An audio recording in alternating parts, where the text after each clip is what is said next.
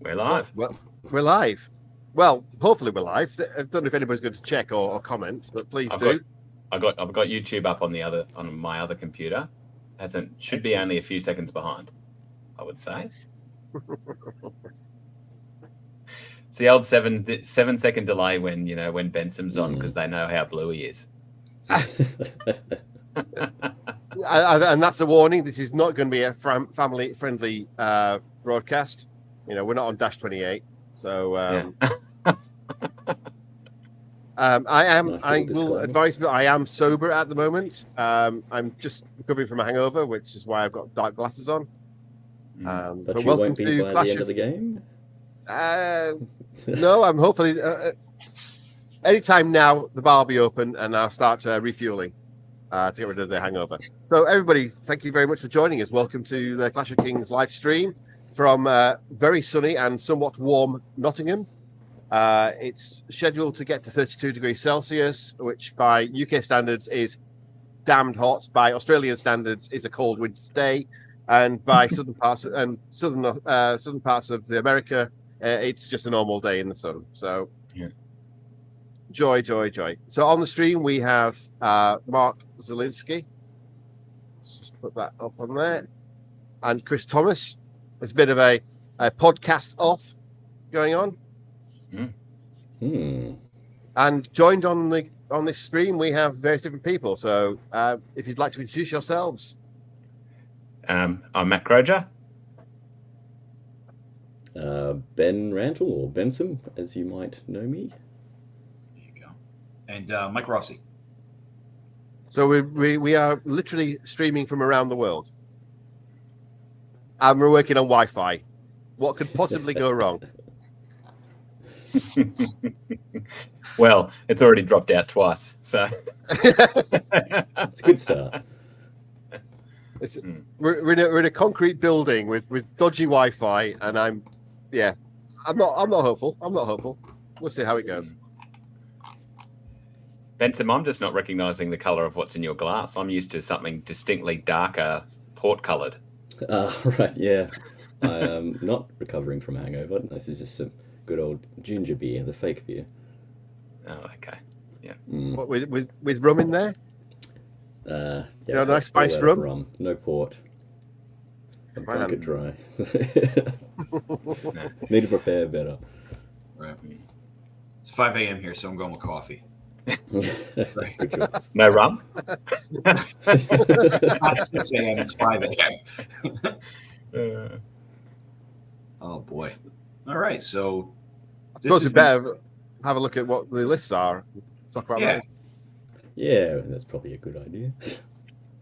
So, depending on who's you put up first, I think Mark will have no idea what he's doing with this, because I'm not even convinced that he's played above 750 points before. So he's borrowed a list from Steve. Borrowed a list and an army from Steve while he's in the UK. I'm trying desperately to remember how to add things to this. I have no technical knowledge, dude. No. Talk, I leave. Here, let me do it. I can do it, John, if you want. Yeah, that might be the best way. All right, we'll start with Mark's list. Hopefully it doesn't show anything incriminating on my screen. Is that only sharing the list? I just not showing anything. Oh, here we go. Now, John, I think you need to click it at the bottom. There we go. Oh, yeah. Okay, so I can technology. Yep. So I'll scroll us down. So we've got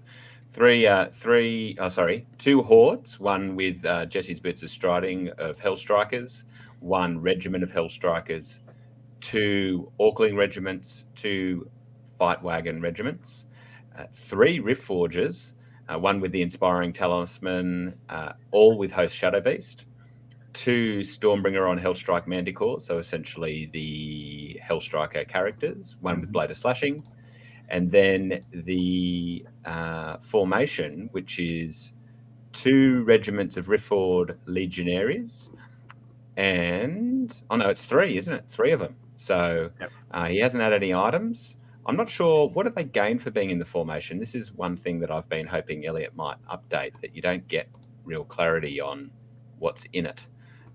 Do we know what's added by taking the formation? I'm afraid I've got no idea. Mm. All units in this formation increase their waiver and route nerve values by 1. 15, 17, Reborn. 16, 18. Yeah. Yeah, got it. Yep. The Reborn in this formation gains Aura Wild Charge D3 Orc. Oh, that's right. It's 2 Riftforge and 1 Reborn with the names very close together. I got confused. Yep. And then I'm assuming, yes, the Legionaries also are gaining that Aura Wild Charge D3 Orc only. Right. Yeah. Yeah, so it's a little bit of a hard center while the flyers try and surround you. Yeah. Wow. Mm. So, to your point, Mark never plays over 1,000 points. So if you were going to pare this down to 1,000 points, you'd have 3 units on the table. Yep. Right. Yep. You'd have the fast thing, the slow thing, and the hero thing, and that would be it. Yep. Right. Yeah, and I doubt that there's going to be much surprise in his deployment strategy. I'd imagine that he'll, pick a central point with those infantry and then try and either go. I don't know. I doubt he'd go hard one flank. He'll probably split them up a little bit, given that he can almost go even each side, can't he, with some chariots and flyers. Do you reckon What scenario are they playing first round? Pillage. That is an incredibly good question. What'd you say, pillage? Oh, yeah. Yeah. It's on the screen. Is that TV in the background coming through very loudly through my mic? No. No. Sounds like Charlie Brown's teacher. Yeah. I was about to have to say, damn it, will you be quiet back there? And then you'll see me, my head roll off my shoulders. The big clock's up. We've got 2 hours and 8 minutes left of round 1. Okay. All right. So let me quickly share Mark's list. So Chris's list. Yeah. So I'll stop that screen and we'll present, share screen, and we'll go to Chris Thomas and let's share that one. And if you clicky click for me, John. Yep.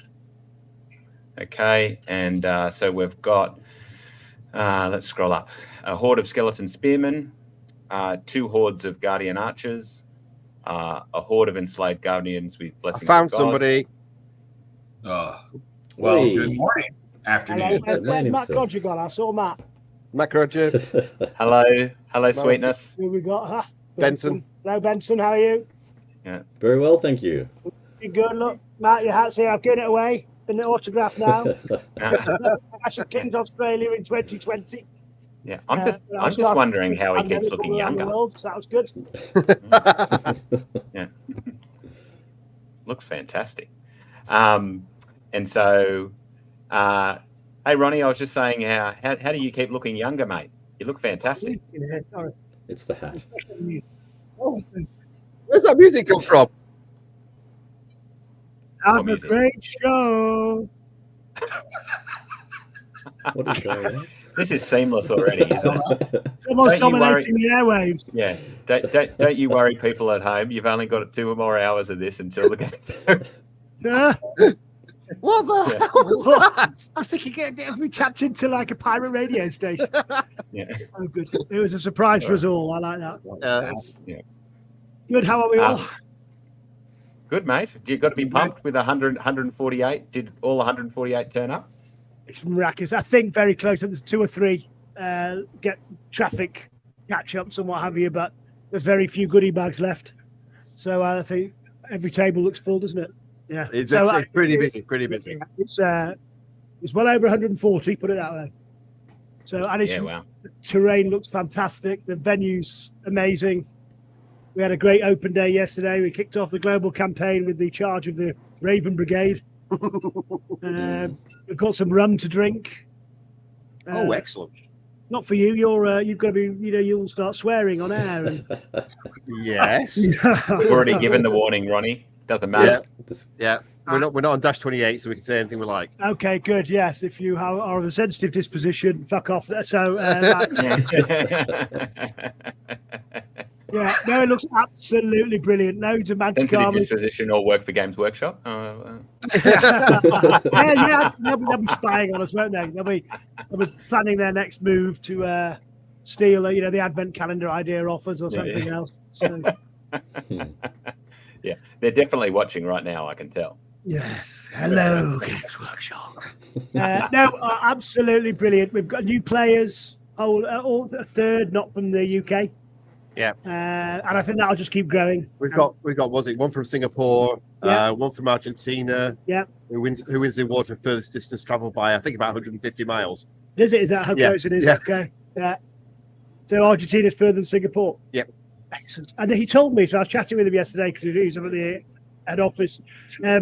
2015, the death of the old world moment. Two guys in their club loved Kings of War, and it died. And they just went to everybody in the club.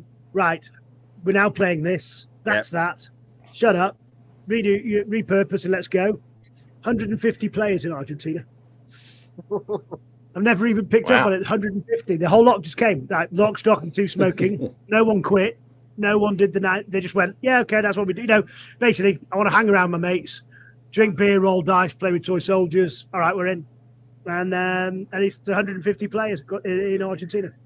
So we need to get some, Argentina. They need an Argentinian Clash of Kings or a South American Clash of Kings. I've got some air miles burning a hole in my pocket, and I've heard the red wine and steak is pretty good there. Steak and red wine, absolutely. Yeah. Buenos Aires, here I come. Purely for business. Yeah, absolutely. Simply to help the Kings So, of War. Mr. Taxman, it's purely a business trip. It's absolutely not necessary. Not social. There's 150 players. We need to get out to 300. So I'm going to go over there personally and give these free rule books out. Yeah, well, you could either get a trophy or get a trophy or get stabbed. One or the other. Correct. Oh yeah, were you plugging the free rule book? ¿Por qué no las dos? This is the start of the Recruit a Friend campaign. We want to be twice as big next year, and by being twice as big, everybody who plays Kings of War just needs to recruit one mate. And in order to help them do it. Sounds like what about those of us that don't have friends, Ronnie? No. First recruit a friend. Let's find a friend. Oh, right. Got it. Yeah. So are you going to start a Mantic service adult friend finder? Wow, you know what? I think there's one of those already there for you, Matt. It's called Grindr. True. I did wonder how we're going to get to that one there. I've tried it. Good. I'm going to email across in a minute. I've just got, so as you know, we are using this carrot and stick, and we're using entirely carrot to encourage people to play with Mantic armies. Well, other than the fact if I've signed any non-Mantic armies, I'm going to hit them with a hammer and smash them to bits. So take the and absolutely, that's perfectly respectable and normal. Correct. That's the stick approach, but the carrot approach is, of course, everybody here is going to have get a Ronnie the Bastard figure, the Bastard, if you've got a Mantic army. So excellent. So go around in a minute and put it on people's desks, and then I've got the stats. I'm going to go and get the stats, and I'm going to read them to you. Back in a sec. I stopped while he's gone. I stopped sharing the screen, but it was a pretty standard Empire of Dust list. Here he comes. At the special characters. Oh. Well, I'm all about the rules. Is the Bastard figure clothed or unclothed? Oh, probably converted it from a sci-fi figure. It is. We'll find out now. Let's unpack together. Let's do an unpacking live on air. Live on air. World exclusive of Ronnie the Bastard. So we've had a comment from Games Workshop, Ronnie. Pardon? We've had a comment from Games Workshop. Yeah, from a guy from a laughing helmet. It's me. I'm the Games Workshop. You're doing a good job. There is no cloak, so he's half normal and half deformed and mutated. You see. Basically an accurate representation of largely. Depends which one you get. So left, the sinister side, obviously. Yeah. Is there anyway? That's the Ronnie the Minute. The only way you get Ronnie the Bastard is to turn up at some event So we'll get some down to you, Matt, for Clash of Kings Oz and other assorted events. Anyone that has a Mantic army will get one of these, and the first time you turn up with that army, you'll get one. So we know it takes time to paint armies. We know it's a labour of love. So it's just a gentle encouragement for everybody. It's participation rather than a best of. And then I just need to find the email from Kyle. Right. We're all ready for this. Here Been ready is. for 5 minutes. So this is the stats. So Ronnie the Bastard, single model, type hero, infantry, speed 5, melee 5+. No ranged attack, defense 4+, unit strength 0, attacks 1, nerf 11 to 13, points 120, height 2. I'm not sure, is that dwarf height or is that tall? No, that's standard height. It's a bit bigger than dwarf. Special rules, individual, bardic inspiration, the bastard. Obviously, we know individual is bardic inspiration. Including this model in your army means all friendly core units count as being inspired. Obviously, how could they not? Wonderful. Fair enough. Fair, reasonable. The bastard. When rolling to attack against a unit comprised of non-Mantic miniatures, Ronnie the Bastard changes its melee value to 2+, gains crushing strength 4, and increases its attacks to 40. TO's discretion. So there you go. It's a completely broken model. Yeah, that sounds about right. So there we are. Nice. So it's a bit of fun. That'll be going up. Then you can get yourself one of these. So all those chaps that have been doing your slow grow can get. And is that different to the Is that different to because there's a Bard STL, isn't there, on the Vault? Is that a different model? Yes. Yeah, totally different model. Brand new sculpt. I'm being poached away. I'm gonna have to come back shortly. Steve's telling me off. Okay. Hey, Hello, Steve. Stephen. Okay. What's up, Steve? I need him to go and give away things. Sorry to steal him away from me, everyone. But Oh, that's going very well. That blue is phenomenal. All right, let's get the see where they are on the battlefield. So, who was that guy? I have absolutely no idea. We appear to have lost the camera for the overhead. Oh, Well, at least we'll see the dice rolls. We can guess what's going on. I'm gonna get more coffee. I'll be back. Cool. I suppose now's probably a good time to go through the rest of Chris's list. The list? So you went Yeah. through skeleton, I'll read. horde. Yep, I'll reshare. Sure. John, can you get us back on the screen?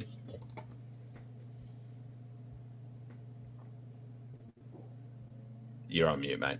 Yeah. You'd think I'd be used to it by now after doing. If you could just hit the button on the list again. We'll just finish off on Chris's list. Yeah, there we go. There we All right.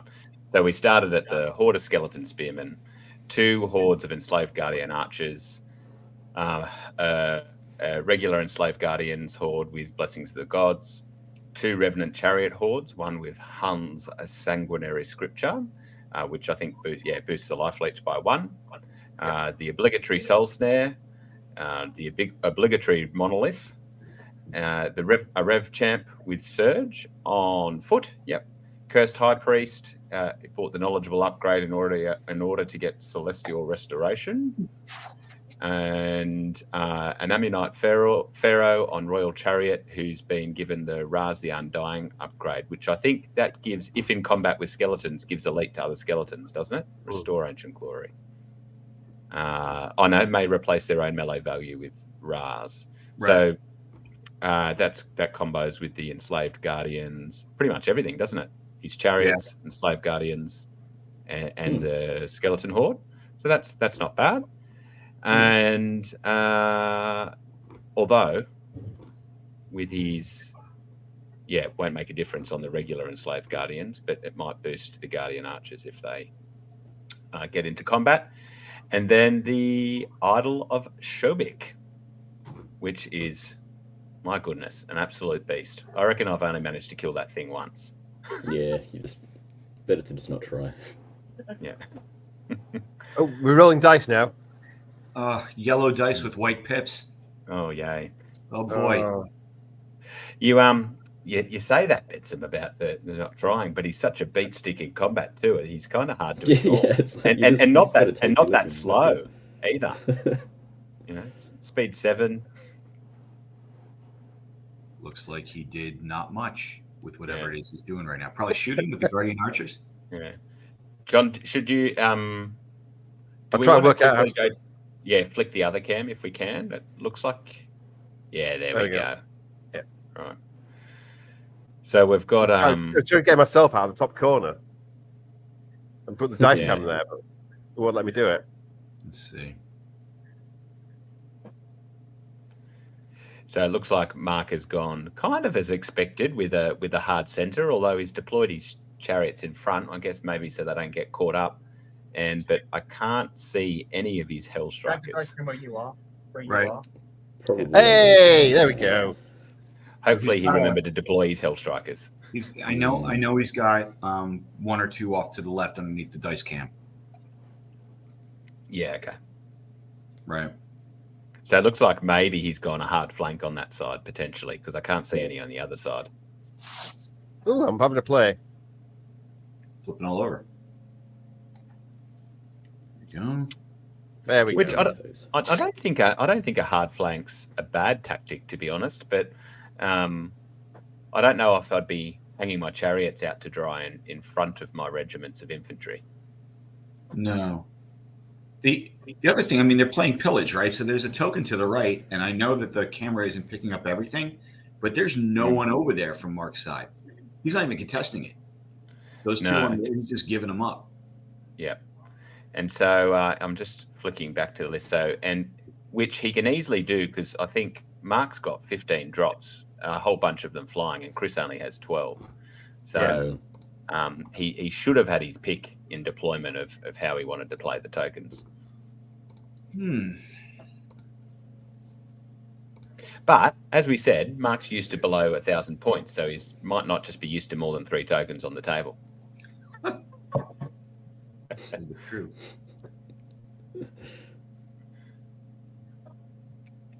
Do we know if Chris has played with the Dusty Boys much?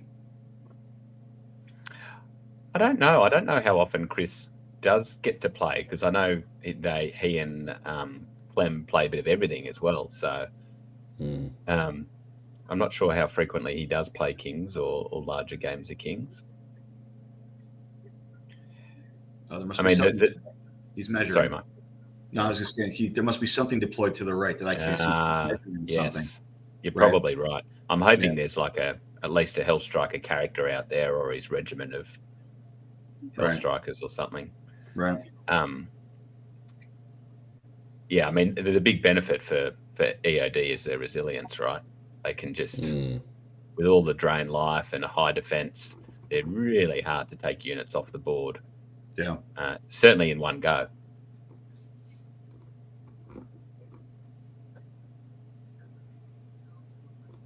So that's the thing, right? So if you're Mark, what do you do, knowing that if you go in and you don't pop something, right? Because the ideal thing is go in, crush whatever it is you touch, turn to face, make the other guy react to you.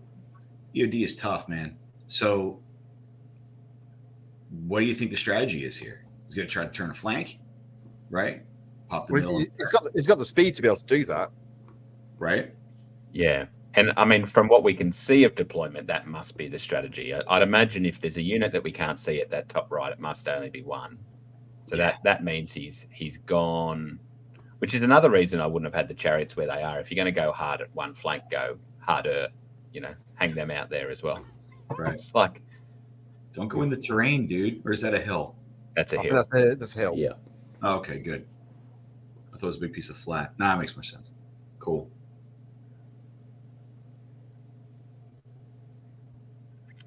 Yeah, I'm not, and I'm just. Mark I mean, doesn't so have a lot of ranged attack, does he? No. Mark. Doesn't No, have that's the the lightning thing, bolt. and that's the weakness of Rift Forge, isn't it? Other than a bit of lightning, is not having a lot of ranged. Whereas Chris has those 2 units of enslaved guardians, which, even though they hit on 5s, both together, if they shoot the same target, can put out a bit of hurt. Another thing with Chris's list, he's got a few units with quite a wide frontage, so getting multiple charges onto one unit to take it off doesn't sound that difficult either. Right. True, particularly with flyers. It's the kind of thing, though, those Hellstriker units where, I mean, it's probably my not being great at the game, but it's the type of units. It's the type of units that can, like, double ones really hurts you more than most, right? So because you're playing EOD and you need to go in more than one at a time, if you're trying to take it off, it's a real army playing against, and particularly with those kind of units, when you're driving them like the Drakon style units, it can really ruin your day. Well, not even double ones, just rolling down. So, yeah, exactly. I'll get another chair. Yeah, so despite the flying, Chris, I guess, has quite a good natural counter in the surge to be able to protect himself, and he's bought plenty of it. So he's got Surge 8 on Ra. He's got the Rev Champ has Surge 5. He's got the Monolith is the one that surges, isn't it? So he's got 3 surges, 3 surge options. Right. Have any of you guys played either of these armies, as in the Riftforge or EOD? I have. You have? Yeah, because it's my Riftforge Orc army that he's playing. Oh, yeah, true. So we can't rely on you to provide any meaningful insights, mate. Well, that's true. I actually have an idiot's guide to how to actually bloody use it. I think that there was 3 Riftforge lists that I offered, and people on YouTube chose this one for him. It's the best of the list. It's extremely hard to use, I would say. It's a lot of very, very fast flyers. Two hordes, a regiment of Hellstrikers, and the 2 Hellstriker heroes it's just a very strong force that will punch through pretty much anything. And it's just got a very, very fast, very solid core. But the key to it is the 3 Rift Forgers, because between them, they've got 3 Host Shadow Beasts, one of them with an extra spell level, and they're additional. So they're all Crush 2 or Crush 3 attacks, all hitting on 3s. So those 3 characters punch harder than any regiment. They're like a little Soul Reaver unit in 3 individuals. So whether Mark can implement them is remains to be seen. Right. So Steve, he took all 3 of those guys and put them in the back row. It looks like. Is that are you crying inside looking at that, knowing what they could be doing, like snuzzled in between a couple of those other units in the middle? No, I mean not so much. It depends. So typically, what you do, the problem with Riftforge Orcs is their regiments don't do a lot, right? They don't have enough attacks, enough punch. So the best way to the regiment. So they just provide that little tipping point and knock over the attacks to make them more deadly. So the way the army, I think, works is those fight wagons he's got at the front provide a really long threat range because they've got the extra wild charge up to 17 inches. So, and their dash, they're a fearless nerve, right? So anyone that comes into them probably may not kill them, and then you're going to struggle. And then you've got this wave of nasty things coming in the back. I am being asked to go and do something. I'll be back. Yeah, and I guess that extra wild charge makes it make a little bit more sense. I still would have been inclined to have the Reborn deploy to the one side of the 3 regiments and have the chariots on one side and go even harder on a flank, I think. And if you're going to turn a flank, you've got to turn a flank. You know, you can't do it halfway. Yeah, I would have taken the single characters and put them in between the 3 units. Just, fight wagons, individual infantry, individual fight wagons, and they're just hiding back in there. Nothing can touch them, and then they get to countercharge, right? Yeah. The individuals aren't going to get, like, there's no threat to them, right? The archers aren't going to shoot on them. They're going to be hitting on 6s. Right. But because they're height 2 and the fight wagons are taller, they can't countercharge if unless they get the rules wrong. Right. Well, possibly. But and like where those chariots are right now, I think there's a really good chance that I'm assuming bottom towards the slight right are the 2 archer hordes, he could lose a regiment of chariots next turn super Yeah. easily. Yep. It looks like this has already been working over the one on the right in the first turn. So he's going to keep continuing shooting on that until it falls over dead. All right. Speaking of, it looks like it's Chris's turn too. Measuring is happening.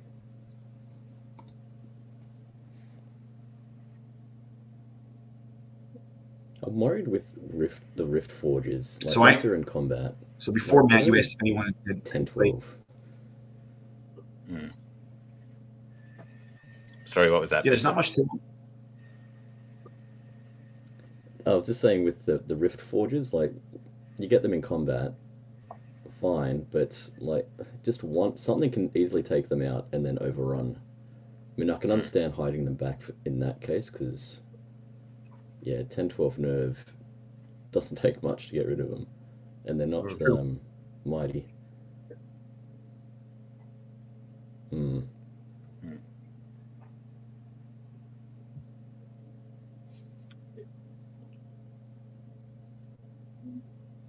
Someone's getting shot.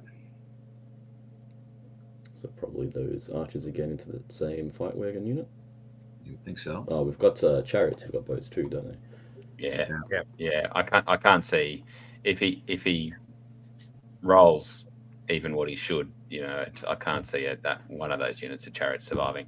Like Chris he's playing pretty conservatively with his movement for which is fine, but you know it's a shambling army, so it's not like he doesn't look like he's been inclined to offer something up as bait. Right. It also looks like the shooting isn't on fire. I mean, just based on the dice he's picking up, he's rolling 9 dice and doing a wound. Yeah. Right. And that's consistent with last round too. So, you know, this might take a little longer. What do the curse bows do that are on the chariots? I think it's just a name for normal for the bows, isn't it? Or Yeah, It looks like for they their hit bow upgrade. Oh, so hold on. Was that 3? He only rolled 3 dice to wound, I think. So yeah.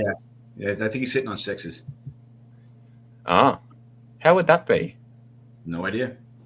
But unless he's super unlucky, he's rolling buckets of dice. Right. Nowhere. I don't think any of the characters had stealthy. Well, I had Veil of Shadows. Sorry. Did the chariots have steady aim? Oh, maybe they don't. You know what I mean? So he's moving and shooting. They do have steady aim. Oh, well then I am full of crap.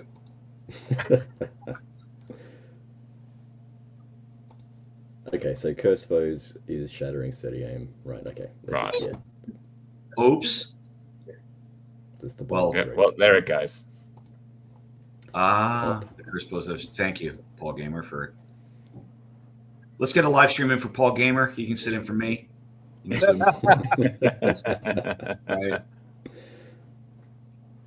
Wow. So consistent shooting removes a thing of fight wagons.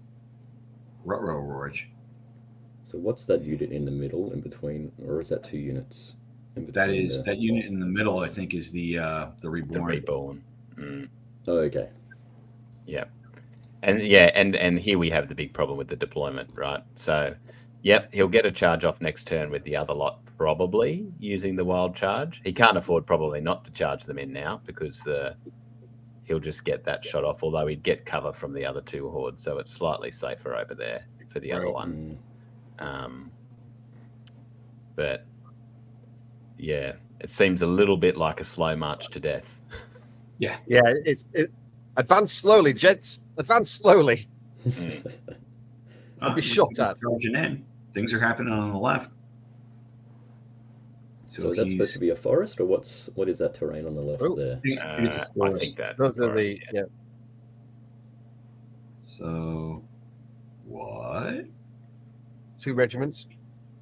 No, regiment and hero. It's 1 regiment and a hero, yeah. And did he do that right? I can't see where they started. Yeah. To see what's supposed to be I on think the he might have just pushed them a little bit left because of the forest making it fall over. But right. Yeah. I mean, there's a unit on the left there, so whatever he's put in, unless he's put something into that unit on the left that we can't see. He might have. Maybe. I see. It looks like there could be something there. Right. Let's So it pretend could it's a hero. be the other horde. Can't see, or maybe just the other character. Hopefully, he's not throwing all his inspiring away on turn Yeah, right. turn 2 or 3.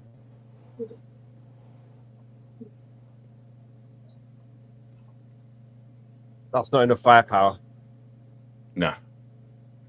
No, basically, we're just going to end up with a big dirty bounce and probably most of that stuff getting taken off next turn. Probably. It's the big weakness of the regiment of flying large cav is that their nerve is so low that they don't hang around, even if they are Dev 5. It's almost like you don't want to commit them. You want to move them. You want to use them for board control. You never want to throw them in. Right. Yeah. Fight wagons going in. Of course they are. He's panicking. Mm. I would panic too. But again, it's only one, so that's toast. Mm. Yeah, it makes everything it'd make everything a little bit more complicated, but I wouldn't mind seeing something like on that large flying cav that if you're only taking regiments that they get the benefit of nimble or something like that, give you a reason to kind of like in the elf formation, give you a reason to take them. It's somewhat thematic. Mm-hmm.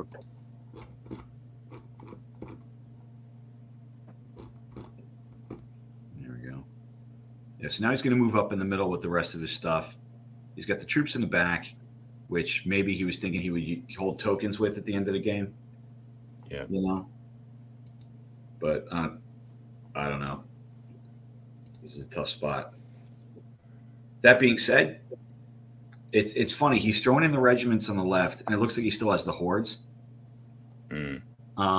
Is he setting up for a second wave to hope to? I just don't. Yeah. Possibly Although he didn't have the range. he only had one regiment, so I'm not sure exactly what else has gone in on the left. Right. I would assume a hero just to hold them up because Yeah. I don't think they got it. Oh, yeah, I don't think they'll get through the chariots. But then a counter charge, I don't think the chariots will bounce back because they got no thunderous. Right. It's the other thing might be is do we think that unit that's just touching the forest for Chris, is that his? Do you think that's the melee archers, the enslaved guardians? Sorry, not the archers, the melee guardians. So yeah, I would think so because you've got the two. I'm going to assume archers down the bottom, slightly off center to the right.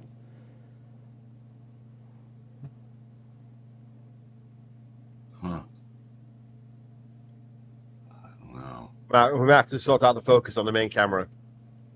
It's looking a bit blurry. Yeah, it is a little bit blurry, but you're only going to see so much from top down anyway. Just squint a bit, you'll be right. Any issues, just blame Steve. Oh, don't worry. That's absolutely Steve's. Everything's Steve's fault. He's organised it. It's his fault. Apart from if it goes spectacularly well, in which case it becomes a romantic event. Yeah. And Ronnie takes all the credit. That wouldn't be like him. It's a great one. Somebody made a comment earlier about is Ronnie drunk yet? No, that's actually how Ronnie is. Yeah. Right. That's on the meds. Mark just threw in his other character into the front of the unit on the right. Yeah, so there was one handing up there, so that's a pretty awful decision. What? I don't understand what's happening. He lost one unit and he's throwing everything in as best as he can. I mean, it is all the panic buttons are being hit all at once. Yeah, and I think this is the thing if you don't play a lot frequently, right, you can forget that it's a scenario game. Right. You know? And he had all the power in scenario with these flying scoring characters and two hordes to hold off threat, particularly given his hordes were nowhere near the shooting. Right. I don't, having been on stream and having all my stuff second guessed. I don't feel bad second guessing everything Mark's doing. This is it's right. Like treat this as a learning opportunity. Yeah. But right. It's actually much easier to review other people's work, isn't it? Just hindsight, in real time hindsight almost. It's Right. 5 brains are better than one. Wow. That's the motto I live by.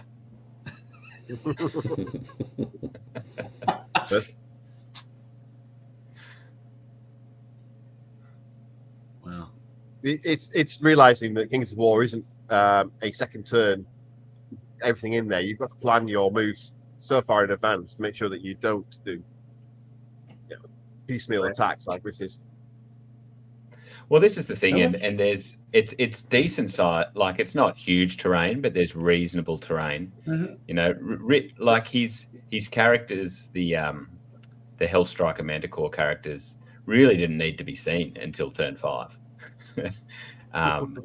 When they could just be popping out to score, and even with his Hellstriders, I don't think Chris probably would have started coming forward, and so. He had an opportunity. It would make for a bit of a boring game on the stream, but he basically had an opportunity to kind of sit there as well and just hold position, and by virtue of his flying unit strength, win the game at the end. Right. Well, perhaps. I don't know. Once again, it goes back to deployment, right? So he sets up those units in the middle, and you put the chariots down to control board space and allow the regiments and the heroes to run up with you. And they were so far behind, right? So I don't know. I don't think there was a reason to do it. I mean, yeah. Well, like you say, there's the other option, isn't there? Run your heroes at the enslaved guardians, so they start to the guardian archers. There was another. They start to panic a bit. Yeah, you never know. But there we go. Another bucket of dice. Dice are happening. Looks like. Is the fight wagon? Yeah, can we while it's rolling, can we switch that to main screen, John? Is that possible? Sure. Yeah. Go. Oh, look at that. That's clarity, people. Now that's first class. You just wait for these little pips to show. There we go. Oh, 82. Oh my lord. How hot are these dice? So good. So hot. Yeah. Mark, what are we doing? Oh. You might as well leave the main table camera small because it looks nicer. It's not so blurry. Yeah. Right. Nerve check bounces. You know, I once played a Lord of the Rings tournament in the day after Clash at CanCon Pensum, and it was someone pulled out a mat that had those purpley colours on it, and someone just, oh no, we can't play on a purple mat. Sorry. I thought we finished. Yeah. Is this fantasy or not? No. What do you mean purple grass? There we go. The character does work, looks like. Yeah. Puts 5 wounds on something. 5 wounds, yeah. Right.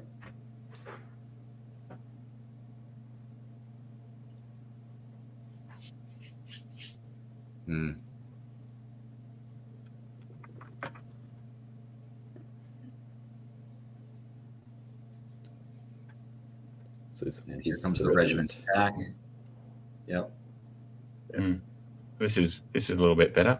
Hopefully Chris gets a private message pop up on his watch while he's, putting that in screen for us so we can just read about his personal life. That's a 5. That's not going to do it. Nothing. Nope. It's like watching a slow motion car crash. Right. Okay. So Well, we knew that it wasn't going to pop. It would be really unlikely. Well, and the benefit of this, Mike, is that you can actually watch it back in slow motion afterwards if you want. That's true.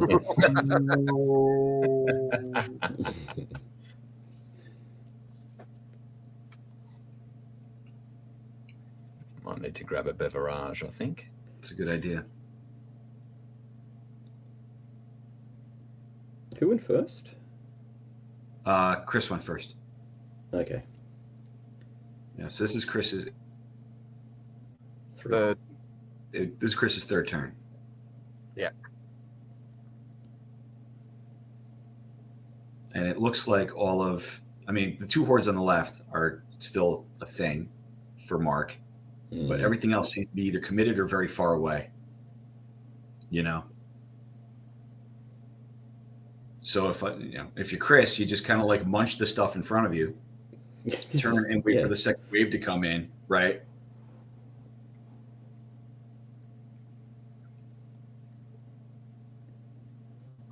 What's happening here? Just reshuffling. Is we getting a flank charge or what's going on? I think he's going to get a flank charge. He's going to try to murder that hero with the unit that's on the outside there, and then, he's got the punchy guardians in the middle.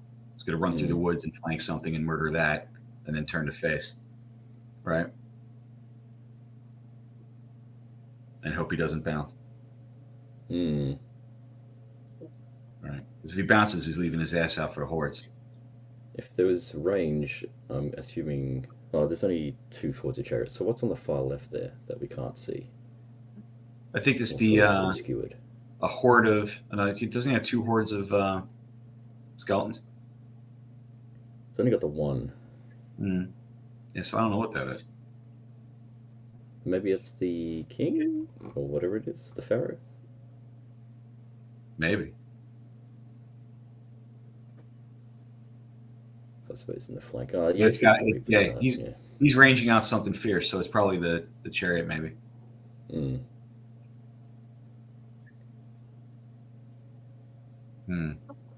Is right. I'm not sure if I'm seeing it incorrectly, but that pharaoh on chariot might be in the flank of the horde that's closest. Right. Which would be a pretty good tempting charge. Yeah. But he is quite expensive, 205 points, because he's going to die the next turn. Yeah. That's the problem, right? Then you lose out on Surge. There's the very inspiring Gorn. Yeah, maybe that's not a good choice. Where's Shobik? Down the bottom there, on the left? Maybe. You should go out front. Just no one likes charging Shobik. just punching, right? Putting holes in teeth like a cavity creep, Bang.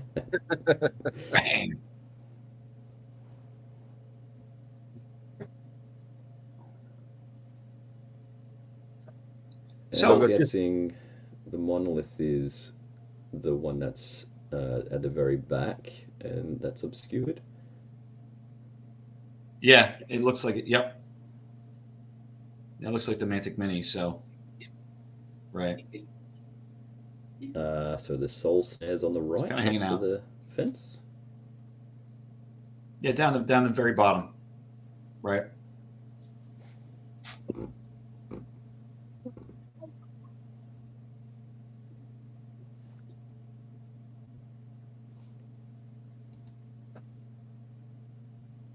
Yeah, the thing next to the fence looks like it's on a 40 mil.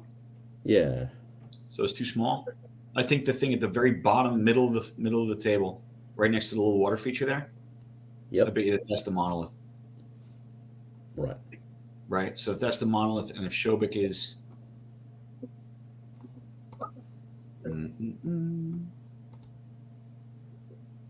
Oh, the soul snare war engine. Maybe that could be 50 mil. No, I don't know. First bottle of corked. Unbelievable. Right to the bottle shop owner, but it's us. Right. All right. The soul snare's on 40, right? I'm making stuff up. What do I know? Sorry, what's that? Soul snare's what? War engine. Yeah, soul snare. Yeah.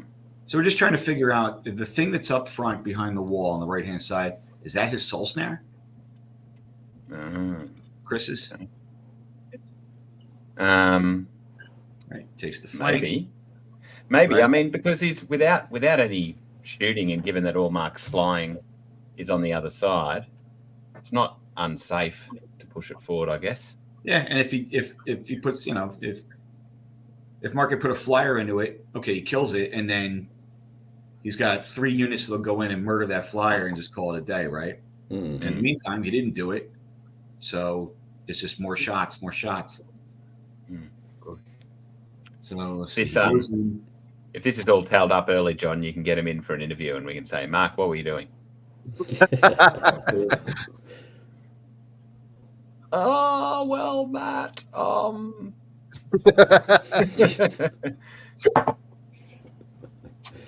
I love Mark.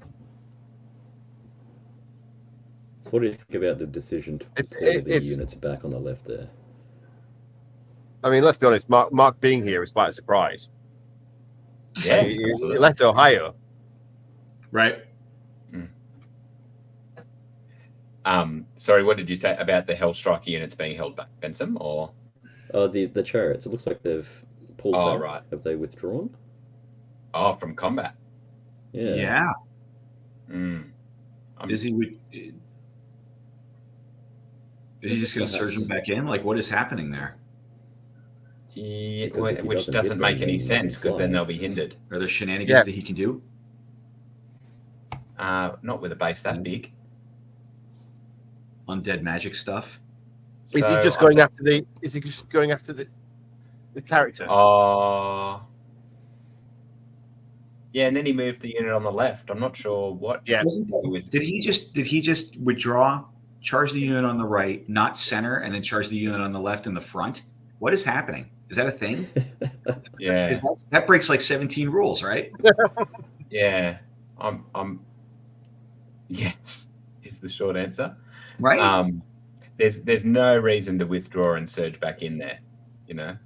No, I just think he pulled out and then said, Or "I'm charge. disengaging, charging." Yeah. Right. Or something. Like, I don't even, whatever. I'm not there. I can't hear it, obviously. Right. But that is an odd set of it's an odd set of moves or an odd set of choices when you can just flank the hero on the side. Right. Yeah. Don't you dare bring tactics to this, Mike. It's not often when I get to look at a table and go, I kind of know what's happening. Right. And I'm reveling in it a little bit. Yeah. Right. Because normally I'm like, so you move 4 and you shoot with sharpshooters and then dogs and then everyone dies. Like, that's all I know how to do. I'll tell you what we haven't discussed yet, Mike, though, and that is our mutual love of dwarves and how good are dwarves. I think they're great, except for when I play them and then I complain about them. Right. I'm not gonna lie. There are some matchups where I just wish they moved a little more. Yeah. Right? Yeah. What do you think about if ordered march is given to the Imperial Dwarves? I think that it makes, oddly enough, out of all things, it makes sharpshooters and riflemen legit. Mm-hmm. Right? It makes sharpshooters all of a sudden even better, because if you want to move up to do you can move up 8, you can grab a token and then turn, and next turn you're facing in the right direction to shoot. That's pretty strong. Yeah. Besides, I guess that's if they give it across the board. Yeah. Right. If not, I think it's pretty cool. I mean, it's conditional nimble never hurt nobody. But yeah, I think it has potential to be really strong, actually. I mean, I said in one of our podcasts with the Masters, even though so many people took dwarves, my one prediction was that dwarves wouldn't win because they don't win big. Right. You know? So I was on Paige Neo's podcast about how I had done, and besides the complaining at the end, which I always do, but one of the things that I mentioned though was the fact that, like, out of all the dwarf players, we all finished within like 6 points of each other, and some of the guys, Eric Trowbridge is a former master, Alex Chavez is a former master, they only scored like 4 or 5 more points than me. So that's half a game over the course of 6 games. Dwarves are dependable, they're reliable, but I think there's something with them where in a lot of matchups, they just struggle. Right. Well, I think the problem is basically to win a big tournament, you got to win every game, which, you often do anyway, but otherwise you're not going to lose. If it's 6 games, you're not going to win 5 big enough to win and account for a loss, unlike some armies. Right.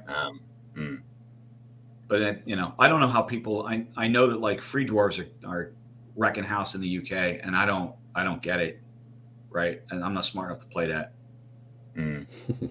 So we have I love the theme of free dwarves, though. I do love the vibe of it. Yeah. Right. It's too much freedom for my taste. Well, I wonder. You're a man of chains, Benson. Yeah. I wonder, Mike, if it's mostly about, well, not mostly, but with, Pathfinder being taken away, whether that's just whether they buff up on all their pathfinding upgrades, and that's why it's maybe Yeah. going to town a Pathfinder little Brox, right? bit. Mm. Pathfinder Brox. Just roll buckets of dice and hope for the best. Mm. Max K is completely correct. Yep. Mm-hmm. He's completely correct. Right. Enough of this dwarf talk. Mm. If you want to hear Should we So it looks like some damage has been put on the hero on the right, but not enough to take it off. Yeah, and here we see in that middle left, exactly why you're kind of going in there. He was never going to delete that horde. I'm assuming that's the horde of skeletons, and so basically he throws away his chariot unit. Yeah, for no gain, right? And then that second line of infantry isn't close enough to charge. I mean, maybe the Reborn are, but the other two units in the back and all the characters are just sitting there clapping. Right. So if you're gonna do that, if you're gonna toss a unit like that away, everyone has to run as fast as they can to take the space and then have a legit threat next turn and not let them redress. Oof. Yeah. The only thing I can think of that Mark might have been thinking is, what happens if I hold him back? Can he get to the tokens? But you still can't do it turn 2. It's right. Yeah. Hello, Stephen. Hello, sir. Hello. So, you asked me earlier if it made me sad that Mark was holding back the Rift Forgers. It makes me sad how much he's holding them back now. Yes. Yeah. Yes. They definitely. So, what he's done is he's pushed forward with his fight wagon, doesn't he? Yeah. But he's left his other units too far back to respond. So, by the look of it. Look, I know it's not very appropriate TO to do, Steve, but maybe you need to go over and remind him that individuals can't capture tokens and objectives. Oh, I might. I'll mention that. Yeah. He would welcome the intervention. So how's the quality, by the way? The Wi-Fi here is not as good as we had hoped. We're not getting the dropout. There's a little bit of a focus issue on the main thing, but it's top down, so you wouldn't see much more. But I'm getting everyone else loud and clear. Which is good. I could potentially swap the cameras around for tomorrow. Use the dice cam, see if it's clearer, but it's not as good a camera. It's quite a good camera, so I'm not quite sure why the focus is like that. Maybe I need to polish my lens. I do spend a lot of time polishing my lens. I guess it depends what else it's been used for. But Thomas on the stream suggested that maybe it's on autofocus, and because the hand's going in and out, it's just chopping and changing a bit. I can see if I can change that. Well, there they go. Oh, yeah, well, that's not a surprise, is it? No. Yeah. No. Flank Things are happening according to plan. Guardians, it's going to happen. He does have that horde of Hellstrikers. 2 hordes at top. Two hordes ready to kind of, and they're within 20, and they'll be able to see that unit. So yeah, he could potentially now strike quite hard against those units. Yeah, but they're going to fly straight into woods. Even on the woods, though, if you've got 2 hordes in, it's going to blow up most things. Yeah, it's buckets of dice, right? You've got 36 dice on 4s, and what's the unit? What is the unit? Enslaved Guardians. 4s, yeah. Okay, they're good 5, right? So yeah. There's a comment about your camera for you, Steve, on YouTube from Jerry McHare, who surely is only from Ireland with a name like that. Thanks, Jerry. I have asked about a hard connection, but they're apparently, anyway. They prefer soft. Not currently feasible. What time is it for you, Mike? I don't know, like early. Be 6 now, wouldn't it? If you said it was 6 a.m. Yeah. Thank you for getting up for us. We really appreciate it. It's my pleasure. Right. I'm going to say while this game is going on, it is insane to walk into the next room there's like 100 tables there. It is like nothing. Not 100 tables, 50 tables, 100 people, right? It is crazy. I've never seen anything like it. Imagine how good the stench is going to be after lunch. Yeah. It's the reason why I'm in this room. It's not too hot either. We've got fans on. It's okay. And it's a very big room. So it's just, I mean, I've seen it with 40K. I've seen tournaments this big, but it's very, very cool. And everyone is very happy. So it's a nice What is place. the location, Steve? Where exactly is it? We're on the Nottingham Trent University Student Unions Club, basically. There's a club called The Level, and then next door to it is like a sports hall. So most of the tables are in the sports hall, and then we are sitting at the corner of a club where we have the top tables and the bar, more importantly. Oh, which reminds me, do you want a drink, John? A drink would be very nice, Steve. Yes. What For should I? anyone that didn't see, the actual tables look incredible, Steve. Like, did you have to hire them, or did they come with the venue? The wooden tables we paid quite a lot of money for. Yeah, because they're all 8x4. Yeah. So there's So each table is 2 kind of 6x2s, and then we have an end table. Although weirdly, the small end table is more expensive than the big actual table. But anyway, so we hired them. All the terrain is provided by either Northern Kings or by me or by one of the other TOs, Matt G, and the Trolls and Cybrand as well. So it's all, there is a lot of terrain on the table, but I think we've got the balance quite nice. So if you bought a shooting mats, we've got 75 mats. Oh, sorry, no maps for the maps. terrain. No. So each table is just set up as is. We did consider it, but for 75 tables, it's just I couldn't face it. Yeah, fair enough. It's pretty impressive. Sorry, Mike, go on. No, I was going to say it's really impressive. I mean, 148 people and all that. I'm just it is an entire community coming together to make this happen, right? I mean, it's 100%. Pretty awesome. Excellent work on your part, rallying everybody. Oh yeah, I just kind of point, and then and people just run. Like yesterday, we just had people just turning up, putting up tables, just helping out. It was brilliant. It was done way quicker than I thought it would be. By 5:30, all the tables were all set up, and it was amazing. Cameras were all set up. Yeah. It's been and really is good. Elliot there running the companion for you, or are you doing that? Elliot's running it for me. This is the biggest test for companion. I'm absolutely 100% confident it will work without any flaws. We used it at a small tournament the other day. The upgrades have definitely made it better. Actually, I meant to send him an email about that. It's definitely better than it was. Yeah. So one thing, because the Wi-Fi here is kind of god awful, we are doing paper results forms, just in case. And then we're manual entry, and then we've also got a backup spreadsheet. Just forget, there's not even a 4G phone service down here. So no, you're underground. We have it's an underground place. Yeah, so it's pretty shocking. So we're having to do manual entry into companion, but all the results will be available live. Yeah, underground will save you from the heat, though. Yeah, exactly. You think so? The venue's excellent and the location's superb. You know, you're right in the centre of Nottingham. It's cool. So you guys should come. We've got 5-6 hotels within staggering distance of where we are. You're on the tram system. You're half an hour from an airport. Yeah, it's really good. It's the best location. And when all said and done, although we're talking about Mantic, people will do a pilgrimage to Nottingham to go to Games Workshop. Yeah. Someone's asking what's in the pond between the monster and Shobik. Shobik. So I think we had been debating what was behind the wall first, and Max actually thinks it's Shobik, not the snare. Yeah. Let me go look. I'll go look. I'll come back. Steve's going to find out, get a full detailed list of where everything is. It's good having a man on the ground. And I say, if I'd have thought about doing that, nah. So Mark sent his character into it looks like the flank, maybe the front of the model in the backfield there. He recharged him with the regiment. He puts the horde into the front of the enslaved guardians. The other horde is kind of standing there. And was it like not in a position to see? What the hell happened there? Yeah, right? Well, yeah. I mean, but even so, like once he gets that first one out of the way, it can see whatever it wants. Yeah, but I mean, in terms of its arc of sight, is it facing into the middle of the table or out? Oh, right. Right? As in the one that's kind of under the dice. Yeah. Yeah. I think it's facing towards the center. I would hope so. But even then, like, is he 21 inches away from the enslaved guardians? Because I would just send that into the flank and just guarantee you pop that. Yeah.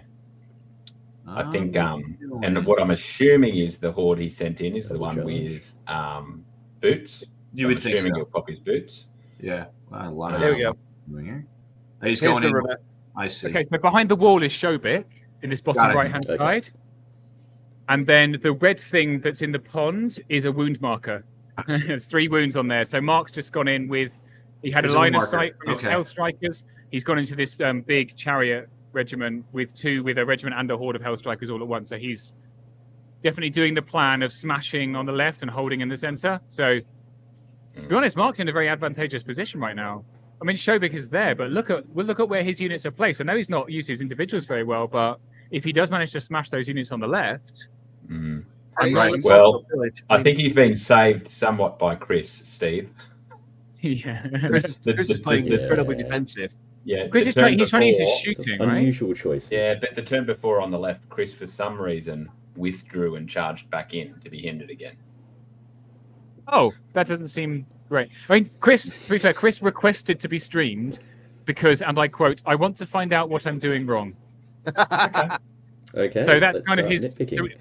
we know that both of these guys are more casual players, right? So I think for this first game, we have 100%. it's not like Masters quality, but yeah, they're just and it's Mark Zielinski. He's super famous, right? Well, with that in mind too, we can give other feedback. Buy Clement a decent microphone for your podcast.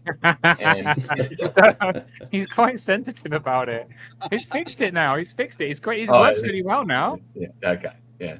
Really. I have not been listening to a lot of anything recently. Yeah. It's good. But in terms of the game, where Mark has positioned himself, so those two units down the bottom are both enslaved guardian archers, right? So he's trying to shoot Mark off, but with the amount of terrain and where it's placed, I'm not sure he's going to be able to in time. The one thing he can do is if he sends Shobik in to start murdering. But here's the thing: those Rift Forgers will eat Shobik for breakfast. I think Chris also had his first two turns of shooting. He certainly didn't roll high. Yeah. He's diced himself off. But yeah, no, the Rift Forgers will absolutely eat Shobik because they've got, 5, 4, and 4 Host Shadow Beast attacks, all crush 3, and then they've got another 9 attacks, all crush 2. Right. That's just what Shobik doesn't want to face. Also, how broken is Shobik on a 50 mil base? For God's sake! Oh, Shobik is so bad.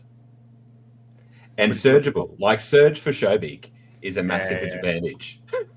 Well, where he is now, right, he can legitimately walk forwards, turn, and surge into the flank of the unit, and one of those regiments just disappears. That's exactly it. Yep. It's whether Chris thinks to do that or not. So we'll see. Yeah, do you know how much Chris has played EOD? It's the only army he plays. Oh, okay, yep. He's played it a bit, but he mostly plays ambush games, I would say. Yeah. I don't, he can correct me on his podcast, but I think that's the case. Adam, you've been more than welcome. Yeah, man, come down. 25? What happened to 24? 24, right? How's what's his name that's been complaining on Fanatics about having to face Padley's 4 Dragonless going? He doesn't look very happy. I mean, it was when he said, "How do you deal with 3 dragons?" And somebody pointed out it's 4. It's 4. Right. So I saw that. So all of Dan Reed's stuff was on the back line, and all of Padley's dragons were in combat, and it was turn 2. He had just gone in. So we'll see. We'll see. It's a nice looking battlefield. Look, one day we'll see Padley play a list where the list isn't going to do the hard work for him. It's I doubt it. Padley, he doesn't care. We're surprised he turned up, frankly. Yeah. I think Nick's comment, he was surprised he turned up even when he actually arrived at his house in a car. Yeah. Nick was all ready to play, but when Padley didn't turn up. But it's all good. How many non-players have you got? As in, TOs? Oh, so there's me, there's Elliot Barrett, there's Jan. Bob is currently a spare because Fred, off of Giant Dwarf fame, got so drunk last night he couldn't get out of bed to play his first game. Seriously? He was supposed to be staying in my Airbnb, and he realized he'd left his bag in the venue, so he ran in. He ran up to me, threw the Airbnb key at me, and said, "I booked myself into the Premier Inn for the next 2 days. Don't worry about the money." Drunkenly ran off. So he's not made it up. Wow. Well, so that's worthy of Max, who commented before. He belongs to a club called the Wollongronks, and you can imagine with a name like that what happens. And it is quite normal for day 2. Well, usually day 2, not day 1, for at least one of them to miss a game. I thought I was the most drunk last night. Oh no, he was being plied with alcohol. He's only a little man, bless him. So look on the bottom here. He smashed that chariot. Yeah, and now it's expected. Incredible. He smashed it in the backfield too. So he's got himself into a very nice position now. That Yeah. regiment is extremely threatening. But what's that left horde? So there's something to the left bottom. Yeah, of there's that another left horde. unit of enslaved guardians or something down there. I'll And go has see he what it is. pivoted In the bottom regiment corner. to the left or the right? So is the regiment facing outwards or inwards? The regiment is facing to the right across the battlefield, and the horde is Okay. facing that remaining unit, Okay. which then has to charge the horde, and the horde will eat it. I think probably eat it up. I'll go and see what it is in a minute. Mm. Yeah, that was a great move by Mark there. Mm-hmm.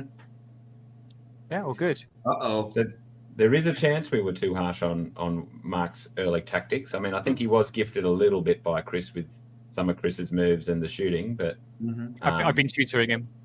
yeah, I think the criticism of Mark is more around that central the central deployment Yeah. bit, which with the makes chariots and sense. the Yeah. the individuals doing nothing.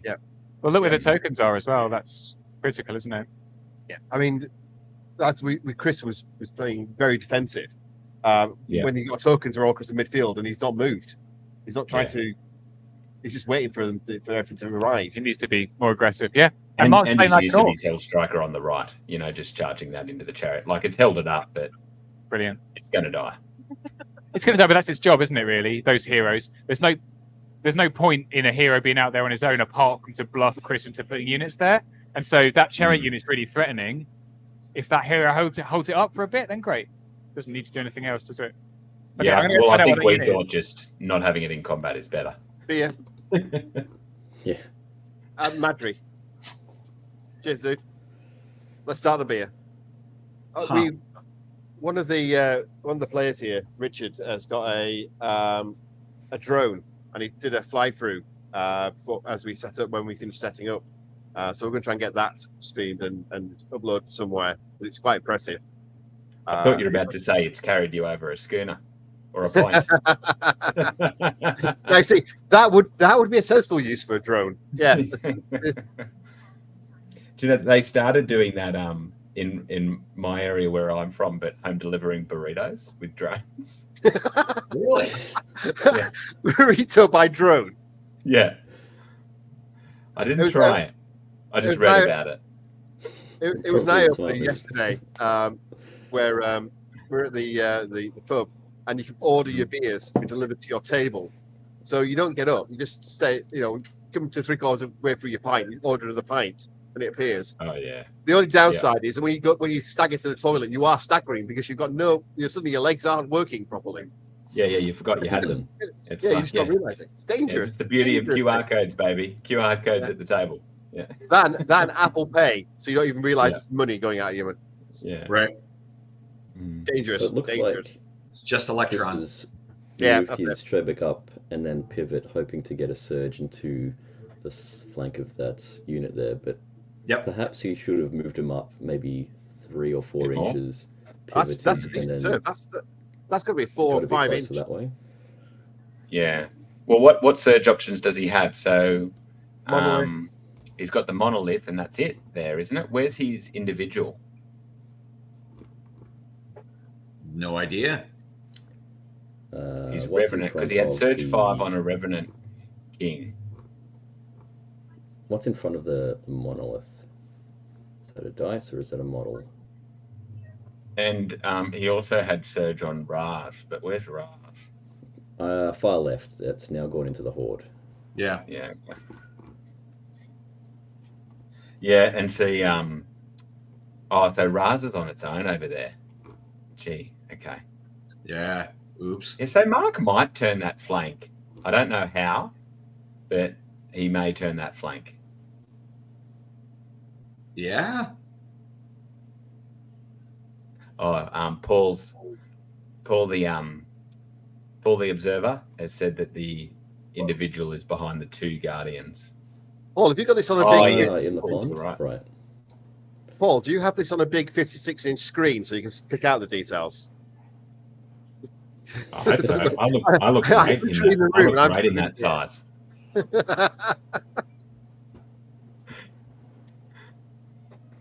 Thank goodness you wore your hood, Benson. We wouldn't want your overgrown hair in that size. Yep. You know? I'll just sort of lower the camera a bit so you can just cut the Yeah. top of my head.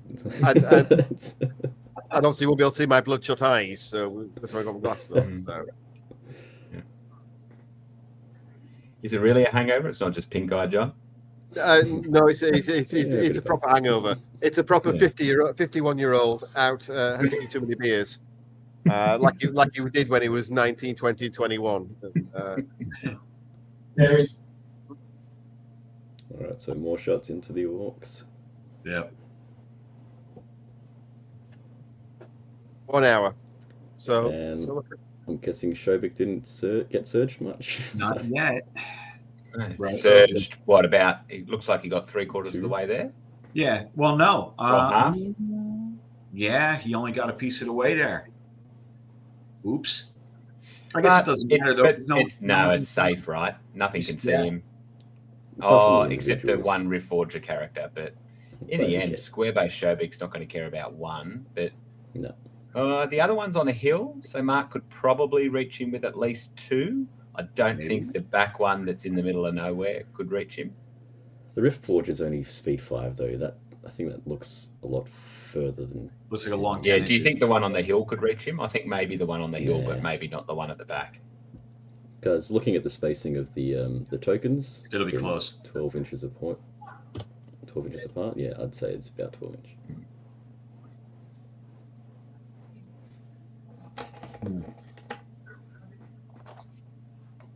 I just realised why I was so worried about sound coming through as gunshots echoed on the TV behind me. It's because I've got the surround sound speakers on either side of the screen.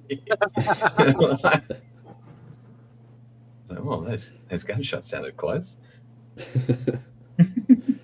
Rough area. Mhm.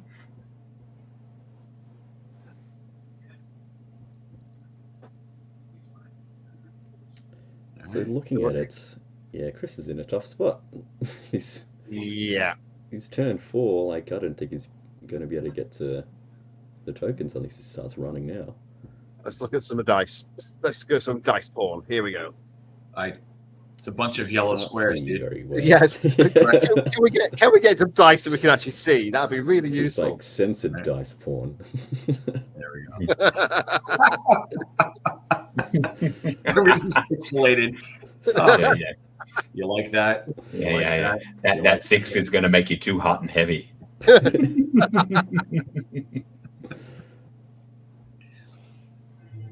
Censored dice porn. That's definitely the title for That's the. why we're only all being shown from the chest up.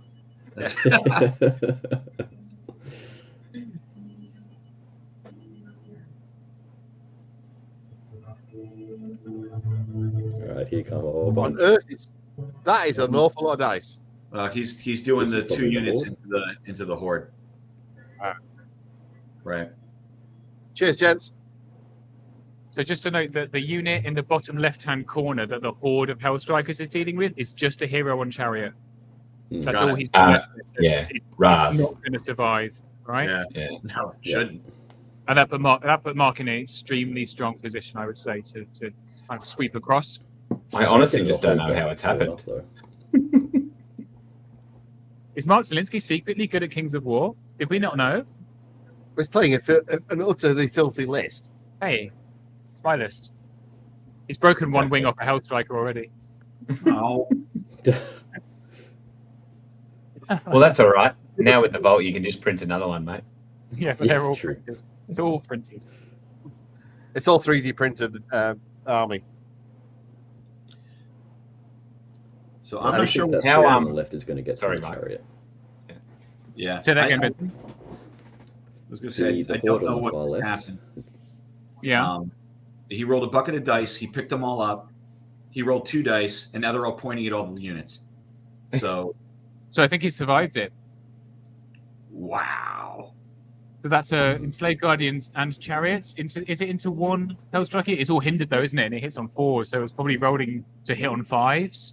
Yeah. Is it a 5s is counter, never though? good No, it's not a Against- counter. against defense 5 as well. Mhm.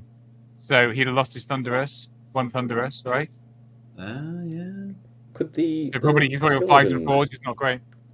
The horde, could that have just like walked forward, pivoted, and then potentially surged in. flying from a surge? Yeah. Yeah. Inexperience.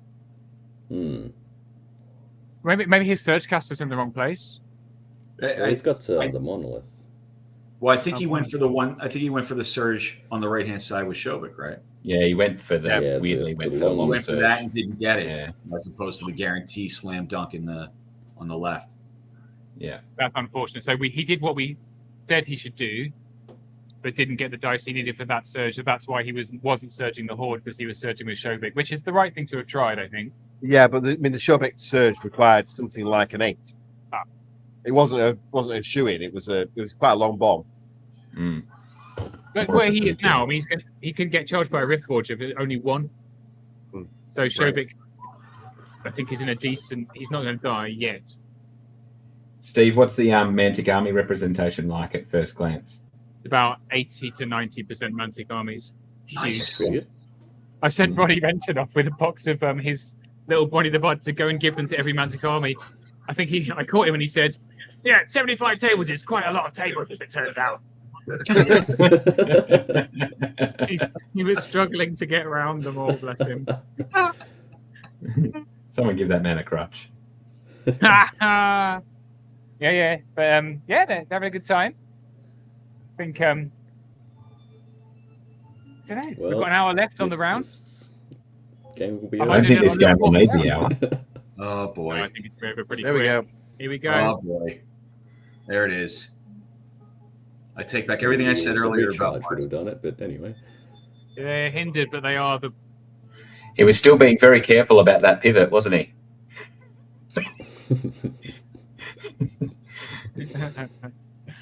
Doing good. Yeah, coming off the hill, it's gonna help. Oh, it's a hill. It's a hill in the center. Oh, Jesus Christ. Yeah. Crush 3. Yeah. Mm. Not that it matters. There's a hero in the rear. Yeah, Yeah. that's gonna do some work. Cool. That's just it's all going wrong.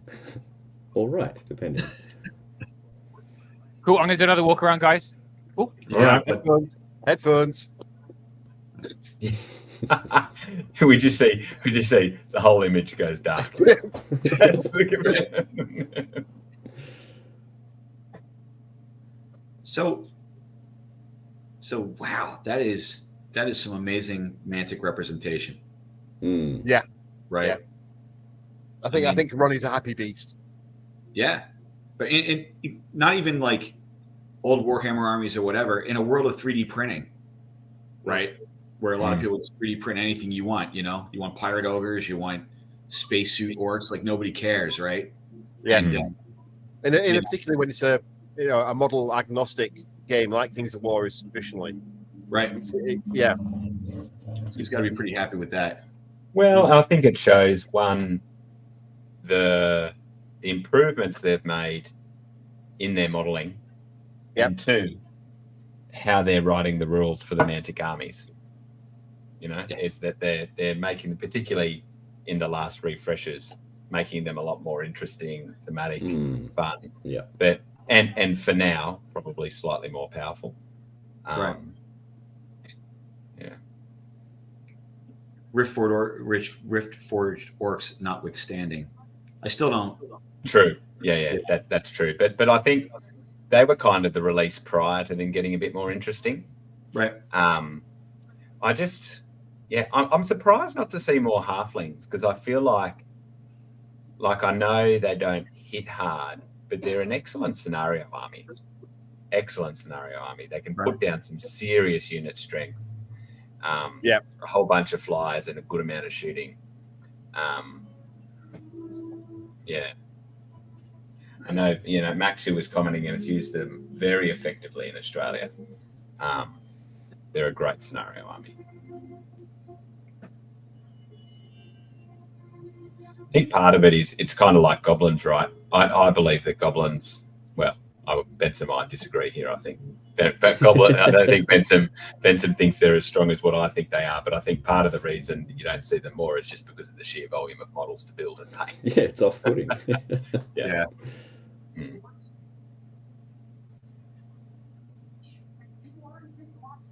Same can be said for racking slaves. Yeah.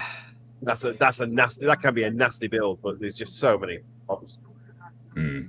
Yeah, and that's what Jerry's saying, and Paul's saying, aren't they equal third most there? Yeah, they may be, Paul. I'm just talking about in general. I don't think it's an army that you're seeing tend towards over-representation across the world. Yeah, in the States, we don't have a lot, at least in the Northeast. You know, there's one or two people running them, and that's about it, which is weird because I think the rules are good, and I think the models are slick, you know? Models are really nice. Yeah. Other than the aeronauts, but now you can print them in one piece. Really easy to put together too. Really crisp. Yeah. I think in the vault group I posted a picture of how long it now takes to put an aeronaut together, and I just whacked the single piece I printed on the table compared to the days of your life you dedicated to trying to put the other ones together. And the permanently attach your fingers on super glue. Yeah. Yeah. So what combat was just rolled then? Oh, sorry, there's a game going on. Right, sorry. That's what I'm looking too. I can't quite tell because It's no, the weird mark is changing. One of the things that we did at Masters this year, or at least some of the tables did, is they had a little marker and they put it next to the unit that they were rolling for. Right. So we're doing this combat, right, which made it a little easier to follow. Yeah, that's a good idea.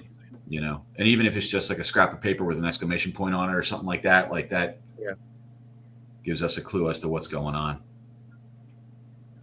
Dice cam looks like some hits. Mark is doing work. I think this is the 6 damage. Yeah, this is the regiment. Yeah. Did he only roll 9 dice? Did he not double it? There was a bit there, but he would also have been hindered.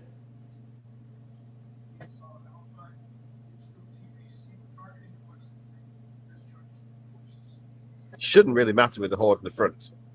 I mean, the other thing still remains about that withdraw move of Chris's, right? If that's what it was, if we saw it correctly, that regiment shouldn't be there.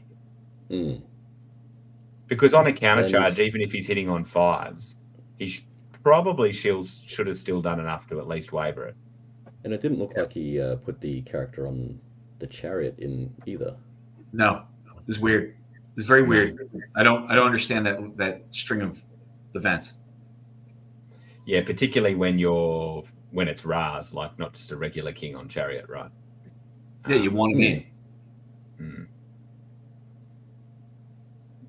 I mean, the only thing is you can be gun shy about, I guess, if you don't go through, then you can lose Raz quite quickly. That's the drawback. I mean, to get that benefit, you got to put him into combat. But I don't think he would have been, because whatever he went into probably would have died. Yeah. Now we get to lose him slowly, so that's good. Yeah.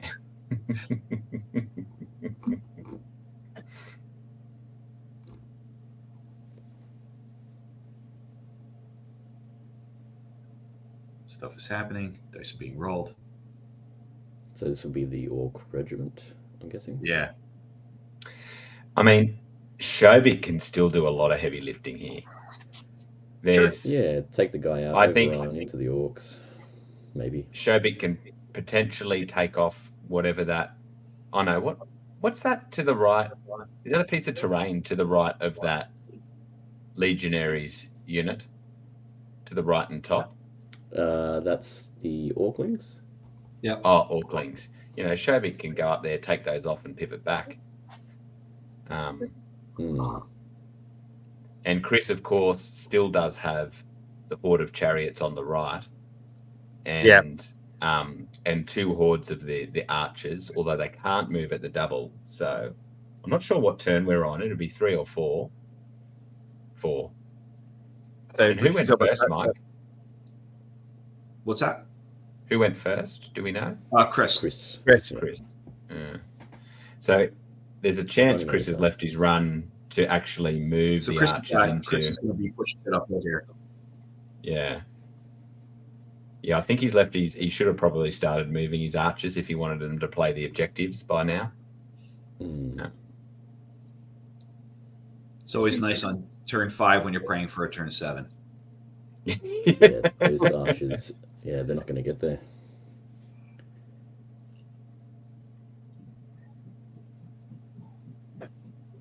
Unless next turn he moves them forward and then turn 6 charge into a regiment to get closer, and maybe, I don't know, it depends on what happens. Yeah, and true. If someone, Yeah, like, if he chose instead to go into the Legionaries with Shobik instead of the Orklings, and then Legionaries bounce the next turn, if he moves forwards this turn, then they'll probably in charge a turn later to get the charge, which will bring them forward. Sorry, in range to get a charge, which brings them forward a bit more rapidly and onto that central token. Right. I'm sure Chris will say that's what his plan was when that's what he pulls off at the end.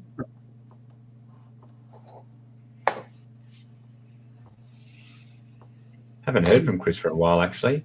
You know, Chris, given that you'll be watching this back for feedback, call me. You okay, Han? Okay, so Shobik's been damaged a little bit. I still think he should just countercharge it and then overrun. I mean, he'll need a 3. Right. It's not bad odds, but still. Yeah, but yeah, it's hard, isn't it? I mean, he doesn't. Whoa. Yeah. Yeah. Okay, Mark. Yeah. What are these guys doing? Mike smashes computer. I can't take this any longer. Unfortunately, the chariot horde on the right isn't in a good angle to do anything. One turn to maneuver, and then you got one more turn to do something. Take a token, maybe charge something, but Yeah, the overrun, he ran forward pretty far, and his line of sight now just doesn't include anything. yeah. Right? He's just staring at the woods. Right. Yeah, although that might not be bad. Do you reckon he's any chance of claiming both those tokens with that horde at once? I don't know. No. It looks wide. Do you reckon they're slightly too far apart? Maybe. Yeah, it looks pretty wide. What's happening here? Let's see. He's going to withdraw. He's going to turn. That's a pretty janky withdraw move. You'd probably still do it. That's a withdraw with a sidestep. Right. It's just I'm going to back this. Yeah.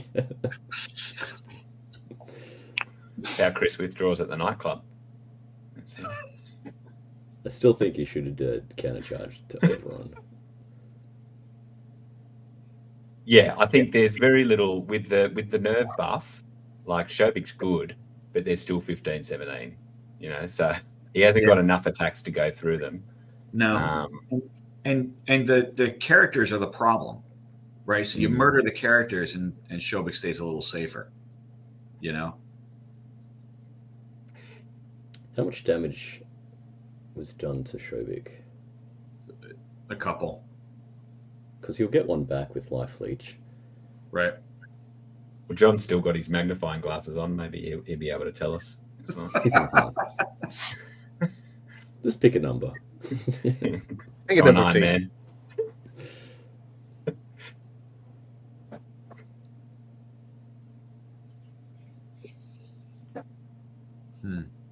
So are we on to turn 4? I think it's 5. 5. So, because you said Chris went first, right? So we must be 5 for Chris. Okay. Whoa. What's Yeah, going there on? you go. Oh, yeah, that's 5. Okay. There you go. And do you mind going back to movement screen, John? Just because Chris is about to move. Yeah. So I think Chris is there probably debating whether he can come off the hill into whether he can see those. Wow. He's got to check Is that his plan? What's this, a surge? What is it? It looks like a surge. 3, 4, 5, 6, 7, 8, 9 dice? No, 8 dice. Yeah, that's a surge. Did you only get 2 successes? successes? Oh my God, he's floating You should again. have just charged him and overrun. Oh, did he get in? He got in. Did he? Did he? Was he actually surging? Did he roll dice? Yeah, he did roll Yeah, he dice. rolled dice. What is going on? But he didn't line up? Like, is he just... Did he not make it? Oh, the No, he second made song- it. There we go. Second He made it. surge. Oh my God. Yes, but also Yeah, like you said, Mike, he shouldn't have been in a position to be able to surge. Because to be able to do that, he would have had to withdraw and pivot, which he couldn't have done because he would have finished within an inch. Yeah, it's casual play, buddies. Withdraw, Casual play. sidestep. Right? Casual play. Withdraw and sidestep. Yeah, that would get him without an inch. Maybe That that's would what do he did. Yeah. Right. Mm. Something. He did something, and they all agreed, so it was fine. Still, he didn't move the archers. They're not doing anything. They're out. Yeah. That's weird. Like, did he not move? He didn't move the chariots at all. Didn't move anything. He didn't move forward Max to take on the. the He's just standing there, massive pillage. and he Yeah. touched Has the anyone picked unit. up Like, his he went like token this yet? and then put it back. 1, 2, 3, 4, 5. No, there's still 5 in the center. I mean, it's Yeah. pillage, It's pillage, so they won't be picking it up either. right? So you just got to sit on it. But like, there's got to be things that Chris is doing that I don't understand, because this is the second time he's done something weird, Mm. and there's got to be some Yeah. reasons why, right? You know, there is the chance he's reading the rules in German and the translation was poor by Mantic. Hey, say method, right? All right, so what would They didn't want to employ official translator, so they used Google Translate and a lot of stuff got lost. But it looks like that enslaved ChatGPT, you let me guardians is down. still there. Right. All right. He's shooting at the other regiment. Oh, what are we doing here? Mm. Oh, So he's using the yeah. chariots So- to shoot. I think he's probably falling into the trap here of overvaluing his guardian shooting. Mm. Yeah. That's the only excuse not to have moved them. Yeah. And the reality is they're still hitting on 5s, so regularly only doing 6 hits. And they're decent in Um, combat. They're like trolls. Just cross Exactly. So they should be pushing forward. Is he Yeah. is he shooting the Orklings with them? Can he see them? He's The height right side one will on the see hill. them. The right one will see them. How tall are the hills? Height 3 probably. Right, and so it's a height with the chariots. It's height 6. Yep. And the Oh, Uh, right. the Shooting from Forest the at chariots. 9. Yeah, the chariots shouldn't be able to see them. Mm. Yeah, Mm. man, it's got to be us not understanding what's happening, right? Mm. Benson's like, nope, pretty sure it's not us. Trying to be nice. No denial from Benson. I don't know. I kind of know what I'm doing. I don't know what this is.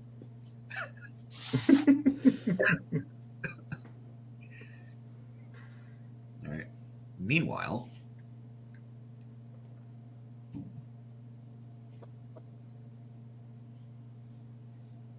All right, so some more combat on the left now. It's interesting that the he didn't break the skeleton horde or the yeah, enslaved guardians. So Right. that's a bonus. yeah, just get to do it again. Got more people wandering around, so I'm guessing we've got Few games finished. some games finishing now. Mm. Seems like it. Do you know what struck me the other day? Is tabletop wargaming, every time we get a new edition, stuff pretty significantly changes, right? Mm. And we say that's usually about, well, balancing things up, but also keeping people interested. The interesting thing about that argument is that doesn't happen in computer games. I just finished Diablo 4. It's the same game as the last 3. Yes, it is. You know, But it's And it gotta do works. that. yeah, it works. It's just prettier. Yeah. Take it off. Go, you chariot fella. Oh my Not gonna get a god! point. Oh, right. Whoa! Now, unless you can get the token Nah, on the look, left. so this is where we get to say we were right the first 2 turns. Holy crap! Get back in your box, Steve Hildrew. Oh, what am I missing? That shouldn't have happened, right?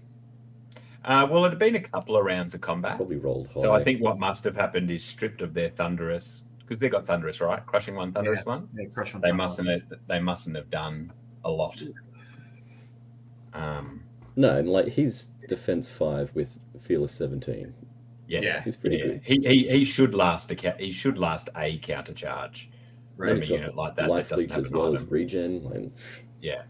Yeah, but it's what I'm saying is the two turns of combat to remove a horde, and that horde was fresh.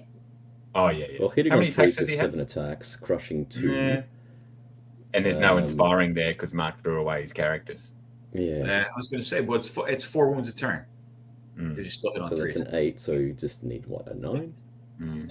A 9 once? Yeah, probably might have spiked it. Right? Mm. Sadness.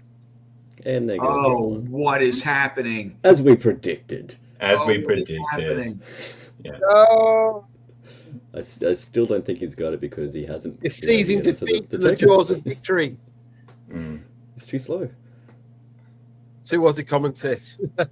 Yeah. Well, Danny, who is also an Aussie, it's in response to your question, mate, what they said is there was a call out for we need a bit of sex on the camera. We need some quality you to know, start off with. Yeah, exactly. Benson and Yeah. Matt, are you up? And we're like, yes. Mm-hmm. Yes, sir.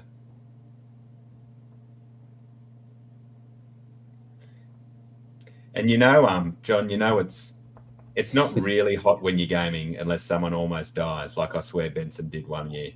That clap. Yeah. Might have been a couple of years. I think it was 2 years in a almost row, started actually. sometimes. To answer your question, Bart, are you old or is the screen blurry?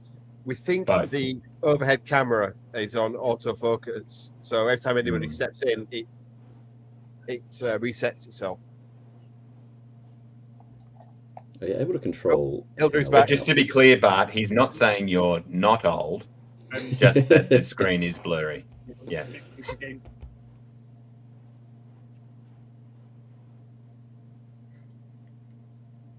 Oh yeah, and Paul, our font of knowledge. What would this cast have done without Paul? Raz also has regen, he thinks, which I can Yeah, he does. confirm. Yeah, It's regen 5 with life leech. So a good regen roll. He's pretty resilient.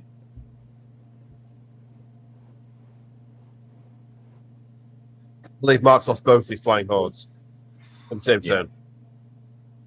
So now his only hope is in resilience, right?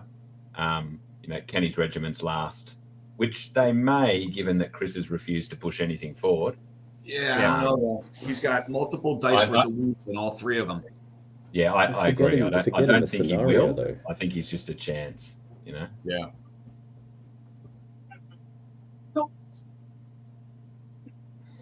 And this is again where they're playing too conservatively with those individuals will come back to hurt Mark.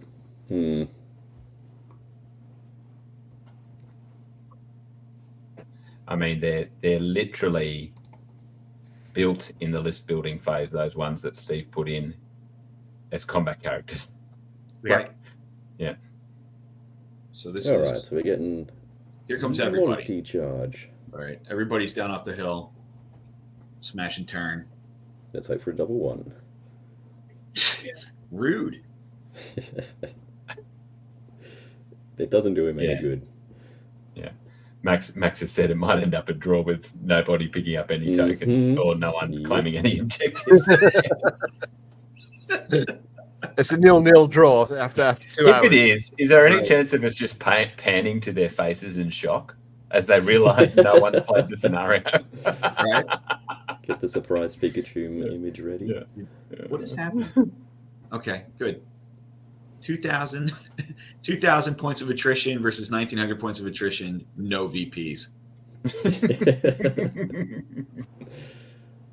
I reckon Mark's going to win this by 1 point. 1 token. Oh, do you? That's your prediction. Yeah, see, what I'd be really interested in is what that distance now is from that regiment that's in Shobik and the archers. It's probably more like 13 or 14 rather than 12. It's pretty But far. If it was 12, yeah. I've got my little measuring device. I can measure on the screen. John, can here. you just switch It's the button pretty on your close. glasses, I might mate, be and give within us a read Zoom over in. of how far that is? Yeah. Enhance. Enhance. Turn. I'm going to set up a big screen. I need a big screen here so I can actually see the bloody. Right. It's all very nice. You know, having a you little know you're ball. at the venue too, right? So Yeah, but it's across the room from where you're not that hungover that you've forgotten that. Yeah, is there an objective next to Stop the making me RP? laugh when I've got a drink in my mouth. This expensive laptop in front of me, and I don't want to put beer over it.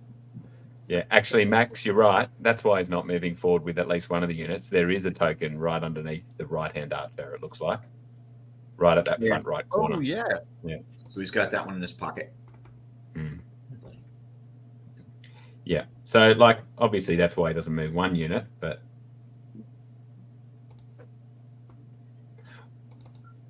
And because if we're right, this is Mark's 5, right? So this is the real problem with not having moved, is that if he wants those left guardians to do anything other than maybe a lucky round of shooting, he's left it a turn too short. Mm-hmm. Yeah. And so, it's going to be turn 6. He's going to have Shobik Ray on the left. He's going to have the option of either going and murdering something or just running over and grabbing that token on the far left, which, We know he's going to murder something. seems like a thing to do. Yeah, probably. The way this game's playing out, I think Chris is going to choose murder over victory. Mhm. Right. He chooses Because the- realistically, it should be hard for Chris to lose from here because he's got that chariot horde, which shouldn't die. So that should go over and get one token. Yeah, and he's going to get 3 Shobik will tokens. die. So he should have 3 at the end of turn 6 at a minimum. Should. I mean, 3 great out point of... here by Paul. The chariot. Well, unit that's may what I was Yeah. saying before. Can it get both? Yeah, but we don't. The answer is it what is the distance between those 2 tokens? I mean, he could try to do it, Yeah. but he doesn't get multiple pivots, so it's got to be right, and the distance has to be, Mm. be pretty John's precise. AI personal assistant's failing to get the glasses overlay going to tell us. That's right. My personal assistant's buggered off somewhere.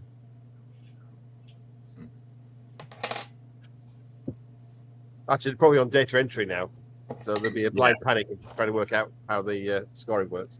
That's exactly Yeah, it. so I find that interesting that they've gone, because of worry about the Wi-Fi, they've gone full manual. So why not just go manual for the ones that are failing? Right. Have everybody submit it unless they can't. Right. Yeah. Well, that looks like a good to hit roll. And then here comes there's an extra dice there, Mark. There you go. Ooh, can we get those dice up, John? That looks like some good... That's a beating. Oh, that's nice. That's 8 wounds on something. I think that'd have to be... What That's gotta be combat the have we horde. got going? Yeah, the horde on the left. That's got to be. I mean, it's just he's praying for no double ones now. 5 more attacks. Is he rolling 5 attacks for the guy in the rear? This should be 15. Unless the skeleton's about faced. To allow the other units to be in the rear, Maybe. How's his clock going? right? I don't know. Maybe he just rolled another 10, so maybe his opponent helped him. Hello, Red Dragon Tabletop Games. Greetings. Live streaming cock. Absolutely. Mm. Put the link in the notes. There are 6 wounds. So yes, people who've just joined us, we DP. seem to have acquired more people watching us. Welcome to Nottingham via Mike. Whereabouts in the US are you? New York. New York and somewhere down south in Australia, and I have no idea Yep. because frankly, I don't think Australia You does know not what exist. it's called. Nah, Australia doesn't it's a exist. fantasy land for so many Absolutely. reasons. That Max's comment there reminds me of, I went to say to someone the other day, no, you can't be a member of the Big Booty Club, the BBC. And I went, oh, actually, let me just think of another name for that.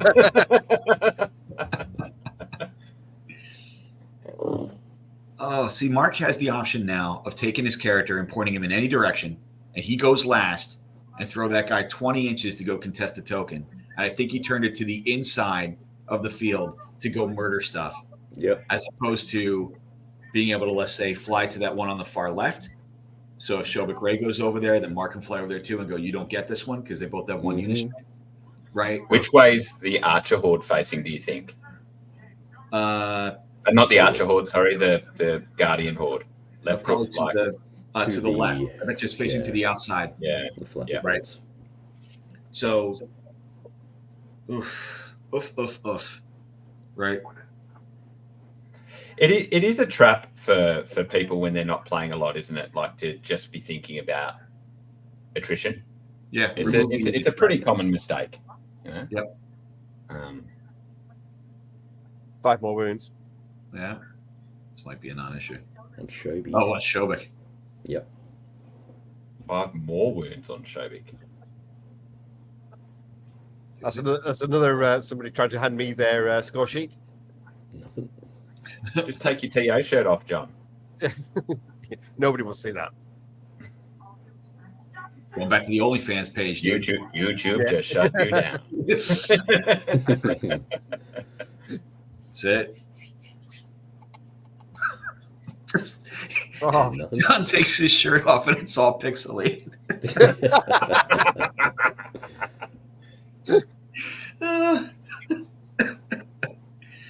Just No. squares. I take my shirt off, the internet just crashes. Yeah. Fleshy squares. That's all you see. So that's just gone to 6. So that means Shobik didn't die. I'm not He sure how didn't many die. wounds he took, which is not that surprising. 1 Rift Forger and only a regiment, but he must have been like it. It could have gone either way. You would have imagined. Right. Although they're only crush 1, are they? Yeah, they're Yeah, only crush 1. Yeah. Yeah, and they didn't come off a hill. So Right. So Struggle. now Chris, let's see what move Chris makes up with Shobik this. Charge. well, I mean, We're here's gonna the charge. interesting thing, right? So it's turn 6. Chris realizes that he has a scenario that he has to play. Now the tape measure goes out and it goes from the units to all of the tokens. Figures out what you can do, right? Oh yeah, tokens. And BBC. Art, this is what you expected when you signed up. Come on. Yeah. What? So it must have been within 12. So that's the number I was asking about. Seems like a long 12, but It does. That's it's that's not a the very first long time 12. that's been said. And Wow. here I was. I thought John was a good judge of how long that was, but What are we doing here? obviously not. Yeah. It's 12 And I mean, It's never seen. interestingly, if that chariot horde isn't wide enough to claim both, it looks like it would be an option that Shobik basically should withdraw and back up to claim that token behind him. Right. Yeah. He's trying to But he maneuver won't be now. able to because he is flanked. Well, as is well he? as in front? Yeah. There's Where's he a flanked? little Well, he's got a character. character in the side. There we I go. thought that was a dice. Right. Yeah. Right. So So that would be let's see correct. about the Okay. He can still back up, can't he? He just can't withdraw. So 3.5 wouldn't be long enough from there. Yeah. Okay. what just happened. So There we're we just go. moving it. It was just Yeah. So it looks like it is Moving big it enough to Yeah. claim both. Yep. Double claim. All One, right. So we got 1, 2, 3. 1, 2. He's going to kill that regiment unit. That makes 3. Down bottom corner is 4.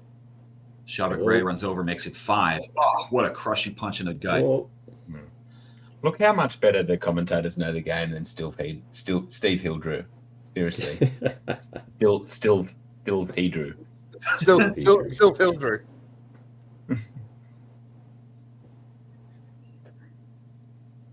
So there's lots of people wandering correct around move. now, There we go. and this we're getting pretty close to most people are finished. Miss Hall. Yeah, this is I mean, it's not surprising. It's a very generous time limit that's been given. Hmm. What was it? 75 minutes for. Something like that, yeah. Huge. Yeah, I mean, we started streaming, and there's still 2 hours and 10 minutes left, and they were halfway through setting up. So.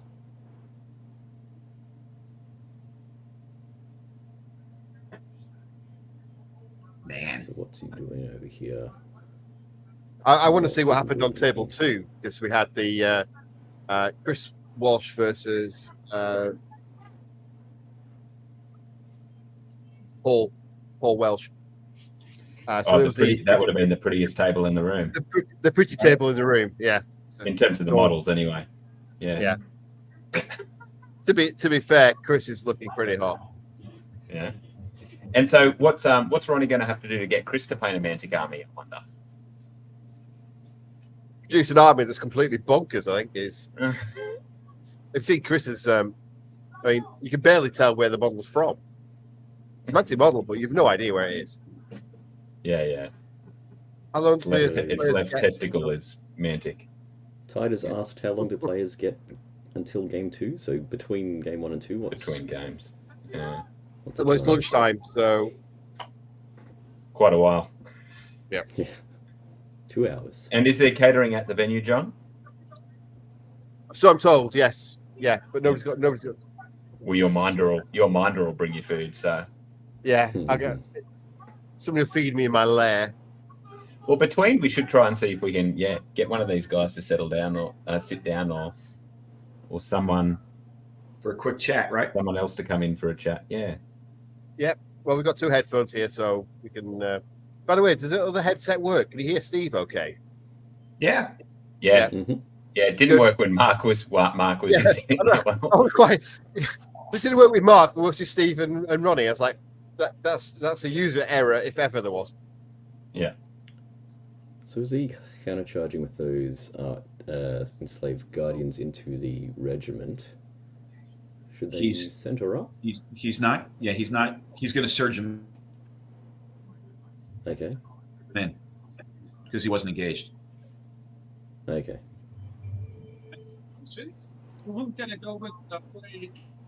Yeah. Speaking of Her Royal Highness.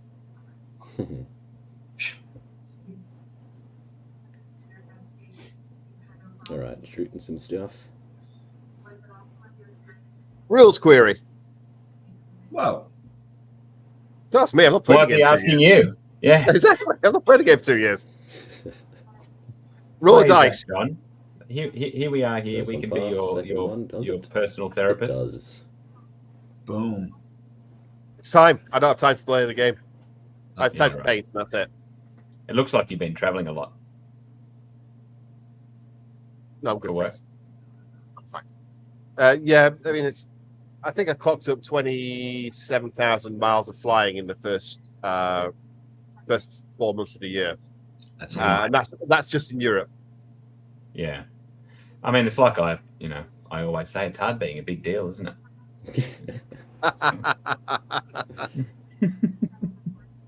This is the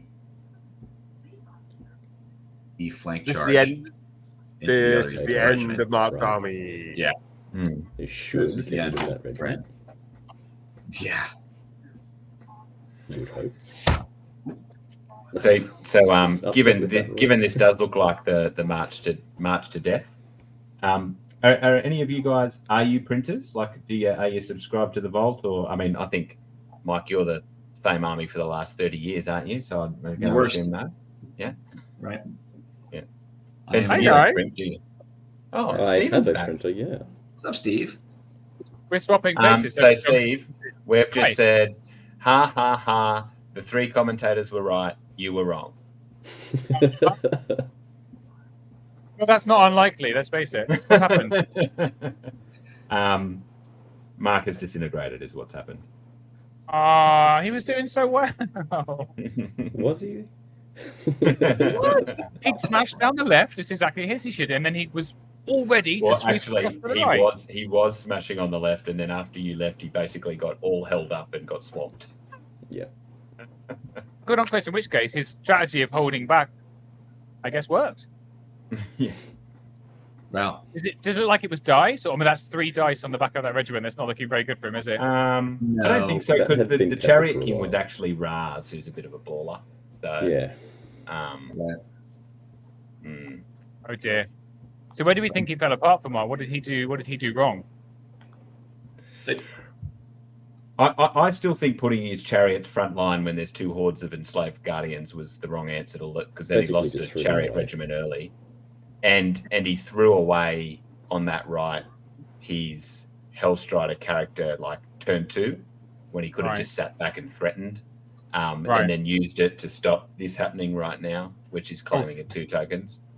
Right. There's now 4 dice on that regiment, by the way. Oh yeah, no, it's Mm-hmm. this is, and we're And there it goes. There it goes. right. So, and then the characters didn't get into play Right. right until Yes. turn 5, 6. So I don't know. Yeah. Just They not need to be so much earlier, don't they? Yeah. right. Okay. Steve, where would you normally deploy your chariots with this list? So he deployed as I told him I deploy. Right. So Okay. the point of the fight wagons is threat. So they've Mhm. got that potential 17-inch charge. So I think what really let him down was what we were talking about before, was him not. You can push them forward, absolutely, but you need to have backup for them immediately.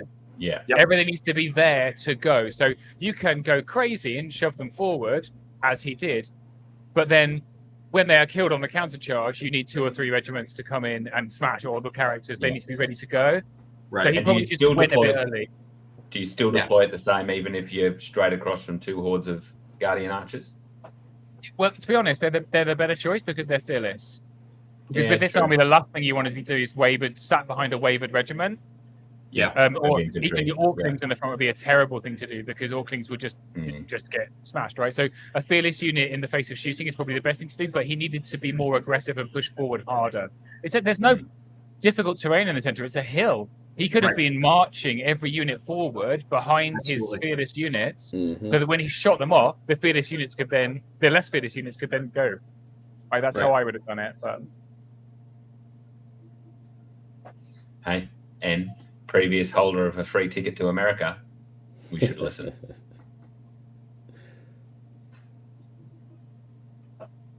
How's the You probably don't care because it's on Elliot. I was going to say, how's the manual scoring going? how's the score? It's going good. Data entry is cracking on. Is that what you're asking me? Is that why Sorry, I there's didn't so quite- much Yeah. time? Yeah, I was going to say, how's it going? But then I said, you probably don't really mind because it's on Elliot. He's doing great. Thanks for asking. Yeah. And we've got how many minutes left? Have we got 10? Just look on. I can't see the scoreboard. Mm. Yeah, Yeah. 13 minutes left in the round. So it's looking tasty. Most people, a bunch of games have finished. I'd say about half the games have finished. And people Mhm. are getting some food and some more drinks. It's been Nice. cool. Chris has got this in the bag. Yeah, I can't see Chris's. Mark's got nothing left to No. walk back on, has he really? Ah, poor Riftforge Orcs. Hi, Jessica Well- Townsend. People have been saying that since release, I think. No, all Riftforge Orcs are amazing. As we are seeing here. I think they've got the good bones there. They just need there's a little tweak that needs to happen Right. somewhere. We've got another headset. Jessica Townsend off of Dash 100828 has joined us. Say Hi, hi. Jess. Hello, testing. What's up, Jess? How'd your first game go? I actually accidentally won. Bloody hell. Accidentally, what? Did you bring your Northern Alliance? I did. Yeah. So Mhm. you know those there was a slight accident between a bolt thrower and my flyers. So we had an official murder of crows. It's always good to see. You've wasted that on us instead of an article Yeah. now, Jess. I know, right? Oh, Now when it's released in an article, I'll be saying, you can't say that joke over and over. Get it? Get some new material. Oh, but I can still use unkindness, treachery. What's the other one? Should be good. True. So on the stream, we appear to have some models that are moving. So Mark's just Mhm. busy losing with my Dance army. Also, right. Yeah. So these are the Empire of Dust models. That's what's left. That's the only Orc unit left, which has already got 2 damage dice on it.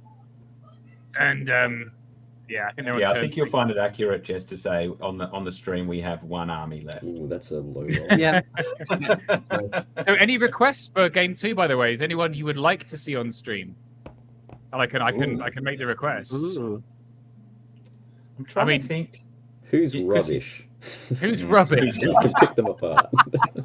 Many Tick people. Would you like to see that Daniel box. King? Tick that Daniel box. King just walked past me. You want to go on stream, Dad? Did you win? Do you want to go on stream? He says no thanks. Can you ask him how he feels being a has-been? Like, no. Give the guy some space. He's just been walking past with a Noel Edmonds t-shirt. He's got a Noel Edmonds team. That is a man who is destroyed inside. The team that he's in is called Noel's House Party, and the house that they were in, their actual house, they booked it, and there was a spelling error in the road name, which meant they weren't 3 minutes walk from the venue; they were 20 minutes drive from the venue. So they had to cancel their Airbnb with 1 day's notice and book into a hotel instead. So they are Noel's houseless party. But sad times. Oops. Yeah, Jerry, let us know if there's someone you want to see how it's played. Let us know. Send me a Facebook message or something. I don't know, or say it on the stream, and we'll put on whoever we can. I don't know. I'm not sure if it's sensible to take requests from the Irish. That's asking for trouble, I think. There's some really, really good players. Let me see. Tom, did you win? And there Tom it is. Robinson No, beat Tom seven. who are you playing? Richard Laking. So one of the most difficult first round matchup games was Tom Robinson versus Richard Lakin. Richard is a very good Ratkian player, but it looks like Tom has brutalized him. It's not that good. Just not Richard Miles. We don't want to hear 2 hours of complaining. Oh, I put Richard Miles on stream. He's great on stream. 2 hours of complaining. Yeah. Wow. Put Rob Berman on stream if you want to see some funny things. I mean, I've just never seen a positive comment online from Richard. It's a lovely man. He's a very nice person. Have they won? Oh, there's the handshake. there's the handshake. That's There it. we go. That is the end Wonder of the who won. screen. It's a hard one to call. It's close. So I think it's a pretty. Oh, he had a unit left. One, So it two, may not be a max three, points four, victory. 5 to But, 1. Looks pretty high. It's And it's a beating. we see the hands getting ready for the table flip. Ready for the table. Warming them up. They are done. I Okay, don't think guys. Mark's ever flipped a table in his life, to be honest. He's too good. He's too nice a guy. Right. Oh, we don't need dice cam. Can I I thought you were gonna deactivate say it he here? doesn't lift, but anyway. I can. Yeah, you're in charge, mate. It's your show. I know. Check this out. I've got all the power. Ooh. So, Oh, Oh, okay. any takeaways, better guys? and bigger. Thank you so much for. Look at that. Got paint on my nose. Can only Oh, see we're what's very up there. blurry. Let's try to do that. See, I always There you go. There you always go. thought my Flip the big camera. nose was big enough to That's how see you it on any side screen. But So, Ewan Belcher has asked any chance of seeing some armies. Yes, we will put up lots of photographs on Kings of War Fanatics. They've already put some up, but basically, because it's lunchtime now, I'm now going to go and do some hobby judging, which is the hardest bloody job I've ever had to do. Yep, he's been dreading this because everyone will end up loving him so much. Thing is, there's at least, I'd say, 10 armies that would win Best Painted at any normal tournament. yeah. And then there's So at what's least your rubric? 4 that are extraordinary. It's a panel. So each panel is Oh, going yeah. to choose 5 armies that they think for each of the 3 awards, and then we're going to vote amongst those 5. Oh yeah. And that's the best. We did nearly get Duncan Rhodes down to do judging for us, but he wasn't able to come Ooh, because he lives just near us. So Yeah. Blair He hadn't quite finished his second thin coat. Couldn't make it down. but that's maybe next year. He promised me maybe Yeah. next year. We'll see. Yeah. Sorry, only promised that one maybe. coat. Can't leave the house. Yeah, And I want to say that's thank what you they so want. much to you guys for both getting up early and or staying up late. My We really pleasure. appreciate You're it. Yeah, not that late yet. Is anyone staying on for game 2? No, I gotta go think you tweet. got Mike. Oh, Mike, I thought you were. Right. Hold on. Let's have a look. Yeah. Who have we got on this page? Anyway, but yeah, we'll get some photos up on no. Facebook of the armies. I'm going to put Brenton this Markham, Jeremy. onto a holding screen. Oh, Any- before you Wait, do, no. I'm going to do a huge shout out to this man here, who has been working flat out for months. that? I have no life. Some guy. It's some guys. Probably he looks like a Steve. Some guy. And I'm going to say this guy's amazing. I'm going to cut you off. He's gonna cut me off because he's embarrassed. Well, Steve, don't cut off. We were hoping we might actually get Mike, Mark, or Chris sitting in your chair. Yeah, to Mark talk to him. or Chris? between. Oh yeah. Chris. Let me. I'm going to decant because she was nice about me, which I don't like. Hi, Chris. Thomas. Be gentle. Be gentle Hey, with us. Congratulations. Chris. It wasn't cheating. It was incompetence. All right. I'm going to go and get Mark. Okay, How did- Chris. Yes. Well, to be fair, from Yes. early in the game, we were saying you were going to win, and Steve wasn't backing you in. No. Just so you know, Quite Steve rightly, wasn't we backing you in. shouldn't. Yeah, absolutely. Yeah. It was we were very much the two players that barely know what we're doing. I remember the Iron Resolve aura, which I was very impressed at. But at some point, Steve came over and said, "What are those? Basically, what are you guys up to? It's confusing on the stream what you guys are actually trying to achieve." So that didn't fill me with confidence. But I did say that he should go over and make sure Mark knew that his individuals couldn't hold objectives. yeah, we had that. Yes, we had that conversation quite late on in the game. Late in the game. Yes, it was about turn 5. Oh yeah, there's objectives. Right. Okay, that's what these things are. But I dug deep, guys, and I really tried not to get charged in the rear. Obviously, I did get charged in the rear, but yeah, I hope it made some kind of level of sense anyway. But I was really sure Mark was going to win. He was playing really well, and then I think he got some really terrible luck taking stuff off. So I have a question, Chris. On the left-hand side, I was scratching my head. On the left-hand side, it's about turn 3, I think. Yeah, around turn 3. Mark had gone in with a regiment of the Hell Strikers and the character, it looks like. And then you took the unit and just kind of like shuffled backwards. Yes. Because I had a chariot base, I couldn't fit to charge him in the side because I would have been off the map. So I kind of just the table was there. Exactly. So I was stuck. So I thought, well, I'll just shuffle back a little bit. At that point, I was pretty happy with that flank because I thought, well, Mark's charged his regiment in, but hopefully I'll grind those guys down. His really hitty stuff is gummed up behind it. So I was kind of quite happy with that situation. But then it all went badly wrong for me. And I was sure I was going to lose. Oh, you were sweating the entire time. That's all you not just because it's 30-something degrees. I'd have been sweating anyway, guys. But yeah. Well, when you watch back then, Chris, you can just ignore all the bit of us going, what the hell is that? Because we couldn't see the edge of the table. So I was like, why did he not go in? Why? Exactly. Right. Yeah, exactly. Yeah, absolutely. We checked it with the TO because it did feel weird. I couldn't. Yeah, we did have the TO. So so I got to keep my chariot bases a little bit more away from the edge. And how did it feel for you? Oh, go ahead. Well, I also wasn't sure that Mark was used to playing with more than 3 tokens, given that it was a 2,300 point game. So we weren't sure he remembered that there were 6 to 7 objectives. Right. I did lose track of one of them that his guardians were sitting on in the back, as I call them, the heavy machine guns.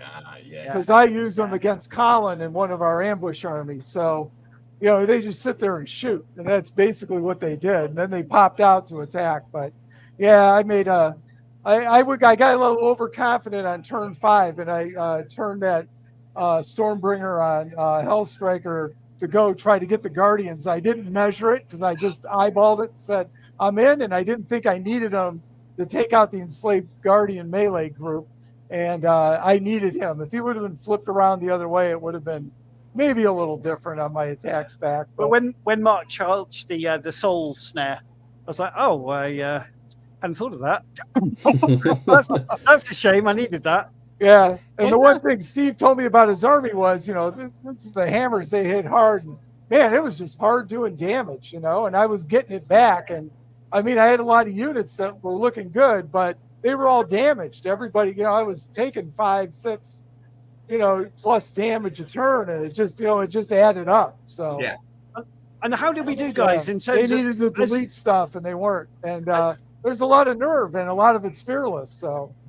Were there any points when you guys, other than the chariot not charging, were there any other points when you guys were like, what the hell are these guys doing?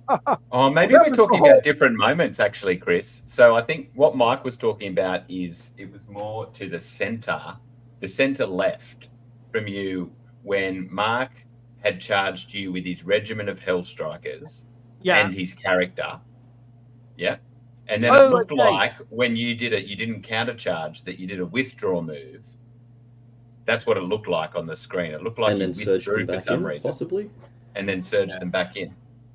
but then that would have had them hindered instead of just countercharging. Yeah, so I think I had some idea to do some clever shenanigans, and then realised no, that's not a thing. And they went, Mark, do you mind if I just move that back and pretend I countercharged and we say no more about it? I think that makes was a hell of a lot more sense.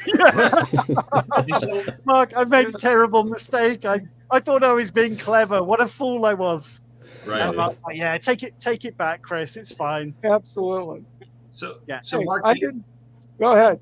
I was going to say, Mark, the other thing that we were remarking on was the you have those characters, those 3 characters that are made for just smashing everything, right? Yes. They kind of hung in the back, way in the back, way in the back, way in the back. Yeah, waiting for someone to wander over, as opposed to running forward and being like, who wants it? That's right. And so there was a lot of like, you moved forward, and then that whole second line of bros was just like, we'll be there soon, maybe later, maybe Thursday. Why didn't you push them? Let me know how things go.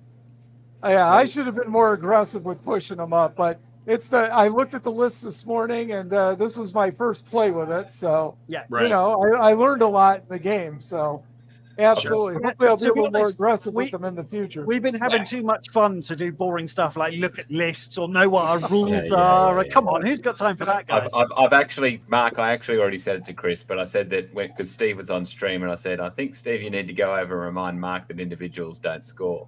Oh, he did. I was not counting on them. I knew they didn't score.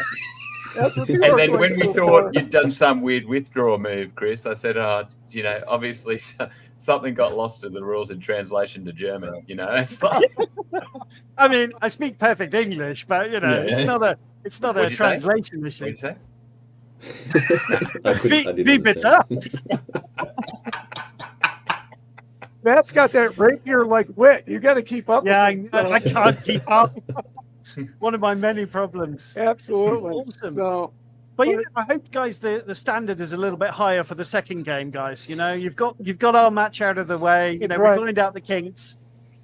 Obviously, this was the Pee-wee football game before the real match begins. So, right. But that was good. It's a great table. Nick Williams did a nice job painting it. It's fantastic, and yeah. It'll be the only time probably I'm ever on table 1 and talking on this podcast. So. A little while ago, I think it was countercharging. John Green Jr. was talking. He's been over to the UK a couple of times, and he was saying the top UK players are as good as anybody, but we don't have a very deep bench, and the standard drops off after the top few. I was thinking, I really do. There you go. But Chris, I did you no favors. You're going into the Shark Tank. I'm going to play with the goldfish. Right. Jesus. What was the score in the end? So using the Northern Kings scoring, do you know what the final score was? Oh, God, we didn't no, he got 6 objectives to my 1. Objectives. We haven't actually figured anything else out. And it's a drawback of the companion is that you can't actually see what your final score was on the companion afterwards. Right. It just tells you win or loss. But Elliot, I guess we got to go and figure that out. We got to go figure out our nutrition and whatever else. Do you want me to send somebody else over to have a chat? Oh, you can. Sure, just pick someone. Oh, sorry, John's here. John's here. Do someone famous like whatever you. That's for. Right. Absolutely. Well, we'll see. John's here. He's famous. Has been. No one's heard of him for years. There you go. Thanks, guys. He used to have a podcast. There are people around. So. Guys. Have a great day. 2-inch Yeah, you too, Chris. Thank you. Cheers, fellas. All right, guys. Peace out. See ya. See you later. Cheers. Thanks. Right. I'm back now. Here he is. There we Anyone else wandering around there, John? No, to be honest, I think everybody's on some food. So, all right. There you go. So what we're going to do is shut down the. Well, I'm not going to shut down the stream. I'm going to keep the stream running, but people are going to now leave the room. So, get on with the rest of your lives. Go to bed, Matt and Spencer, and see you all later. You got it. Thank you, John. Thanks, everyone. Thanks for having us. Good to see you, Mike. Right. Yeah, Good to see you, and you, John. Awesome. See you guys. All right, later.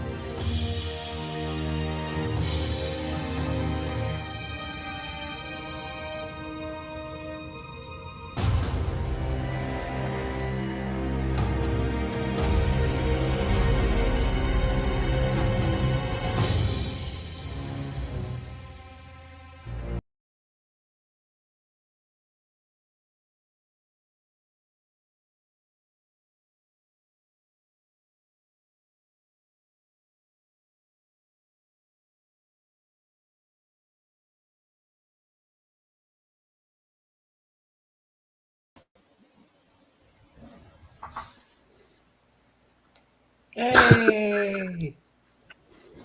Good morning. Is everybody okay? Yes. We're live. We're live again.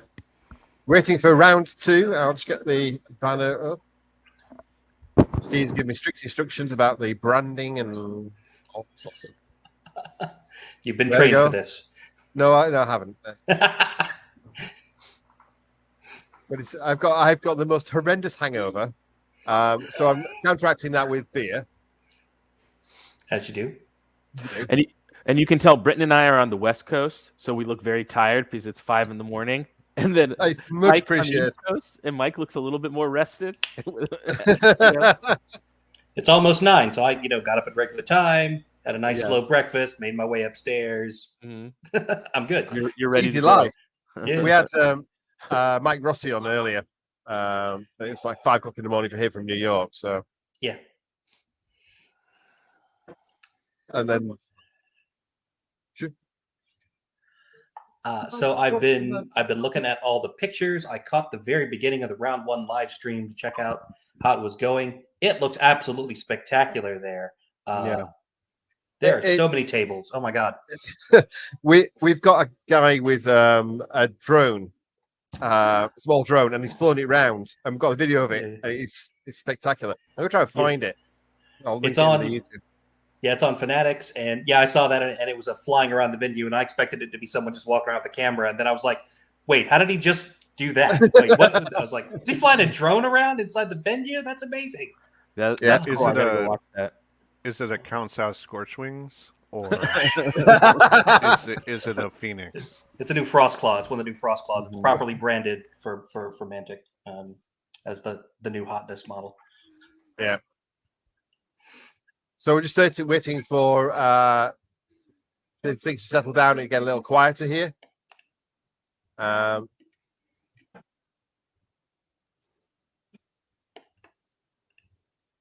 Each of us got 5 tokens. Smoke and mirrors, apparently. So this should be hilarious.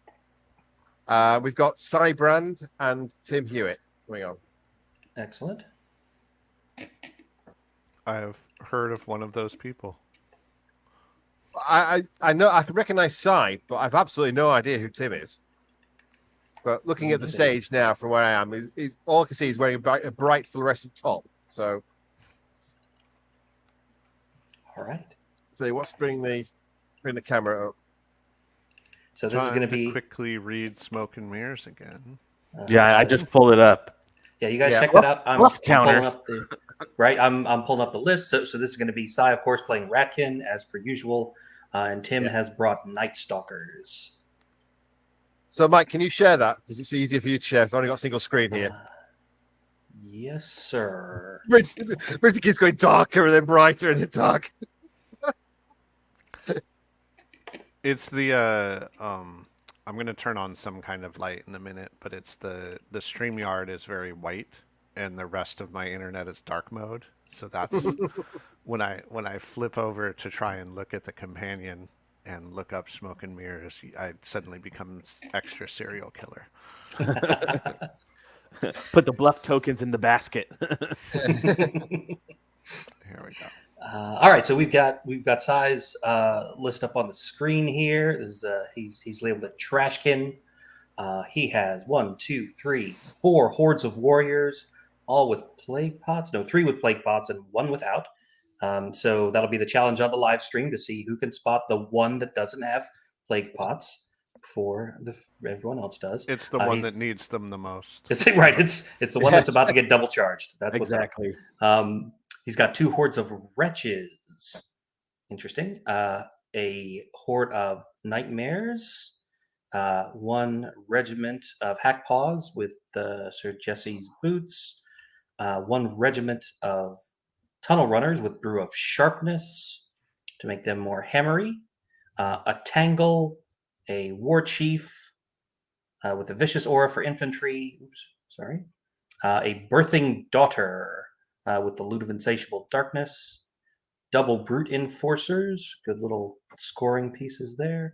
A brood mother with orb of towering presence and drain life and hex 2, and then another brood mother with drain life and scorched earth.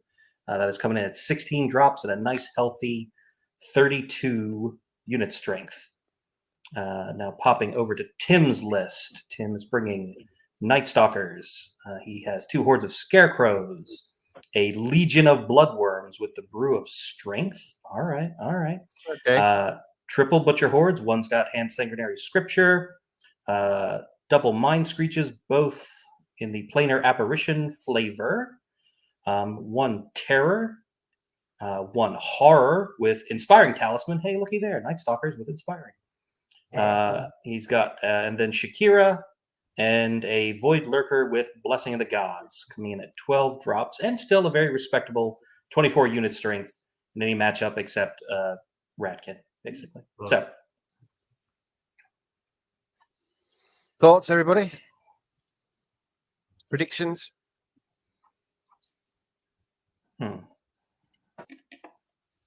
Well, Let's there's not a lot of shooting here, you know. Usually with Night Stalkers, you expect a healthy amount of lightning bolt. Horror's got a little bit, but that's it. You know, I'm used to, you know, a Night Stalkers match being, you know, a bunch of lightning bolt shooting mind screeches and a bunch of flying things that are going to try to get at you, soul flares or whatever. And it's not that. This is more of an infantry based punch in the face kind of list and size list. Also, I'm used to rats that shoot you more. This looks more like a I want to hammer and anvil you kind of ratkin list. So I think we're going to see kind of a melee slugfest here. What do you guys think? I think slug is a little strong for some of it. This is yeah. A lot of dice will be rolled. I don't know how effectively. Dice will be rolled. Most will be discarded. It's a pool noodle fight. Yeah. There's outside the tunnel runners with brew of sharpness and the bloodworms with brew of strength. There's not a lot on the table that really just picks stuff up, and they're big footprints. So this is going to be a weird table. It's going to be crowded, but looking through the Ratkin, there's just not a lot outside those tunnel runners that are going to ever pick up that healable bloodworm. Was it a Legion, right? Hopefully it's Legion. Probably. Do they come smaller than Legion? I don't know that I've ever seen anything smaller. I've never seen them.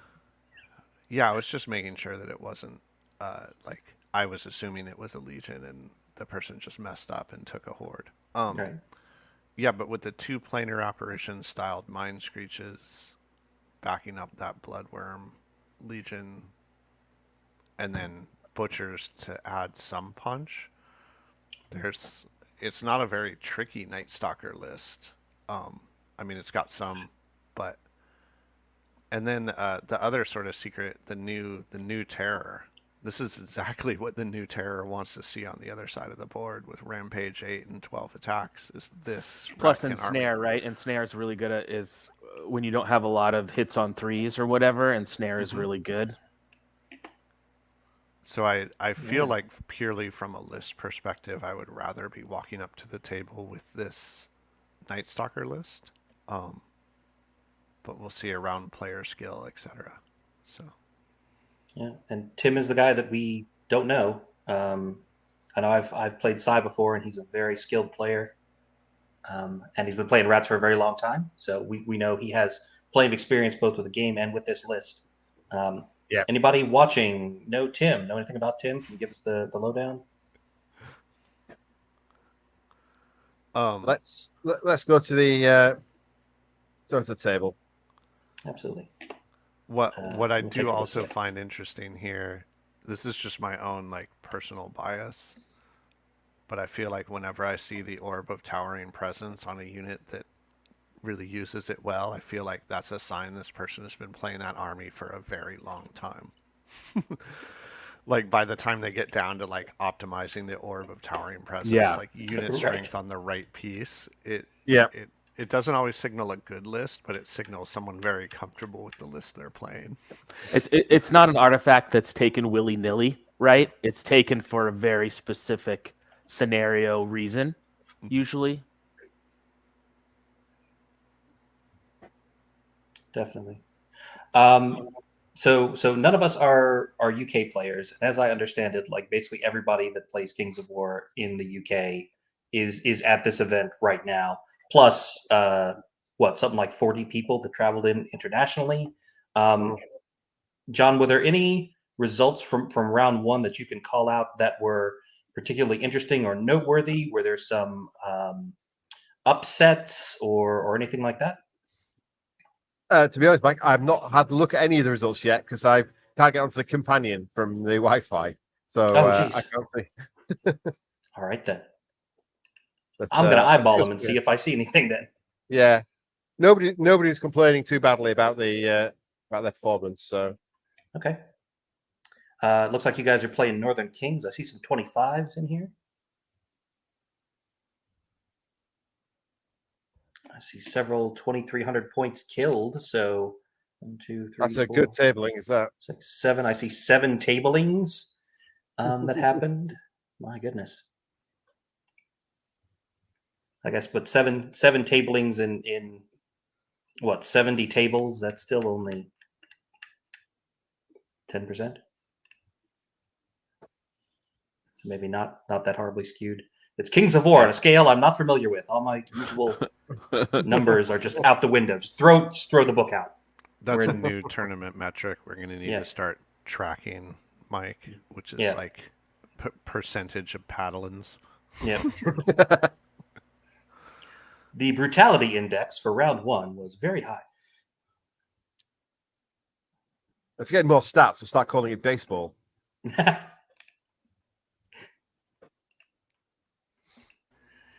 You know you've come up with really interesting stats when you have TOs start advertising their tournaments as either like newbie friendly because they have a low instance of a historically low instance of tablings, or like a really cutthroat tournament because the results are super stratifying.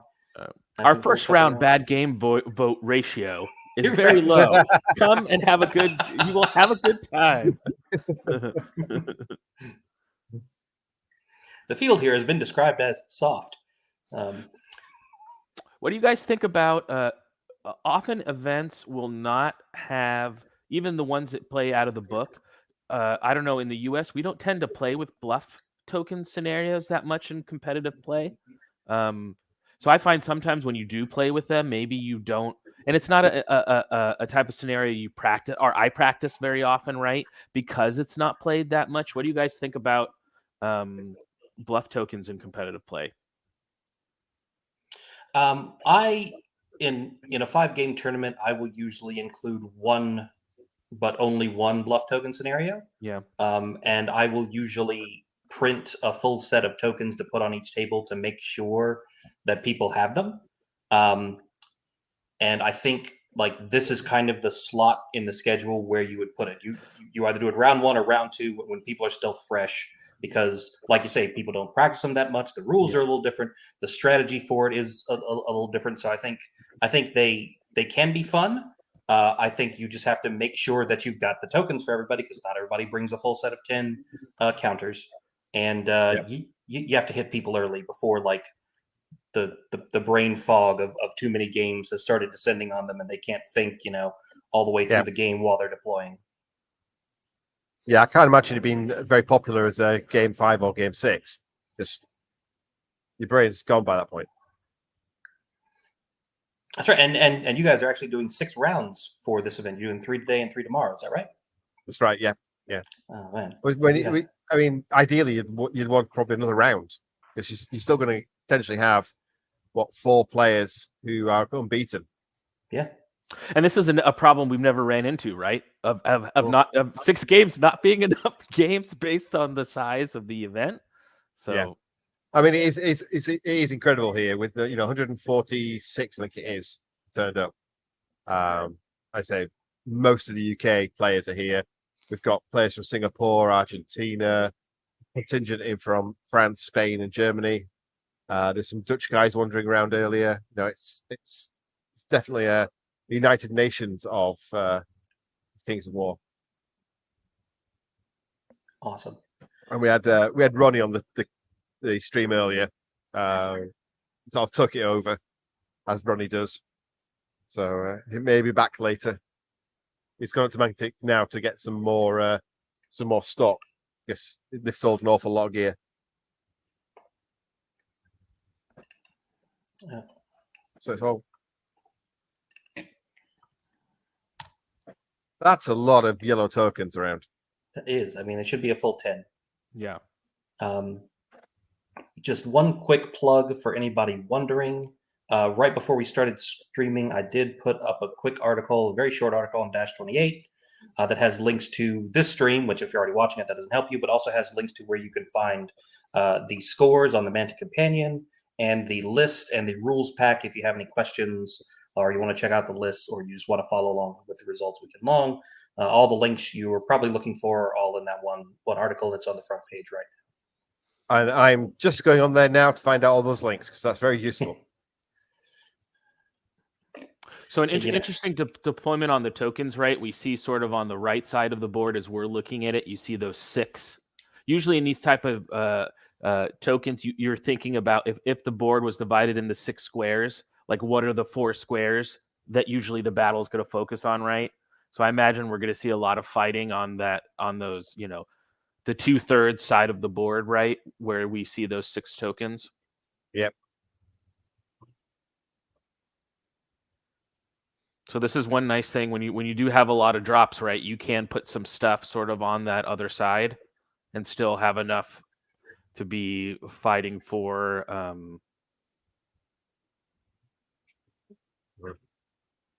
Yeah, and it's with a scenario like this where 4 of those tokens are getting picked up as being worth nothing. Sometimes like you watch people be really clever about where they put them, and then if they have like a small kind of elite army, then you look at how they deploy and they just completely give away where they put the actual points. But both these guys have kind of a lot of footprint to work with and kind of a lot of drops, so they can still spread out and cover the whole table and not really tip their hand to where they've hidden those critical 2-point tokens. Yeah. So looking at the terrain here, I believe we're looking at 2 like one hill kind of in the center of the table, another hill kind of in the bottom right. Are those the orange blob things are trees? Yeah, orange blob things are trees. Okay, so those are the forests, but the rockier looking orange and gray blobs are the impassable. I believe so. Yes. Yeah. Okay, and then we got a couple of ponds in deployment zones. Okay. Yeah, and you can just about pick out the walls. There's a wall next to the hill on the right-hand side. And then another one kind of in the top right corner, it looks like? Yeah. Okay. There's one over by where the dice cam is. So it's something over there, I think, as well. But Okay. So we can zoom in. Okay, that's serious. We've got a fire alarm. What? Oh no! A fire alarm. Talk to yourselves. I'll mute myself this end.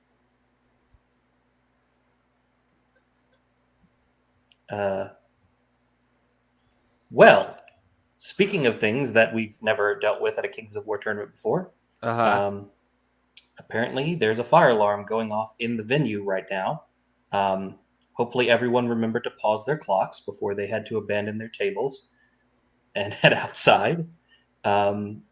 Hopefully this is just a drill or a momentary issue. I know it's very warm in the UK right now, and that's a lot of people in the building, so it could just be like a sensor malfunction due to heat or something. I mean, if you gather that many dragons, fire elementals, ember sprites, etc., into an enclosed area, I mean, what do you expect? Yeah. Bart Kohler asks presents an interesting conundrum. If you are in a tournament with your army and you do see smoke, do you judge how long do I have? Do I have time to put my army on a display board? Like, am I taking it out of the building with me? Am I running for my life? Right. Because that's not something you want to see burned. Like, that's the bad way when we want to see burned armies, right? Right. Not when we burn them ourselves. due to questionable rules changes. But man, yeah, and I'm just thinking of like, and then you as the TO, you're like, do I save the prizes or my laptop or the trophies? Am I going to be giving away melted trophies at the end of the weekend here? The answer is the people, Mike. Oh, right, people. The people can take care of themselves. They can find the exit. Trust me. Prize support. If I'm carrying people out, then something is horribly wrong. Like TO with a wheelbarrow taking people out. It's like they're unconscious from smoke inhalation. No, they were just already very drunk and can't find the damn door. Still drunk from the still night drunk. before. Yeah, still drunk, can't find the door. Yeah. I call that the Carmack when you're still drunk on the first game the next day. You can't be hungover on Saturday if you're still drunk for Friday night. Drunk. Ah, exactly. All right. So for everyone watching, we are currently filling time because a fire alarm has tripped at the venue.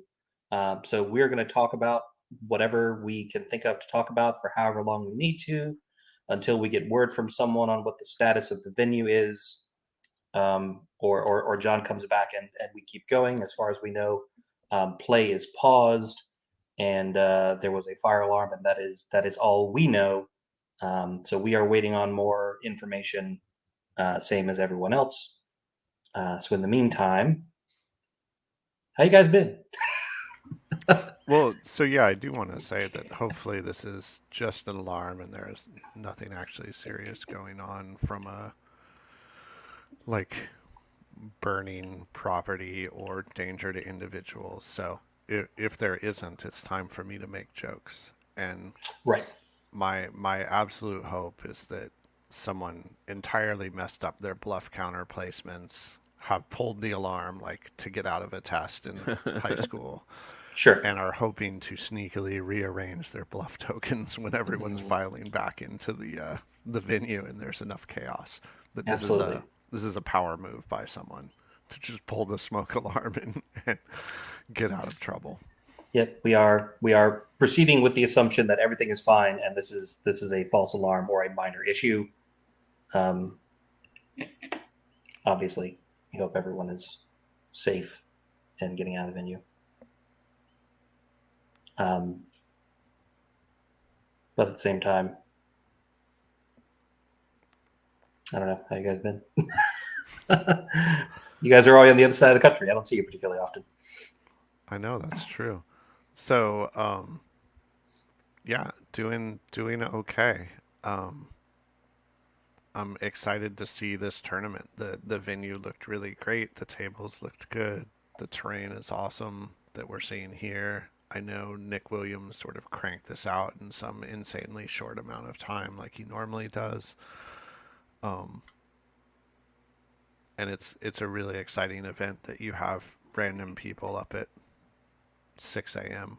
in the morning on the West Coast just to watch a game of it and chat about it. So it's an exciting Kings of War sort of snapshot moment in the scene. Well, I definitely think it's a milestone event, right? I think you have those. I think what comes to mind is the Northeast Masters, right? When we had the first best of the rest, or you have these sort of events that are there's a before and there's an after, and this I think is one of those events, like a before and after, just the amount of the raw size. So I think it is pretty amazing that our niche within a niche, right? That we've gotten to that many people in a Kings event is very cool. That's right. Those are 40K numbers for one event. Yeah. Mm-hmm. I mean, have we had to wait this long for someone to say smoke and mirrors? It came from the chat from yep. But, from Bart. Yeah, from Bart. But I'm like, good morning, I can't Bart. believe I missed that we are. Someone took smoke and mirrors a little too literally. Yep. Yeah. No, this is definitely a new high watermark and a great sign for the overall growth and health of the game. That there are so many international folks who came into the UK to participate is also great. I'm not sure how long it's going to take us in the U.S. to top that number. That's going to be a challenge, I think. Yeah, Britton and I have been talking a lot about that lately, about like how to grow size. In the U.S. we do have, there's so much more space, and I mean, if we got everyone who plays Kings together to go to one event in the United States, it would be big. But Sure. It's just like, how do we combat that? I mean, I think we're going to have a chance for Masters next year. Maybe the combination between Masters and Best of the Rest. Next year, maybe we get in the 100 to 120 range. I'm not sure, but hopefully the Mid Atlantic will draw a lot of people for the Best of the Rest from that area. We should. We have a pretty healthy size community now that's grown a lot over the last couple of years. It should be pretty easy for people in the Northeast and in the like Ohio area, and then like closer states like Kentucky and Tennessee to get to driving wise, which I think is usually a really big limiting factor. It's like if people can drive, like they'll just pile in a car and come on. But once you get to the point where people have to fly, like then it's more of a monetary commitment. And we have a live person. We have a live person. We have movement in the venue. I repeat, we have movement in the venue.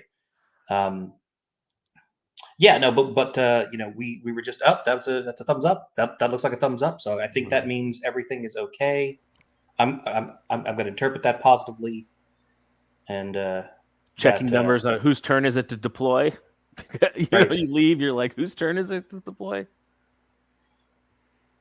I'm guessing that was Tim. Maybe didn't look like Sai. Could be wrong.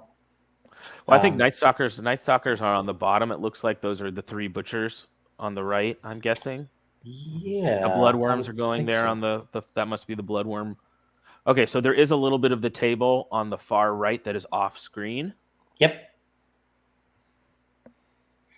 Sorry, Bart. They are aware that the table camera has a slight focus issue, and I'm not sure that they can necessarily do anything about it. So we are doing our best. And there's John coming back. Fantastic. Now's the time to fix. Well, that was gloriously exciting. All's well, I hope. Yeah, some fire alarm in one of the flats above the thing went off, and it triggered everybody out. I see. The question is, did anyone take their army? Yeah, did anyone pick up their army and leave the venue with it?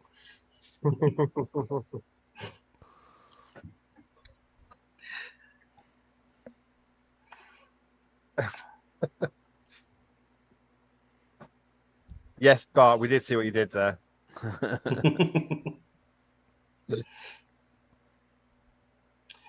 And then is there any way to fix the sort of focus issue on the table, or? We're going to have a look at it after the games today, see if we can put it onto fixed focus. Because what we think is happening is it's an autofocus camera, but as soon as hands go in, it then picks up the hand and everything else goes out of focus and it corrects itself eventually. I see.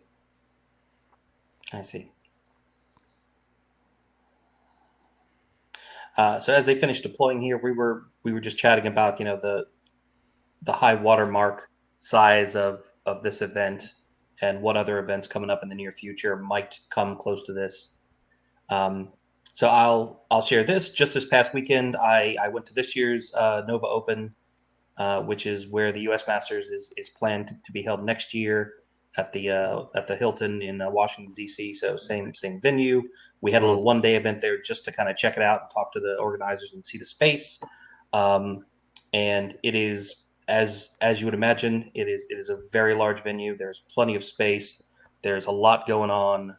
I think it's going to make for a really great event. There's definitely room to pack in plenty of people. I mean, they have several. I don't know how many people play 40K, but they have like one massive ballroom that's just the 40K tournament. And then like another massive event space that is just sort of, and there's all of the other games, and there was tons of space there as well. So yeah, certainly anybody that wants to come, assuming we can get a mat and some terrain to put on the table for them, we should be able to have table space for them. So yeah, we'll see how many people we can get next year. That'd be awesome. I think the 40K events, they're getting close to 1,000 now. I think LVO and LGT, I think they're still 600-700. Yeah. Mind you, being surrounded by 700 40K players, that's truly terrifying. Yeah. That's why they put them in their own room. Yeah, I don't necessarily know if that sounds like a fun weekend. It's a weekend. I don't know necessarily if it's a fun one. It is definitely a weekend. This is going to be interesting. I think you're right. They're going to run out of space in this game real quick as far as board space. It's a lot of big footprints, right? Fighting over areas of the board. This is going to be a cluster slap fight here, I think, in this game. Yeah. So just to get a clarification, John, I don't know if you're anywhere near the table or can see, have the tunnel runners gone down yet, and which unit are they? I shall find out where they are. If you give me a second, I'll go and wander over. And are they the ones that are directly opposite what we think are the bloodworms in our bottom right? Yeah.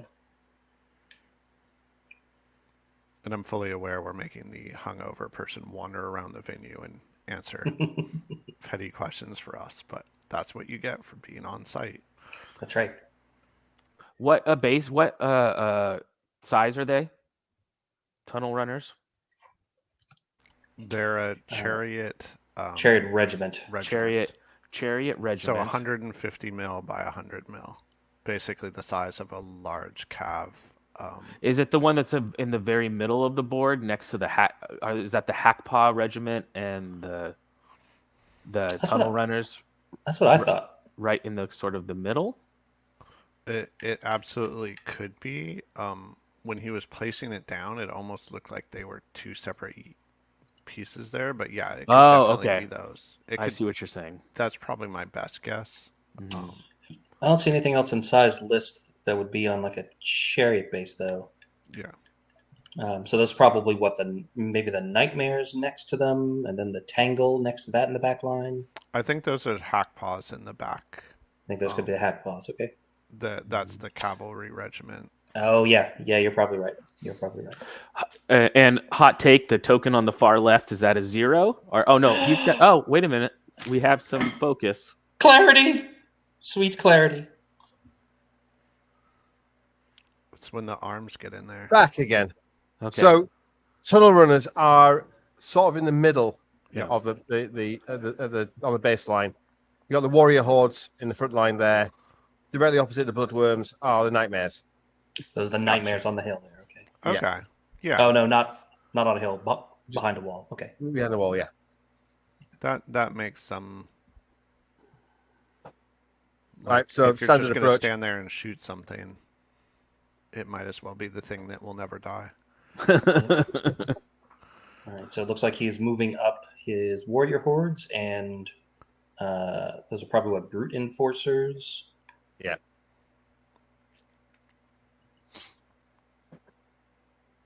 And that's the tunnel runners right behind. Tunnel runners behind, yeah. And what's that unit behind the horde of warriors that he's moving right now? The kind of large footprint one. It's just under his head. Yeah. I'm afraid he didn't say. Looks like it's got 1, 2, 3, 4. Are those wretches, maybe? Is it nightmares? No. Looks like maybe there's like a pipe spilling some sewage out in the middle of the base. Oh, that's the nightmares. Is the pipe and sewage thing? Oh, that's a different pipe. Yeah, sorry. No, it's not. Yeah, there's more than one. The pipe on the right hand side, right and far right is the nightmares. Right. Yeah. I'm talking about like kind of the second line horde. unit. I'm trying to figure out if that's one of his warrior hordes or if that's the wretches. No, the warriors were all in a line in the front, so Okay. it's not. It must be wretches. So that's probably the wretches, one of the wretch hordes in the back. Okay, great.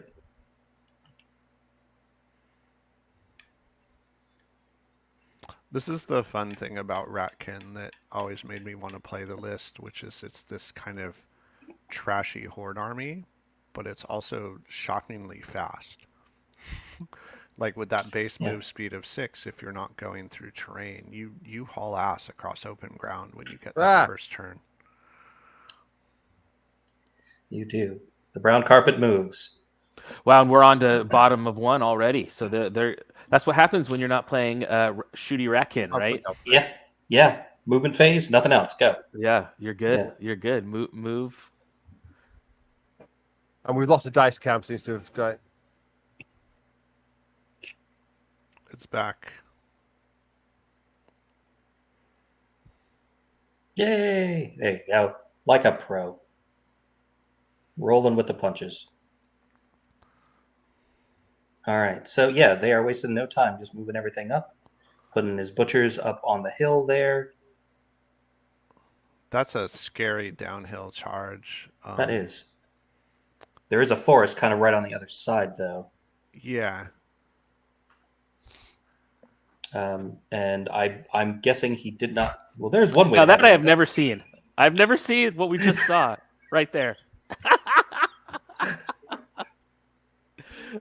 Let me make up my own 45-degree arc out of an extra spare army list. That was like MacGyver stuff. That's some. Well, I forgot my widget bag. That's the spirit of the Dam Busters right there, my friends. That's what you're going to see in the UK is ingenuity. That dude needs some widgets. Send him some countercharge widgets or something. Oh, geez, Louise. I'm going to go start printing some stuff and mail it to him. There we go. Oh, man, that's hilarious. We have some page meme fodder already. I'm bad enough at math too that I have no idea if that's an accurate angle. Like he could just make up any angle and be like, "Yeah, it's totally an arc. It's cool, Look bro. at this piece of paper." Yeah, don't stress about it, bro. It's all good. I'm a paper airplane making master. Oh, jeez, I'll cut you. You'll cut him too. You know, it's both a arc of degree and also a close combat weapon. It's also his. Yeah, I don't know what the size of A2, A3, or whatever paper is, but here the normal is 8.5 by 11 inches, so that's the only distances he can now measure.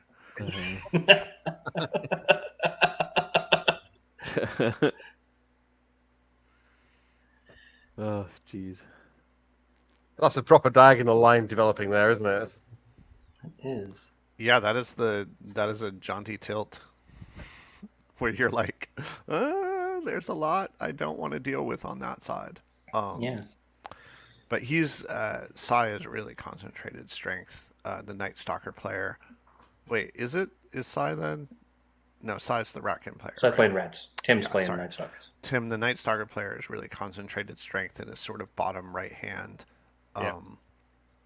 And Sai, I think, has done something smart and fun, which is he is not giving him kind of room to breathe. He just aggressively pushed up across a full line. And that's going to give kind of a lot less options and a lot more bad options for the Night Stalker player to potentially have stuff pinned in behind. Where is the Terror? Is that in that second line there? I think the Terror and the Void Lurker are behind that kind of central Scarecrow horde. Yep.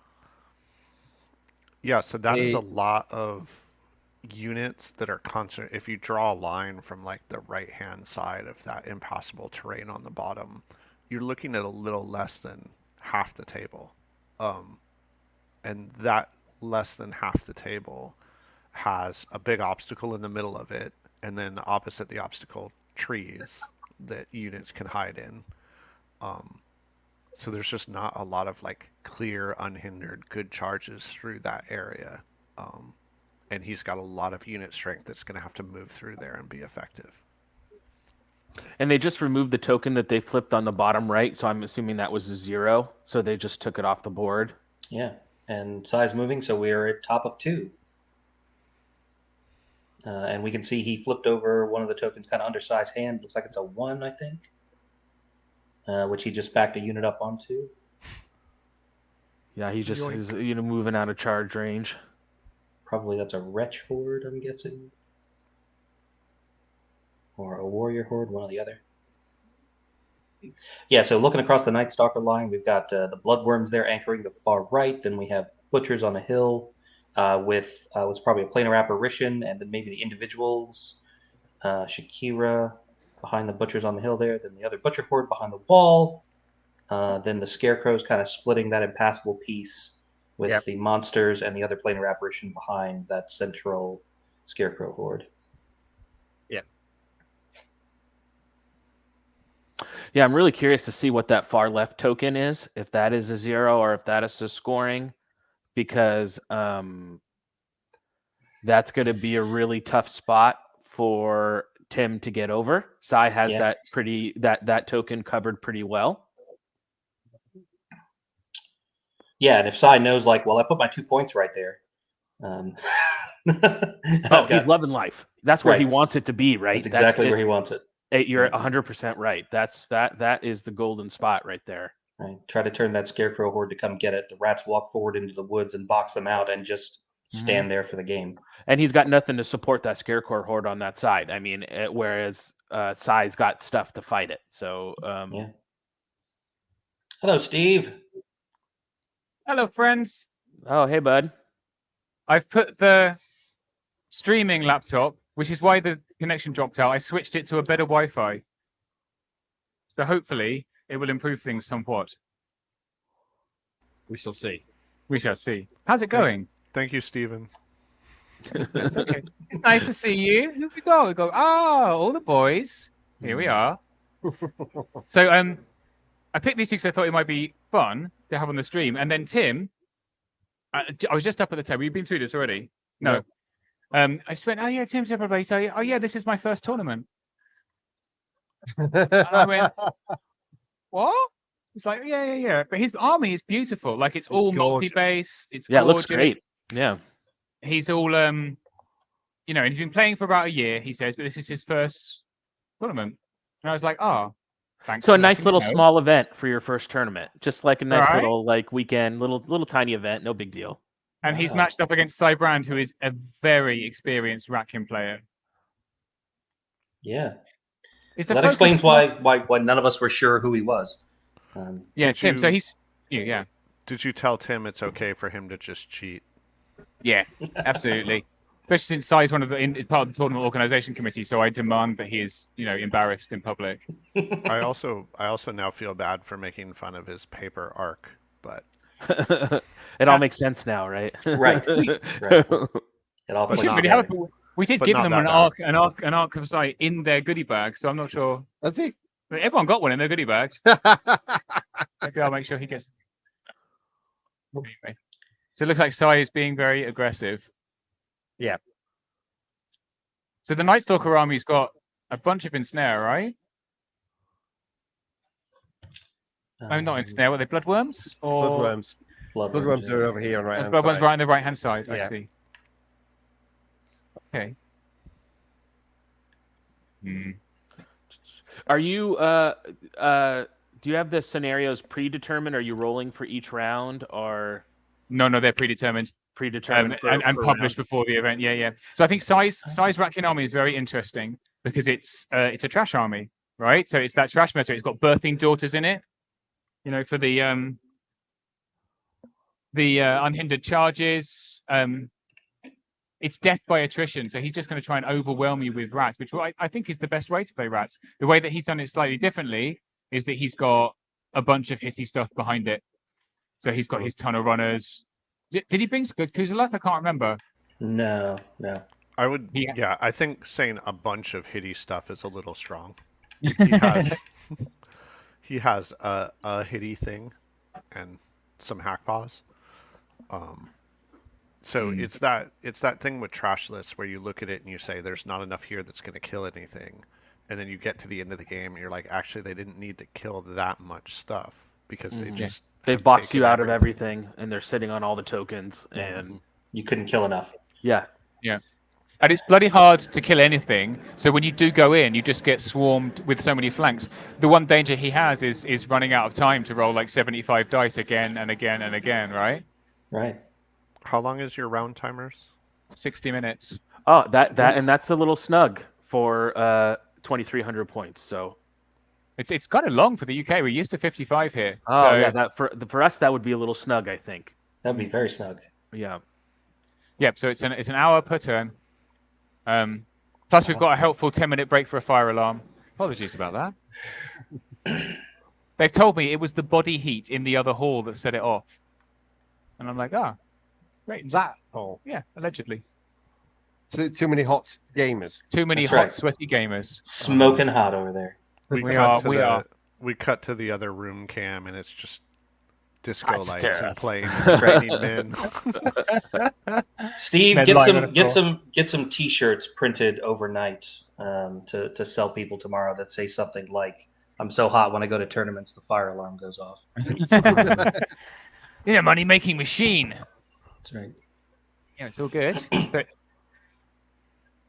I always find it very interesting. We have these long horde armies because what Sai can do, he can play all 72 inches of board, right? You can't get around him at all, and have a second line, right? Yeah. And it's forced Tim into being very defensive, right? He's had to play as defensive as possible because he's gonna get things wrapped around his edges otherwise. So like Sai's got a horde all out on its own on a token, unopposed, and he's unlikely to be unopposed for the rest of the game. Mm-hmm.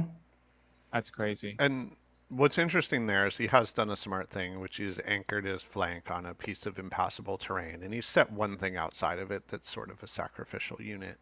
Tim has.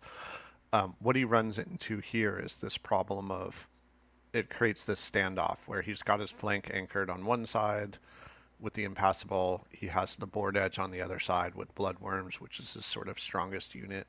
But he can't really move forward without exposing the flank of his left side.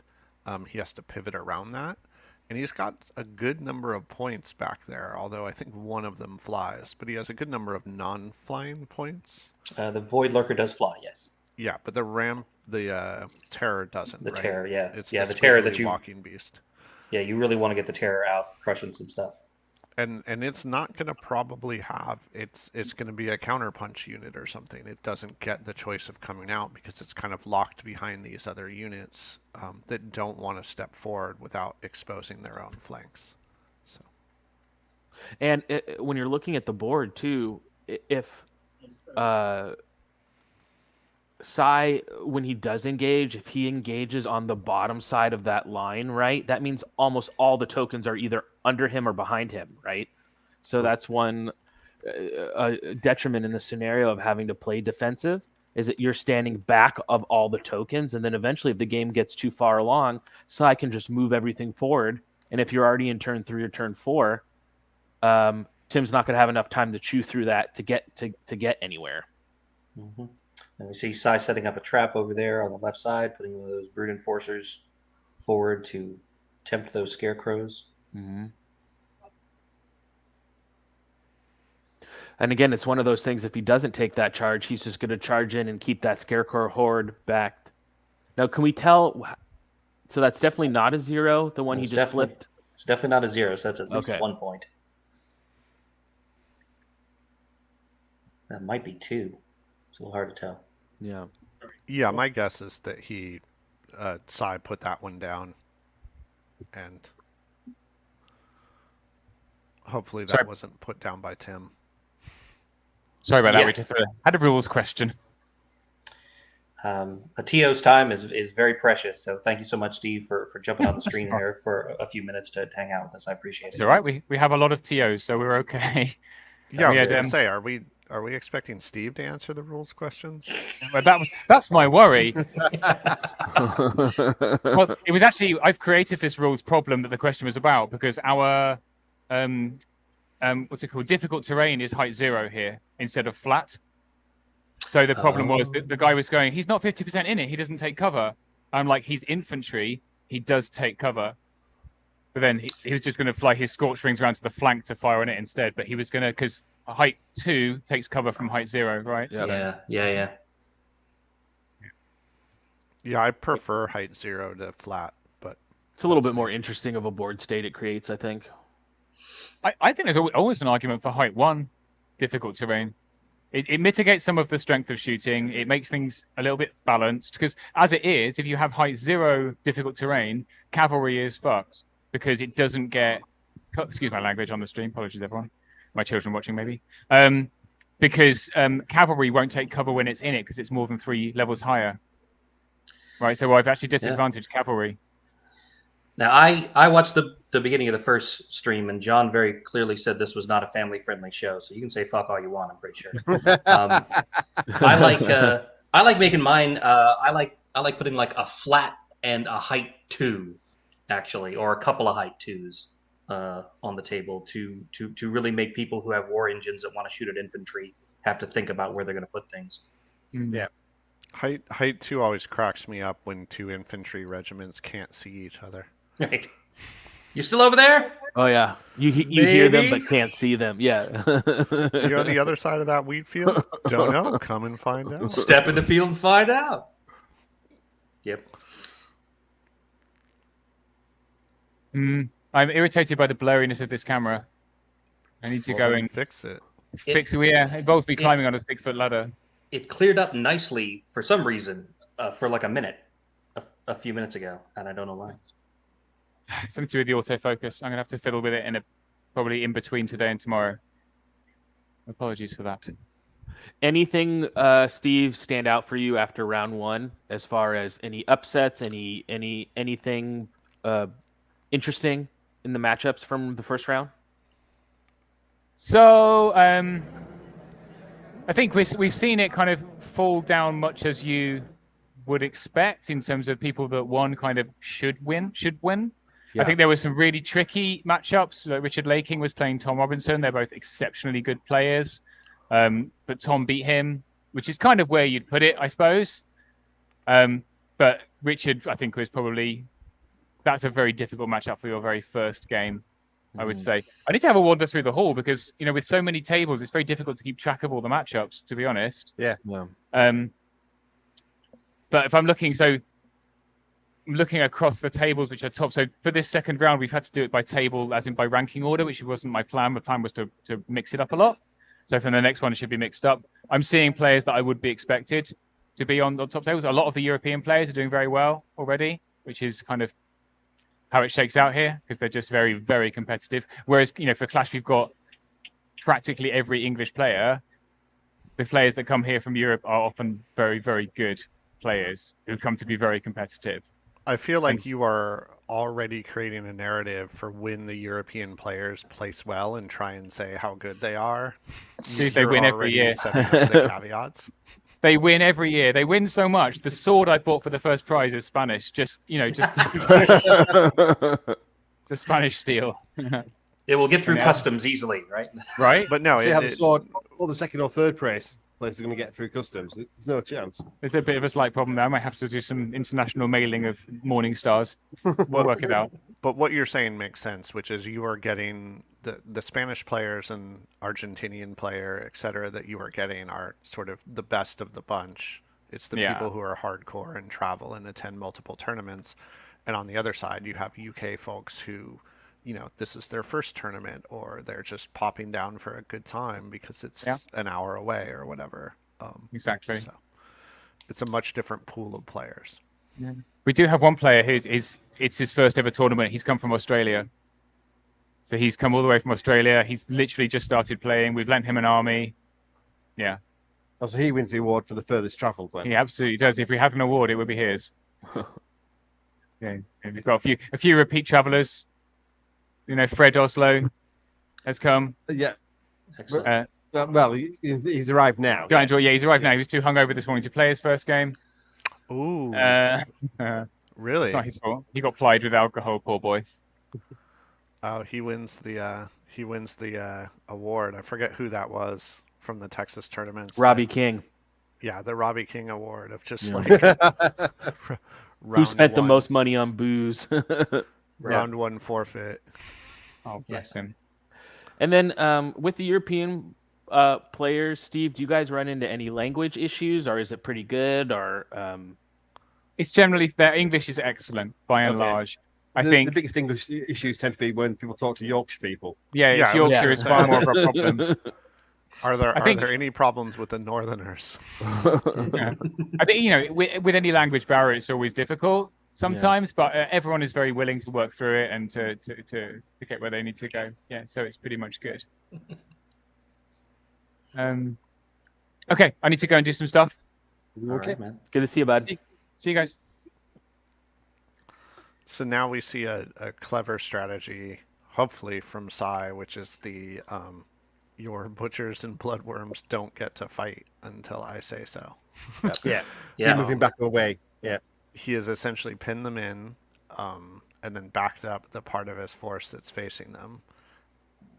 And if they step forward, they're exposing that hinge, that flank, to the tunnel runners on the hill, which will pop anything they hit from there, especially in a flank. And he's sort of pinning them in, not letting part of Tim's line come out to sort of, and all he can keep trying to do is sort of keep pivoting until, I think the idea is until, if you imagine Tim's line swinging like a door with the bloodworms being the furthest outside, that the bloodworms on their own become the furthest out point, and he can charge it with everything and eventually get rid of it. Or charge it with one thing and then charge everything into something else. So, but he's just sort of stuck in that line with the terror not doing anything. Most of his units not doing anything as he slowly kind of sits on a bunch of tokens. Yeah, besides Tim's really only has one token, right? I mean, there's the one token slightly in front of the butchers, but other than that, Sai is really setting up a pretty strong board position, I would say. And it shows you like different play styles. You know, as you're a new player, right, you're pushing your stuff forward. You want to fight, you want to fight, you want to fight.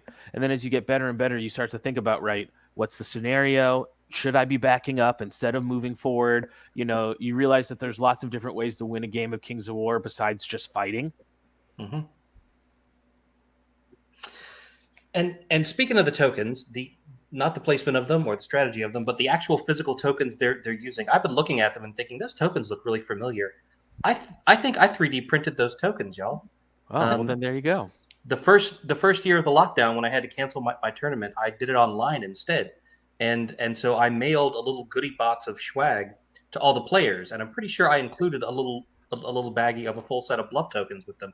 And I keep looking at them thinking, like, those look just like the ones I printed, but how would that? And then I remembered, like, wait, Sai was in that tournament. I totally mailed him a little pack of those. He might be playing with tokens that I printed on that machine right there, like 3 years ago.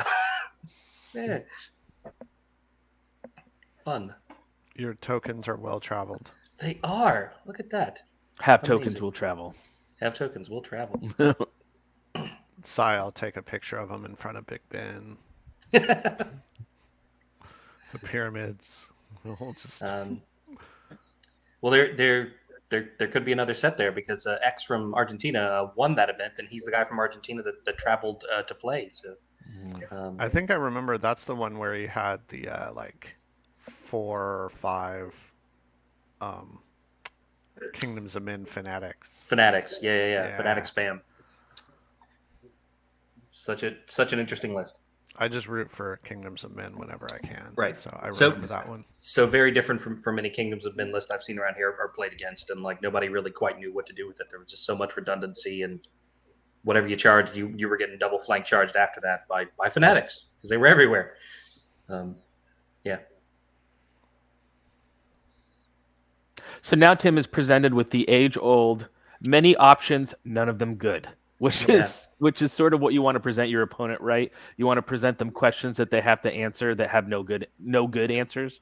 Yeah, and I would guess that central warrior unit there probably has plague pots popped on it this turn. That's probably what that marker is in front the little thing in front of it, yeah. I'm guessing that's yes, please come get me. I'm not in terrain, but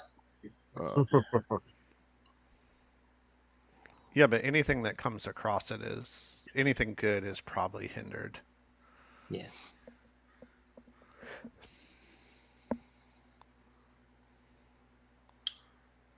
We're into what is this turn 3? We've moved to now. Pretty sure. Turn 3. Yeah. Turn 3. Very good. One turn pushing forward from Sai and 2 turns moonwalking backwards. Mm-hmm. That's the old. The first time that happens to you in a game against a good opponent where they aggressively move forward first turn, you're like, oh, I'm about to be in the shit. And then they back up and you're like, darn. Right.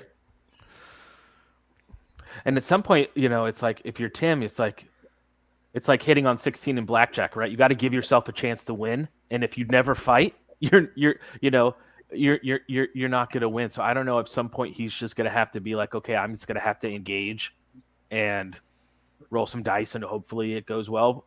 Because I think this sort of defensive style by him, I think that's what Sai wants to see right now, is him being just...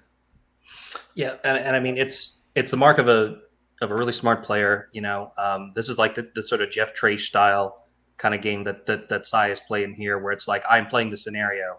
I have moved up, and by the middle of the game, I will win this scenario. Now you have to come beat me, and I've left you no good options. And those options, the quotation mark hammers in Tim's list are not the sort of super hammers that can just blow through a bad charge with a raw dice and take something off. We're not looking at the really, really heavy units coming in and multi-charging. This is the bloodworms are a beat stick, but then the butcher hordes are just, sort of standard large infantry horde. They're not. Guys, I'm just gonna head off for a drink. Okay. All right, man. Yeah, he's not playing. Sorry, go ahead. I was just saying, and yeah, butchers really want to take advantage of that crush too. You really want to hit some fairly high defense units with them, and that's not really what he's looking at across the table. He's looking at like low, like what wretches are defense 2. So if those are wretch hordes in front of him, like the crushing strength is completely wasted. And even if you're hitting rat warriors, that's still defense 4. So you're really not, you're doing 4.5 wounds, right? If you're unhindered, which is not going to do it against like a big horde. Against the horde, right? Now you do 4.5 wounds against, or a handful of wounds against a defense 5 or 6 unit. You feel like you've done the work and you've gotten the value out of the unit, but like this is not what butchers want to pound on, And they hit on 4s. They hit on 4s. They're not a hammer. They are standard line troop, solid, but not a hammer. They really shine when you get him in the flanks, which is very difficult to do in this sort of matchup, right? Because he has so much, he can just flatten everything out, and there's not a lot of areas you can get in. They really shine when they're taken in regiments. Yeah. And Britton brings up a good point. This Tim list is not the type of list where he can wait till turn 4 and then engage with his whole army and know that he's going to pick things up in those last 2 to possibly 3 turns. It's not that style of list. It needs to be fighting. Yep. Yeah, it's going to chew through stuff slow. The quality of attacks outside the bloodworms is and the terror is pretty low. It just doesn't.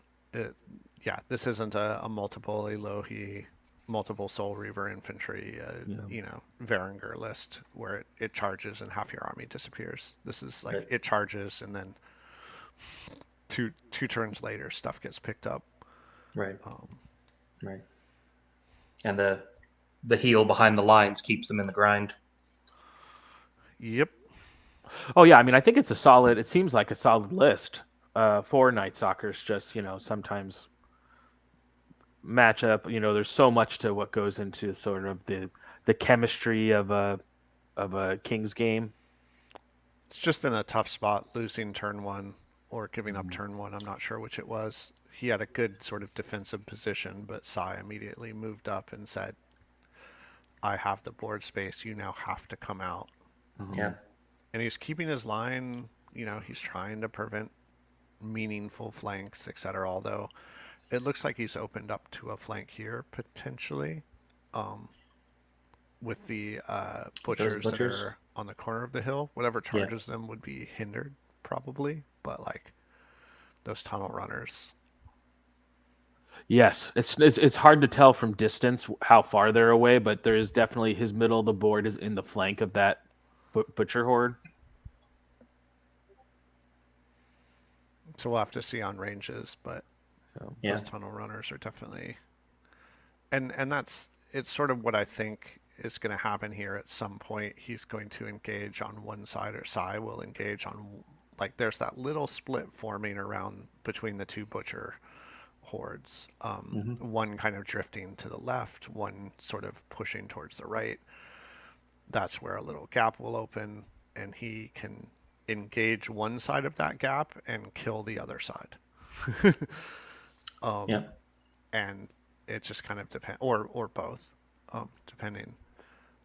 But the thing that Tim has to kind of prevent is, as these sides are drifting apart, that he doesn't give an easy charge from the tunnel runners or even the warrior unit or the hack paws or something into a flank that just picks up one of those units and starts chewing in from the flank. So we'll see. Yeah. Because he's given a flank there. It's just, can anyone reach it?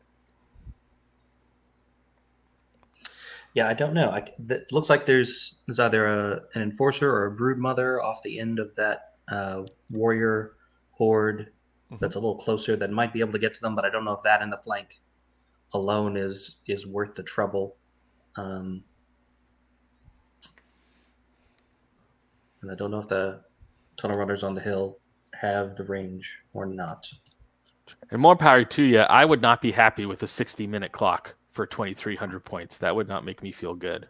Yeah, for real. Oh, I'm clocking out on that. I clock out on 65 minutes. Yeah, that would be not great. I would have to bring like the simplest, straightforward, every unit the same, no shooting, push it forward list, and I would still be down to like 3 minutes and rolling fast. So.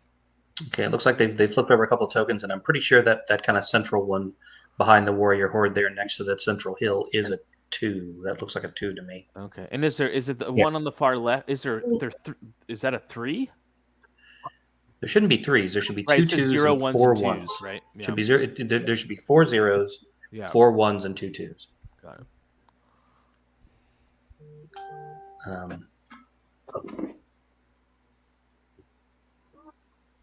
Interesting. So how much longer can Tim delay before he's just got to go in? Like, is Sai going to?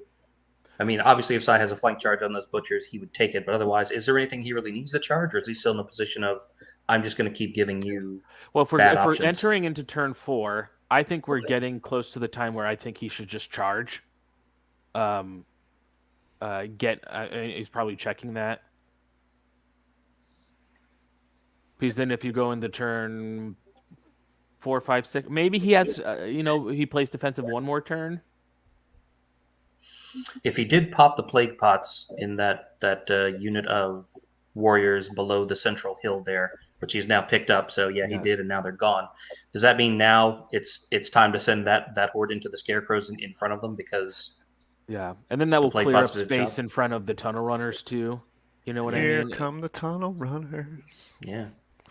Doing tunnel runner thing. See what he says. All right, so here goes. Yeah.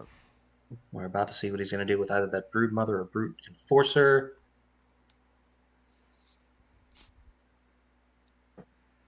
Checking ranges from hack paws. Hacks in the front, tunnel runners in the flank. Yeah, there could be some stuff happening this turn for sure. I think he just knocked a model off his multi-base. As you do. And the hack paws do have Sir Jesse's boots, so if he's checking on that terrain, I mean, obviously they're starting in terrain, so if they are going in, they would certainly be popping the boots this turn.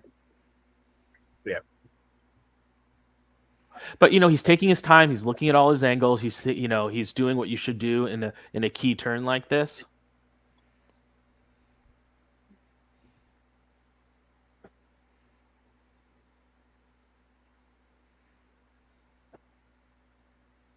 He appears to be leaving an inch.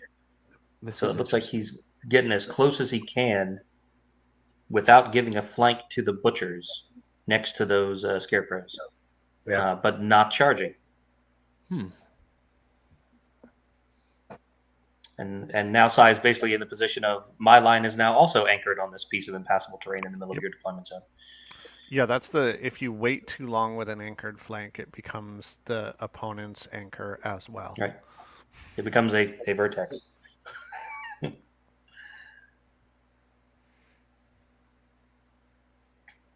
He might have to charge them. I'm thinking that's what they're checking, right? He might not have the space to maneuver it without charging with that unit. Time to get out the lasers. All right. So where's the enforcer going? It's gonna have to get out of the way. No, it's also going in the flank. Enforcer Yeah. charges, and then the hack paws come in. Yeah. Hack paws come Or excuse me, tunnel runners. Tunnel runners come in. So there's on the flank. That's the flank that I was talking about there. That as he tries to move up his right side while keeping his left side anchored, gaps appear. Yep. And it can be really hard to keep that line dressed so that you aren't giving a flank to Sai's left hand and also not giving it to his right hand. And he failed in that. I don't know if there was a better move he could have made, but I don't know. So those tunnel runners will be hindered because they are in the forest there, but they have Brew of Sharpness, so they kind of don't care. So they'll still be Crush 1 and hitting on 4s. I don't think that can fit. Is the other unit it charged that unit. And maybe that's why he didn't charge, because if he charges with the horde, they align and there's no room for the hack paws to make it through to the other butchers. Yeah. Smack paws. Yeah. And this shows you that he has experience playing with Ratkin, right? Because you got to manage a lot of footprints, you got to manage a lot of board space, and if you don't have that experience, you're very easy to. Just kidding. Oh, okay. Yeah, maybe, undo. Maybe not. Let's see. Hitting the back arrow. I think he realized that I'm not sure, because now those butchers, maybe he doesn't care about the counter charge from the butchers, or he has something else to tie him up. But well, I mean, I feel like something needs to go into those butchers that are still blocking out the terror and the void lurker there to keep them from. Otherwise, your reform option with the tunnel runners is a little sketchy because you got butchers on either side of you. It's going to be hard to keep them both in the front, unless, like you say, he just doesn't care if he loses the tunnel runners at this point. I have some assumption potentially that he's going to engage that right hand flank, but maybe not. That he's just going to send some trash in to gum all that up. He's kind of got to do one or the other. I feel like, he's got to engage one of those butchers. Okay, there it is. So yeah, they will pin those butchers in. Yeah. So now the tunnel runners only care about the other side of the board. Yep. The other side of the board. Yeah. Yep. Got to do one or the other. So that's fine. And then now he has a horde plus 2 more hordes in the back to go sit on that token back there. So both of the bookend tokens he's looking in pretty good control of, the one on the far left and then that back upper right one. Yeah. But I mean, those bloodworms plus butchers. Yeah, I mean, that is true. It's going to take a couple turns, but he'll get through it. So he should be okay if he gets that horde up there and fully own it. Yeah, but he's got to go through. I'm guessing those are wretches, but also nightmares. So there's two units he's got to chew through there. Bloodworms with sharpness, Mike. Bloodworms with sharpness, sure. No, strength. Strength, sorry. Do the nightmares hit on 4s like shooters? They do. They do hit on 4s. They do. Yeah, and I mean wretches. If that is a wretch horde, their defense too. They could care less about how much crushing strength you have. So if that's what he's done there, that's a good unit to sacrifice there, as the bloodworms item does. But it's nothing. 40. It's 40 attacks on 4s. Yeah. 20 hits on wretches. That's a with Probably the still kill them. butchers, that can be dead wretches in one round, and then nightmares Probably. are next. Probably still kill them. Yeah. But they're going to be on what, Tim's turn 4 next? Yeah. So we're in the bottom half of the game, and yeah, he's counter punching. and you know, best case scenario, fine. He chews through those in 2 turns. He can go forward and challenge for that 1 point token in front of him with those units. Which Sai probably doesn't care even at that point, right? He's like, you can have it. Is that a 1 point token? I think that's a 1 point token.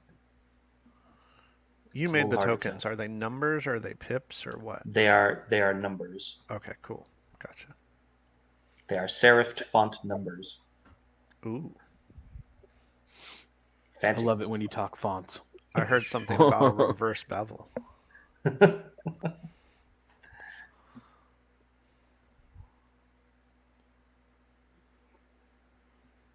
Sam put in the chat that he lost those 3D printed tokens and is really sad, which is really just him saying, Mike, please send me more. Please send me more.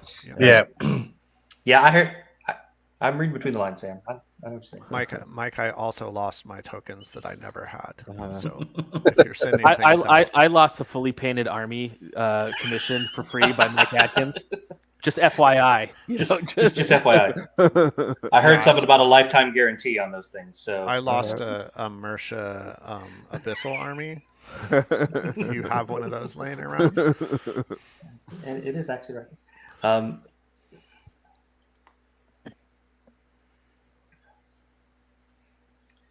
So what I'm hearing is I should start printing tokens to give away at Masters next year now. I think that it would be a smart use of your printing time for the next calendar year. Right. All right. Fire the lab up, boys. Let's get started. We'll need a variety of colors so people can tell theirs from everyone else's.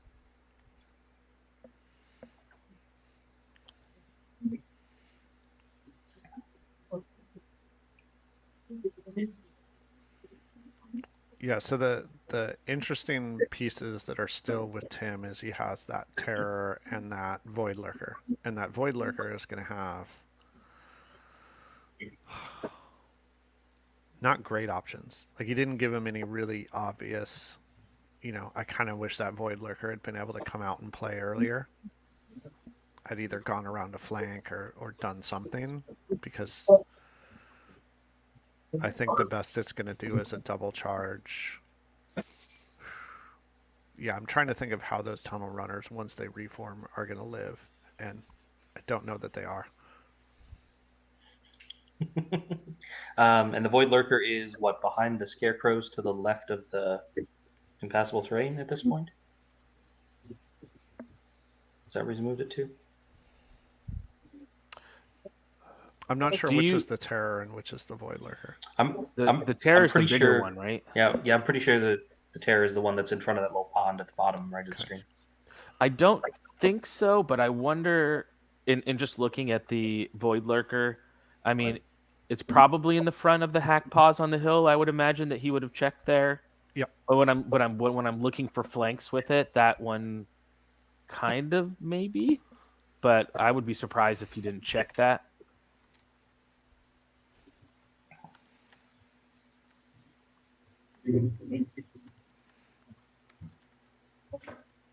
But that's really what you want with a Void Lurker. If you're deploying it off center left or off center right, you're trying to get like a cross flank charge, like that with that type of unit.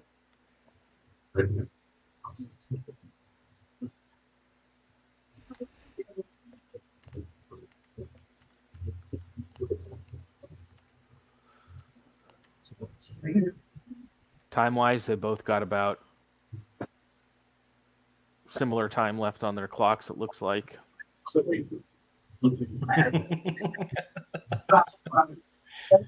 That's where Steve is. They've got tons of time. 31 minutes left for 39 minutes to go. Well, with no shooting and no fighting until round bottom. Yeah, they've gone pretty quick, right? So it's probably why they're okay on time.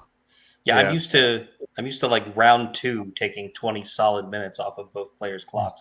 We like move up slowly and measure everything and shoot a bunch. Again, one of the best things I found when I switched to Empire of Dust from Alpha Strike Basalia trademark was I move forward, done. I move forward, done. Right. Your first couple of turns are super quick.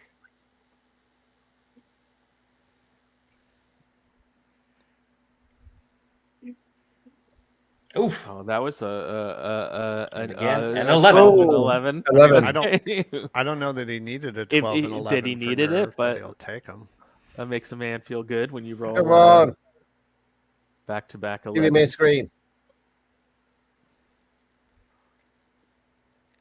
All right. So angle down, take on the rest of the butchers there. Yep. Yeah, he's now going to be trying to just delete that side of the board and hold up the right. He's decided that those bloodworms are never going to die, and that's okay. That's okay. Yeah.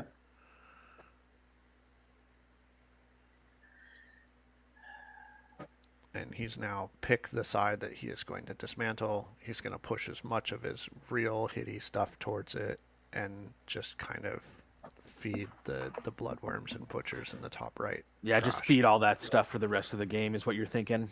And you can't heal with the planar apparition if it's gone. So just the first time he went in, he deleted, and the planar apparition has nothing to heal. Yeah. Yep.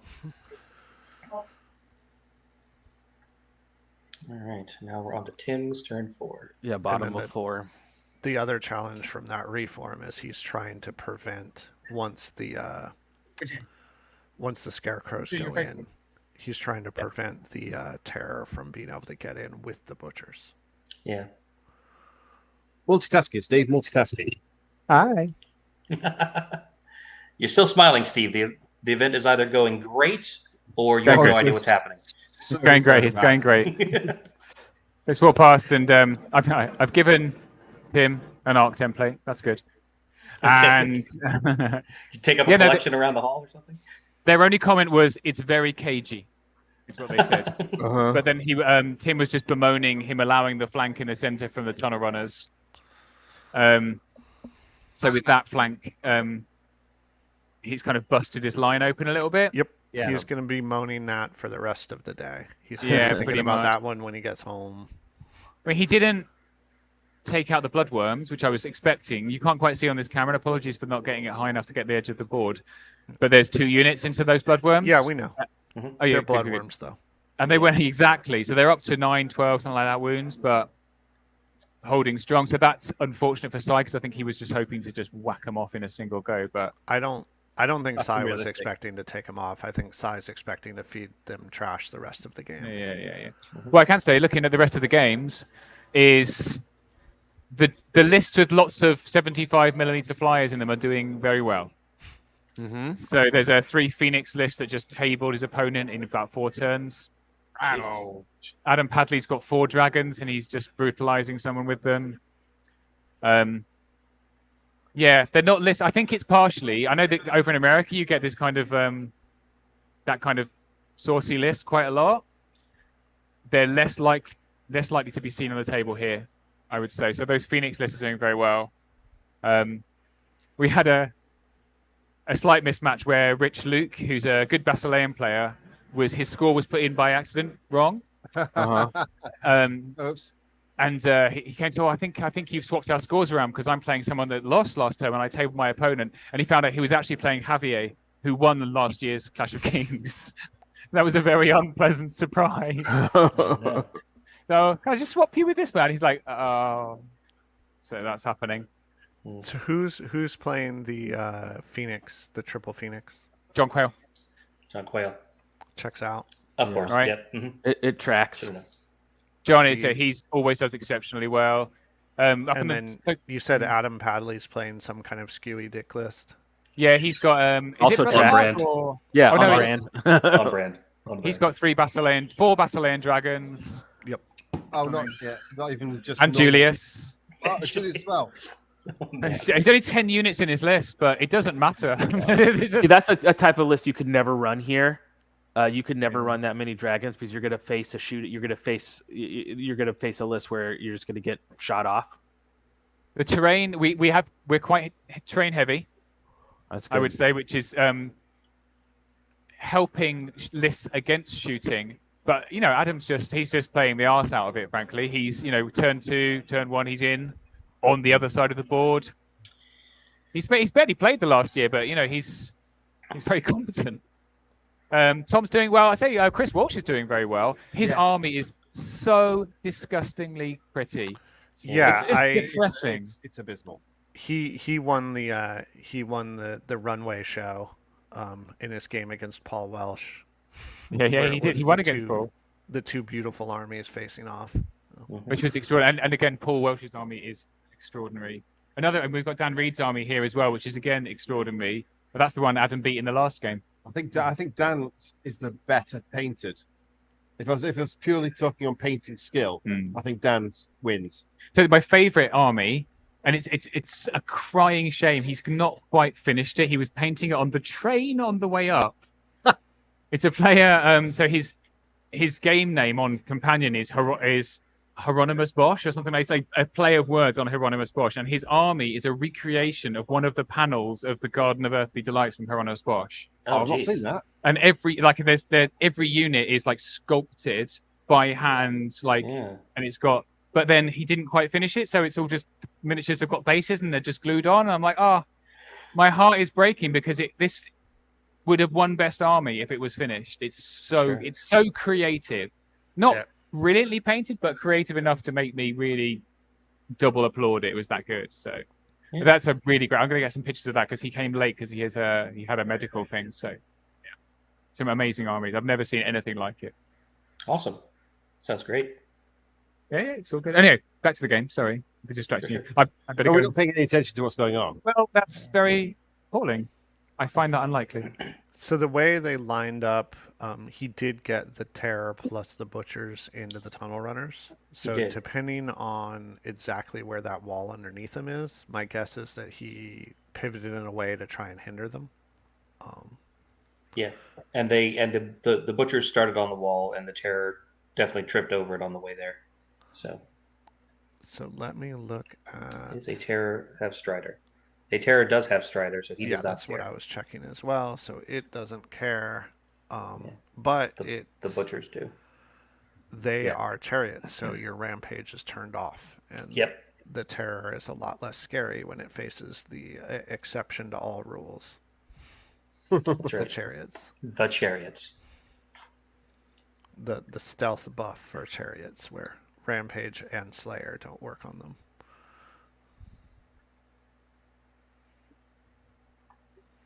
So yeah, he has a solid chance of living there with the Tunnel Runners.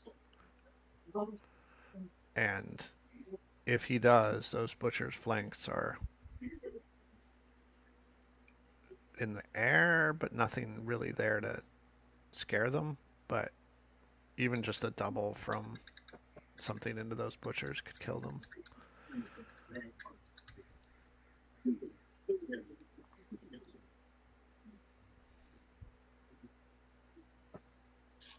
And he's bringing the Void Lurker back to the right side of the table. Yeah. Never mind.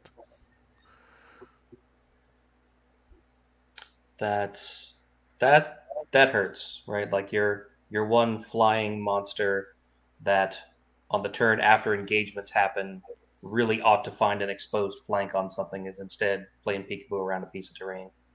Yeah, and that's a little bit of kind of indecision showing where he didn't commit to his left. He then sent something over there to break the stalemate and then went, never mind, this isn't going to break the stalemate. It's just going to charge a big unit strength and not contribute. I'm bringing it back over.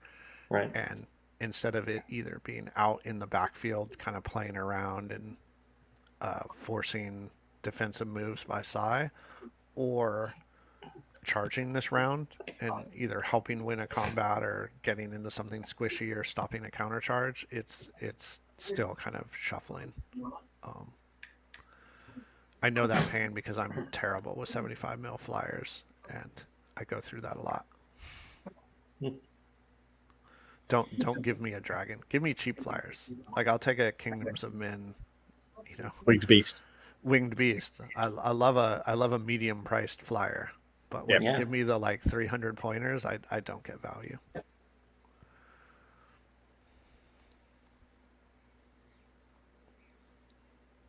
All right, so we got some dice rolling. Flying Labrador Retriever. I'm in, but a dragon just never works. That's a decent number of runes.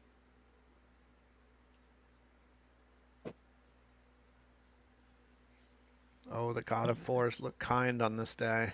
Yeah. Oh. Never mind, we're back. Yeah, it evens out though. It giveth and it taketh away. Well, that should be. Oh. Oh no, that is a 3 for the nerve check. That is Roll probably better not gonna nerve, do bro. it. Yeah. I'm guessing that was the Butchers and Terror. On on the hack paws. I think Tunnel so. Runners, sorry. Tunnel Runners. What's the nerve of Tunnel Runner? Tunnel Runner nerve is 14-16. Yeah, so just.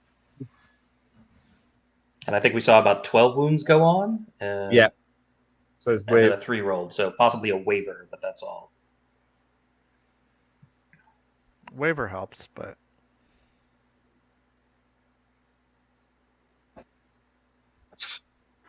well, as Pascal said before. Yeah. And well, that's the signs of a good player. You just roll 12s for nerve. Yeah. Oh man. Okay.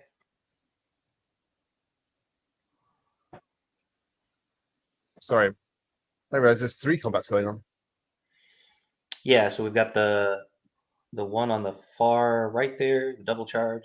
I'm guessing that's a double charge with the bloodworms and butchers on those wretches, and then we have the one by the hill against the tunnel runners, and then we got scarecrows against warriors next to that central piece of terrain below the hill there in the middle of the table. That is not good. Those the tunnel runners are still there. Looks like. Yeah. Yep. Yeah. I think they might be wavered, but they are still there. But I mean, that's as good as anything, because now well, the flanks are exposed. Yeah, I'm not sure if the hack paws on the hill are an arc, but all we need is a sheet of paper.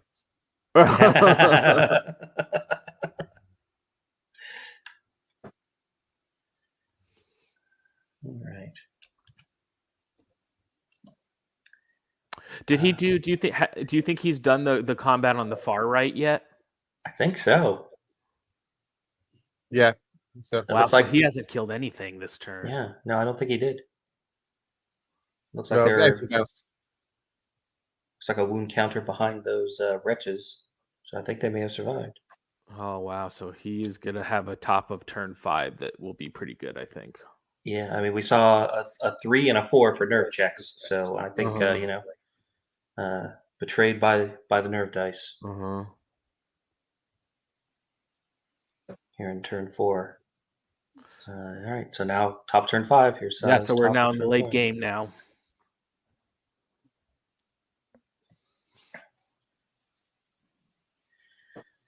Yeah, and at this point, if you're Sai, you're just going to be like, I'm going to sit on my tokens now, and then just there's not enough time left in the game, I think, to try to just block stuff up. And I believe that token off the back corner of the tunnel runners is one of the 2-point tokens. The camera that cleared does up look for a like moment. a 2, right? Yeah. So I think Sai is sitting on a 2-point there currently, and I think his warriors to the left of the central hill are sitting on the other 2. Yeah. And there's then one. he's on 2 ones, a one on the far left and then one on the back right. Yeah. Yeah. And then there's 2 other ones someplace, probably covered up by a unit right now, but yeah, that would give Sai a very healthy lead.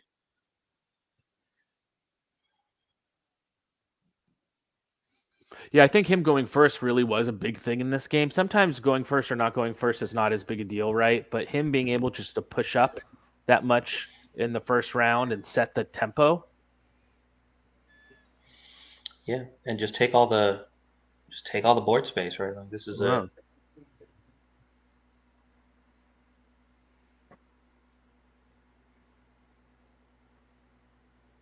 scenario where you want to be sitting on objectives.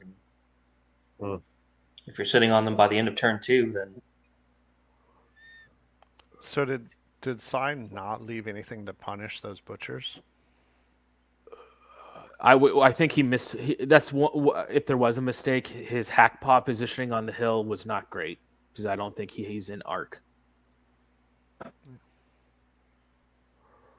Maybe he just expected the tunnel runners to die, and he'd come in with that horde behind. I don't know, but the hack paws don't really have a good charge this turn.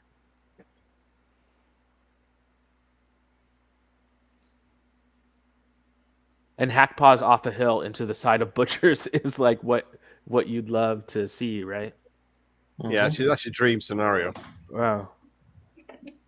If you're into dreams about hack paws charging into butchers.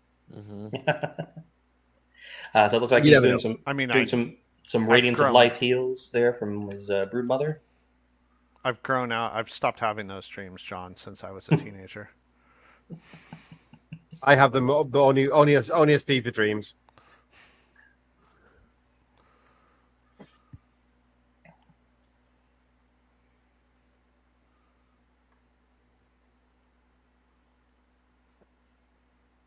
All right, Cybrand here in turn 5. Considering his options, he's got very good board control, sitting on a lot of points. Oh, so they were not wavered. I guess they weren't. Oh man, that's rough. So the big wounds one must be one of the hordes then that took the string. Yeah. That you go into a 14-16 with both those units and can't even get a waiver. That's rough. I think he did 10 damage, but maybe I'm wrong. Because he rolled a 4 on the nerve, so if they're 14-16, I thought he rolled a 3 on the nerve. He rolled a 3 on one of the checks and a 4 on the other, and we thought the 3 was the tunnel runners. Okay, well then that would make sense, right? So then that would have been a 13. Yeah, if it was 10 wounds. Ooh, that's rough. Yeah, because now the Terror is once again looking at something that he doesn't get his rampage attacks on, and that's his only charge option for next turn. Well. And hindered warriors in the front against butchers isn't exactly the punishment you wanted to. But this is and this is just about board space control at this point for him. I think in that area is just like getting in the front of things and just I'm in front of you. Yeah, the butchers aren't going to kill the warriors anytime soon. They just no, and they've only got 2 turns really to do it, so it's just not going to happen. And also they're playing Northern Kings. It's additive attrition bonuses, so you don't lose anything if you go for something and your opponent kills some units, right? Yep. You don't have to stay super conservative with your units late game. If there's a chance that you can get something out of it, it's always worth going for it. There we go. I think that's just some healing going on. Yeah.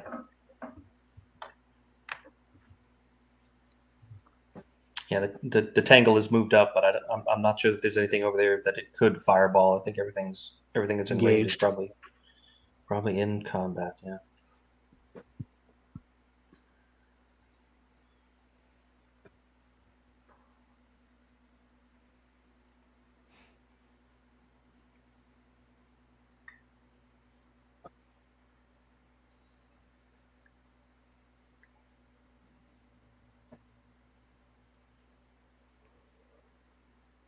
Was that a drain life? Maybe this could have been drain life. Yeah. Yeah.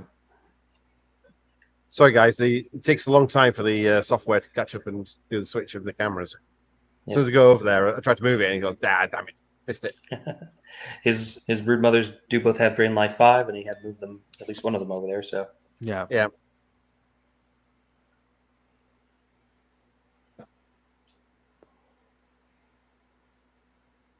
And this looks like they're doing that combat. And this, he pointed to the middle combat.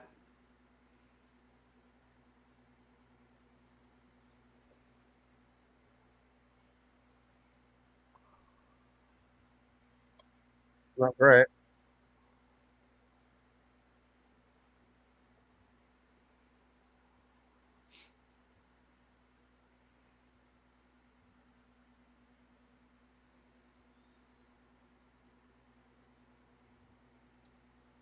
And now it looks like they're fighting the butchers. Yep, that was a hindered charge coming out of the woods. So. That's when it's probably okay to pick up your successes, right, and not the misses. When you have like three successes, right? Piece for those watching, usually it's better dice etiquette to pick up your misses and leave your successes than the other way around. Yep.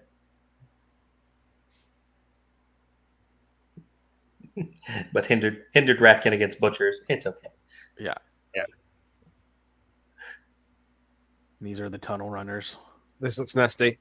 Yeah, that was an unfriendly roll. Yeah. Lost Thunderous will still have crushing 1 against the Terror. Oh. 8.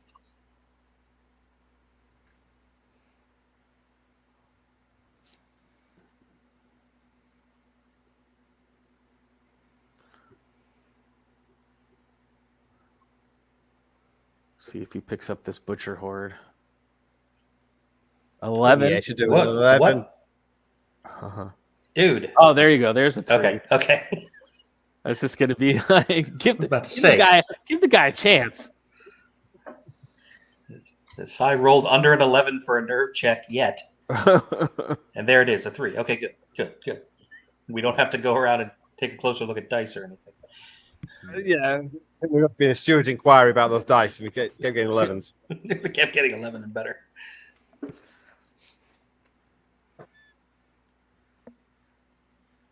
That's when you suddenly notice that there's 3 TOs standing behind you. Right. You're like, oh, things just got real.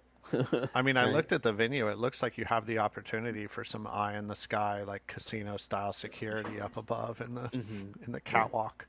Right. Well, we're thinking about putting snipers up there. Next thing you know, there's the pit boss just looming over your shoulder. Step away from the table for a moment, sir. Pause the clock. We'd like to have a word with you. What? Yeah. I like to step away from the table. Don't worry about pausing your clock. You won't be back. You won't be back. It's okay. You can pick up your army in the car park. Okay, let's be in the bottom of 5 now. Yeah. Wow, they're flashing to go through this fast. Yeah, well, this is the part where kind of everything slows down into a big bog of things that can't kill each other. Yeah. Like he took his one big move, flank charge into the side with the hitty units, but now everything left on the board kind of just nibbles at each other. I mean, that terror should never die now. There's nothing left on the board that should kill it. It regens, it has heal behind it. The bloodworm should never die. Yes.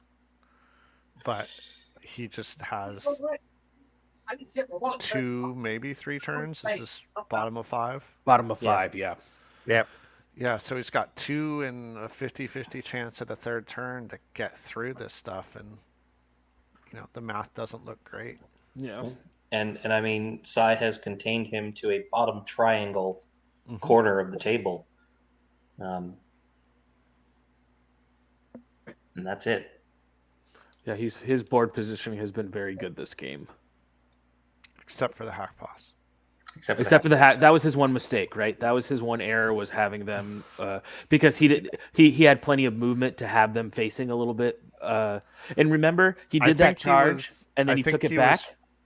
I think he was trying to control the position of the Void Lurker. I think he was trying to cover for the Void Lurker, shifting further left instead of going back right. Sure, yeah. But I don't know. That's me just trying to say Sai's a good player and was thinking of something, but he I just did wonder miss a sometimes. punish. Yeah, I wonder sometimes if you make a move and then take it back and do something else. Sometimes when you take it back and do something else, you're not as quite as refined in the placement as if it Sure, was your yeah. first thing, right? Because you're like, Yep. oh, I'll do this other thing instead. And the other thing you do instead is still something you've thought out, and but you maybe don't quite. You got to take that extra half a second to breathe and be like, okay, is this what I want to do? And speaking of the Void Lurker, we see Tim there measuring, trying to find a good option for it. You know, bottom of turn 5, you're trying to figure out what to do with your flying Alpha Strike unit for the first time in the game. It's a bad situation to be in. Yeah, and I think he hid the hack paws, right? The hack paws are out of arc. Yes, so. They just checked that. So, yeah, he can't even fly over and hit anything useful there. I think they checked to see if there was space to fly over the warriors and hit the tangle, and there wasn't enough room to land. Yep. So I don't know that he has any great options for that Void Lurker, even still. Like, I don't think he can quite get to the flank of the wretches and engage with the butchers on the far right. And I don't think there's enough space for him to land against either, like, the brute, the brood mother behind the tunnel runners or the... Mm-hmm. Or the Brood Enforcer in the flank of those butchers to the far right either. We've seen there's another drone fly through at the start of round 2, so one with people in there. Oh, fun. On the Fanatics. Richard Heath put it on there. I'm glad I had that idea. Yeah, that is a cool idea. Absolutely. It's a very good idea. It's such a high ceiling, I thought, and he has quite a lot of drone experience. And I said, if you got a small one, do you want to bring it along and do some fly arounds? Yeah, I mean, I've got one that I've played around with, and when I watched the fly through, and like he managed to go through a door, even I so yeah. Yeah, my daughter's got one. I did think about bringing that, but that's just going to hit somebody. It's just going to fly straight into somebody. Right. There's absolutely no way I can control it. It's designed for a child, so an adult certainly can't use it. I tried to take mine out to an open field, and I still managed to hit a tree somehow. So yeah, there's a drone racing course near my house that I was driving by, and some people were using. And I did one of those where I'm like, wow, those guys are incredibly talented at flying. And then one like crashed into the ground as they were going. And I was like, and there we are, still human. Yeah, but they have on the VR goggles and are flying it, so they can see. Yeah, oh, that's crazy, man. I've never gone to one of those places. Flying. Yeah, like I've never gone to one of those places, but I have seen the YouTube videos of like the abandoned mall where they've set up the course, and the gates they have to go through to be on the courts are basically like the size of a hula hoop on a stand, and they're flying them through those to looks awesome. I am still severely disappointed that whoever that drone pilot is, I assume didn't theme it as a monster and put it in his army. Put it on a multi-base so when it lands, it just lands and it's on its base. Padley brought 4 drones. And Julius. And Julius. There. Yeah, and a drone. Well, I mean, Paul Walsh's Portal of Despair has got an app running it. Yep. Oh, it does? That fucking guy, man. It's got a speaker built into the base, and then by the app, you can make the speaker do screams or terror sounds or whatever. Oh man, that's next level. And it's a gloriously painted model as well. It's like you don't need to do any gimmicks, mate. That's already. All right, so it looks like he has sent the Void Lurker into the tunnel runners with the terror to make sure that they die, I guess. That's a double one waiting to happen. Yeah.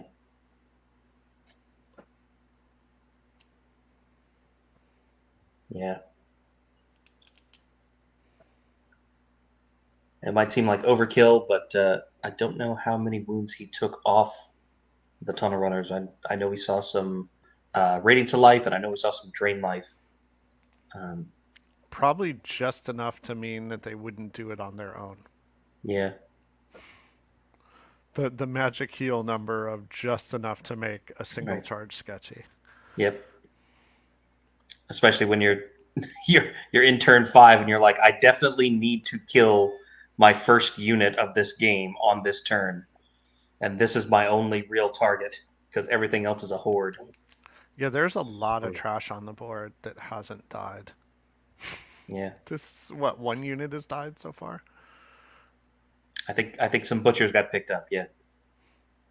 Yeah, the butchers when they got flank charged. Yeah. Yeah. That's it. So currently, is this how you play on short clocks? You just don't fight.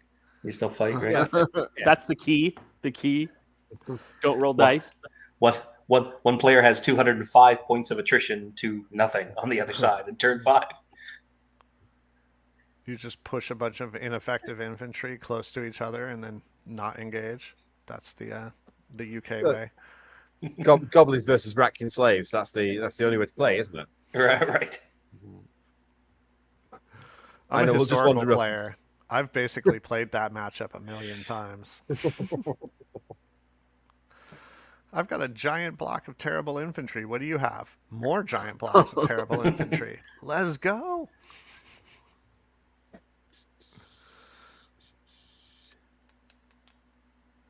You now are in the world of the living Britain now that the sun has come up in our neck of the woods. It is no longer dark and you're not in your serial killer cave. You can see all my color. My summer color. Which is what happens when you come out to San Diego to play in our awesome Kings of War tournaments. #BabeKings.com. Check it out. I must admit, when we had the fire alarm and we all had to stand on the street outside, I was deeply concerned about gamers being exposed to sunlight. It was, particularly when it's like high 20s Celsius, around 82 to 84 degrees Fahrenheit, and it's like, yeah, that's not going to be pleasant. If we're out here for half an hour, people are going to start dying. Right. You have to go through and start passing out hats and water bottles and sunblock. Isn't that warm for you guys for September? It's ridiculously warm for September. Okay, that's what I thought. That seems pretty warm for you guys for September. Yeah. Particularly because we had a very hot June and a very wet and cold July and August. So whilst the kids were all off on holidays and it was just pouring down and 18 Celsius, sort of mid 60s, and then suddenly they've gone back, literally back a week, and it's been a week of 80s. Well, that's why you were able to paint all the firefight armies, right, John? Because it was cold and wet outside, so you got to stay inside. No, to be fair, I paint whatever the weather's doing outside. I'm a gamer. I don't go out. God, man. You're like weather schmether. I'm painting on the inside anyway. So the biggest concern with the weather is it the right humidity to use my spray cans? That's the only concern I ever have. That is the question. So it looks like the bloodworms did take off the nightmares all the way over there on the extreme right. Yeah, we've taken. What's that? 2 rounds, 3 rounds of fighting. 2 combat rounds. 2 combat rounds, yeah.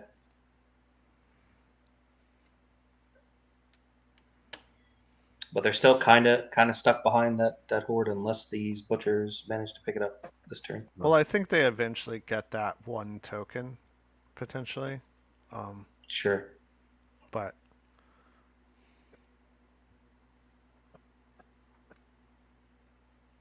I think that's what's that character called? The birthing daughter. There in front of that probably wretch horde on the right there. Yeah, that's one thing that's hard to tell is who the characters are. The individuals, yeah. Yeah. Where are the tricky individuals? Are those because Retkin has a lot of those, right? That like have the little funky auras or whatever, sucking wounds or whatever they're doing. Yep.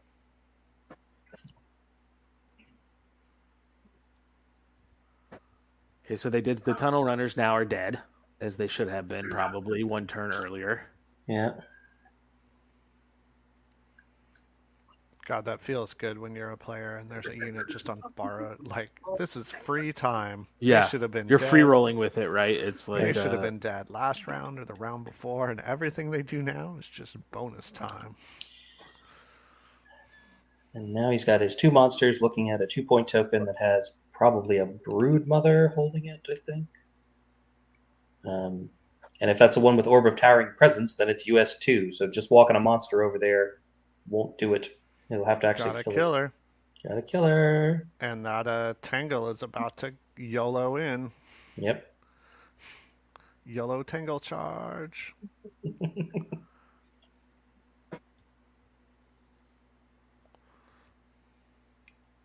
telling you, the Orb of Towering Presence. MVP. That thing is great sometimes. Oh, so good. I saw it on a unit I was looking through, and I saw it on, I think, a unit of Spearmen. So it bumped up to like unit strength 4 or something. Yeah. On like a regiment. Yeah, Orb of Towering Presence on Regiment of Spears is just like really good. I think that's what it was. I forget what it was, but it was on something that I was like, ooh, that's a little bit like hilarious. And now we're trying to figure out our reform options for our 2 monsters that are up against Everything's the so butcher. tight. Yeah, everything's so tight right there, right? You don't have a lot of great yeah, and this is options.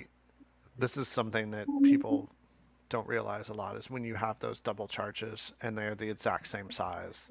Right. Unless you get some funky like move one forward enough that the other can pivot or sidestep or whatever, you're kind of just stuck like 90-degree turns. Yep. Sidestep one, turn another slightly. I'm a big That's fan all- of that's the it. the back to back, where like Yeah, you just charge that. into the middle of an army and then you just Whoa. I don't know what that's hitting, but it's hitting it. I think that's 8. against the that horde of warriors that and the an 8. butchers are fighting. Yeah. Still alive though. Ugh. Not great for the other butchers.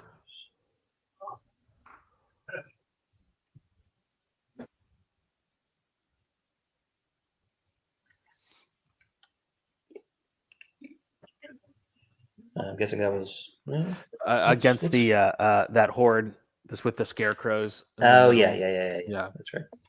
And that it looks like he went from right to left with combat. So Yep. Okay, so did pick them up.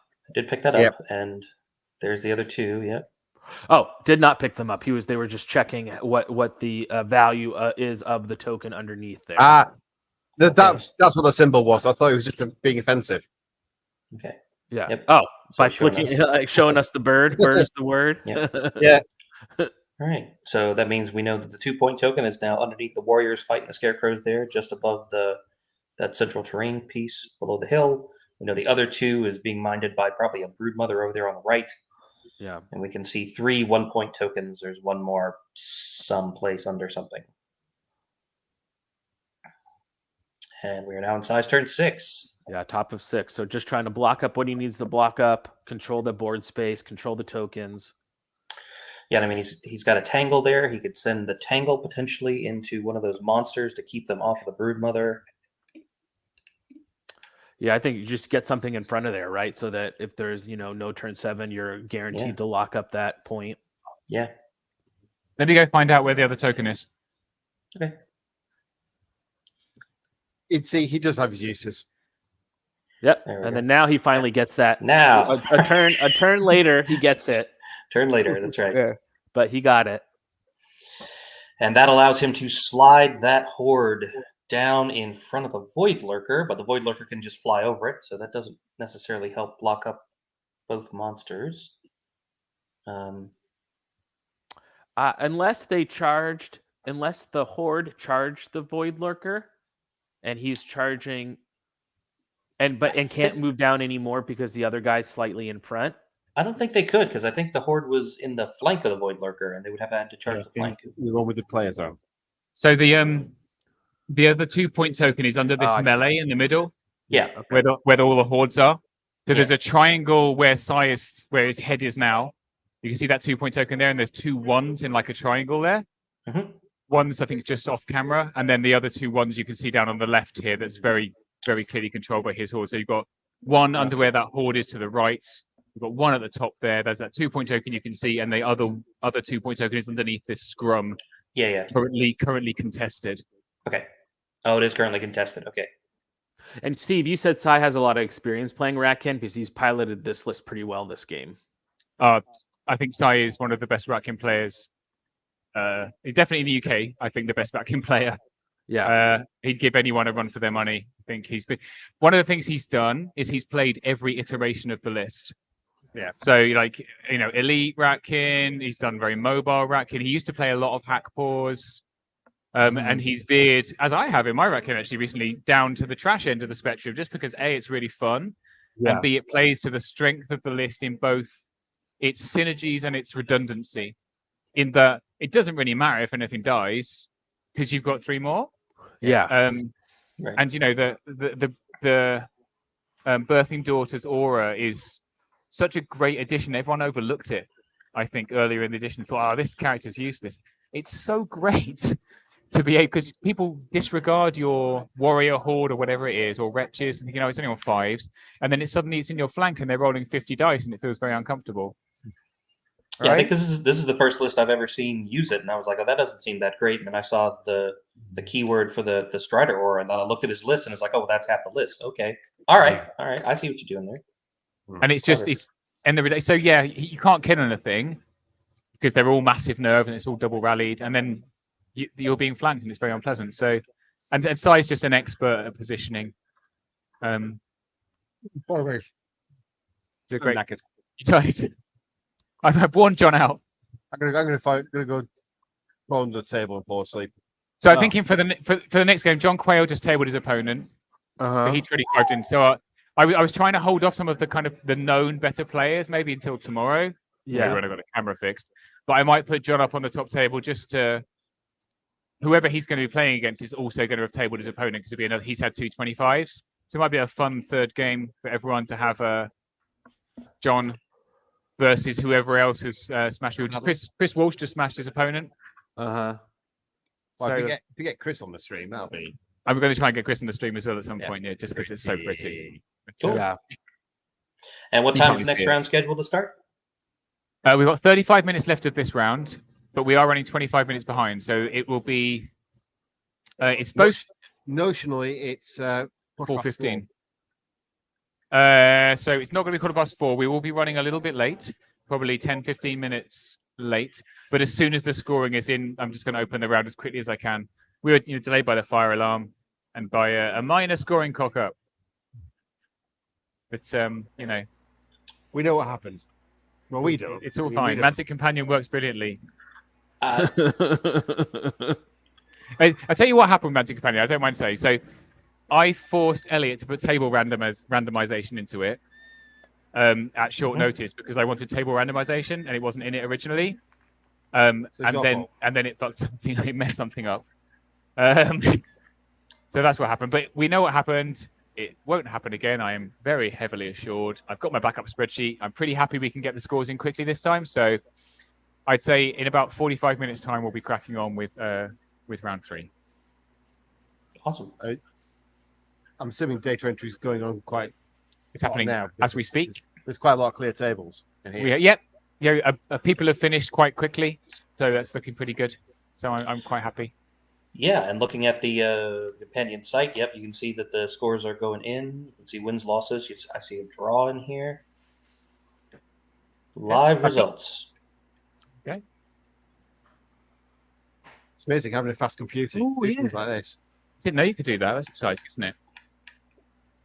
Yeah, poor Cycliffe got absolutely brutalized by John Quayle. Yeah, you can see that. Seeing our poor Steve Tono is up against Mario. Mario's got a very dirty goblin list. Imagine the dirtiest goblin list you can. It's that. Okay, got it. It's 3 wingets, it's 3 bangets, it's 3 warren. It's just disgusting. Sure. I mean, all the nasty bits. That's just goblins. Yeah. Anything we're taking is we're taking 3. It is then. It's into Rob Fnuff's kill box. He's Mario's an interesting guy. He's quite expressive when he plays in Spanish. Well, you're shocking me that a Spaniard is expressive and emotional. When this guy is. He's definitely a special flower. Imagine a berserker playing Kings of War.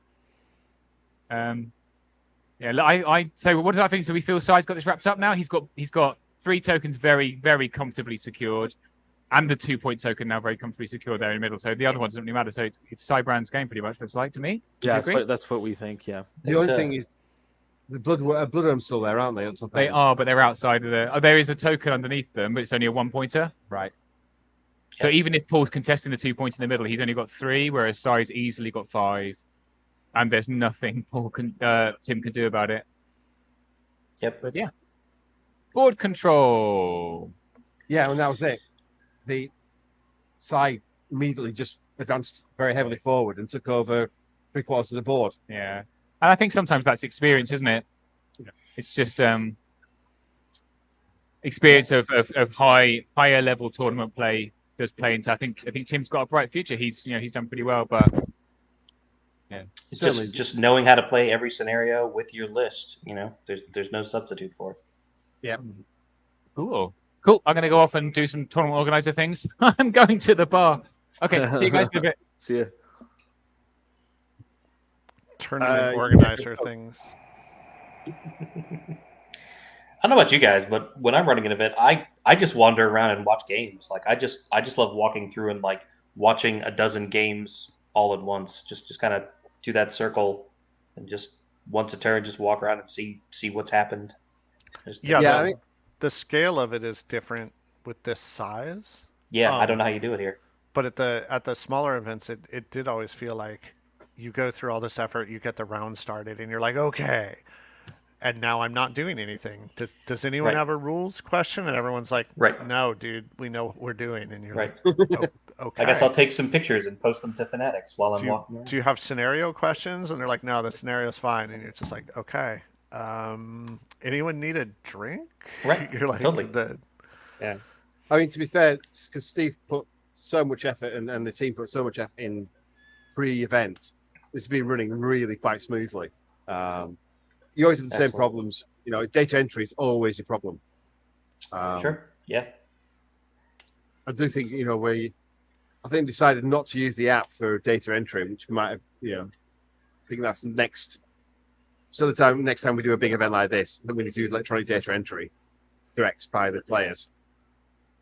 I think that makes life a lot easier. It takes away the biggest hassle left. Yeah. Definitely. And then the one where you get the most errors. Yep. More hands on keyboards, more fingers touching buttons. You'll always get a few mispresses here and there. Although next time I would like to have all the laptops hardwired into systems rather than Wi-Fi. Yes, that is definitely a good thing to do when you're trying to stream and everybody's devices are there and they're all trying to use the same Wi-Fi and everything. That we are on different. We're on the staff Wi-Fi rather than and the plebs are on the guest Wi-Fi. So that's better. But what you have figured out is very few facilities invest in their staff Wi-Fi. Oh yeah. They don't care about them either. It's just about holding up. But when Steve said, we're going to stream, and I said, right, where would you like your desk to be? I said, somewhere near the Ethernet port. I've got a long cable, no problem. They went, oh, we're going to run it off the Wi-Fi. I went, oh, really?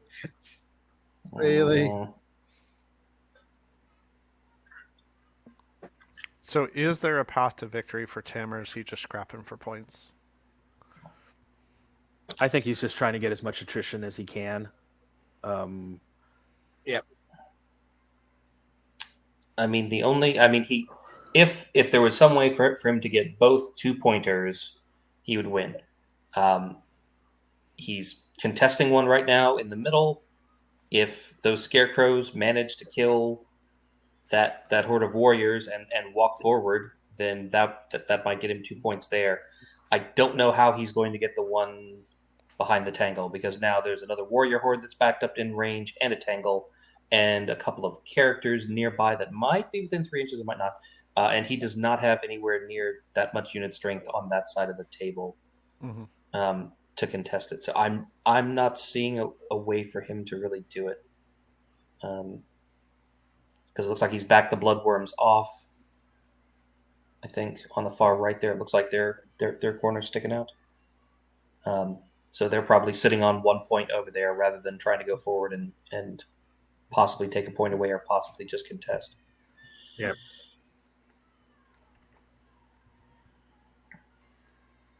This is bottom of 6 too, right? Yes, this is bottom of 6. So like even I'm not even sure there's anything fancy he could do on a turn 7 that would bring this home. Because if he manages to like blow through that tangle and walk forward, Sai has enough stuff to continue holding that 2-point token. What just charged that horde in the flank? I assume it's the big flyer. Yeah, is that the Void Lurker? Okay, it seemed to come in from quite a long way away. Yeah.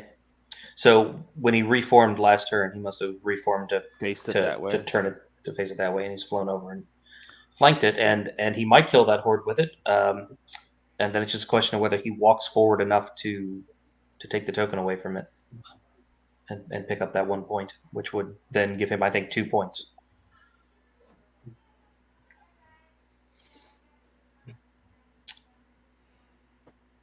So I guess if he does that and takes the middle, that would give him 4, so that would be a win. Ooh, spicy. That's on a bigger base. A Void Lurker is a 50 millimeter. Is that just on like a larger base size? A Void Lurker is a Titan. Oh, is it a Titan? So it's on a 75. Yeah, I think it used to be on a 50. Okay. Back when in the day. Mantic made a model for it, it got the Mantic upsize. Got it. Like they can't make a model that fits on a 50.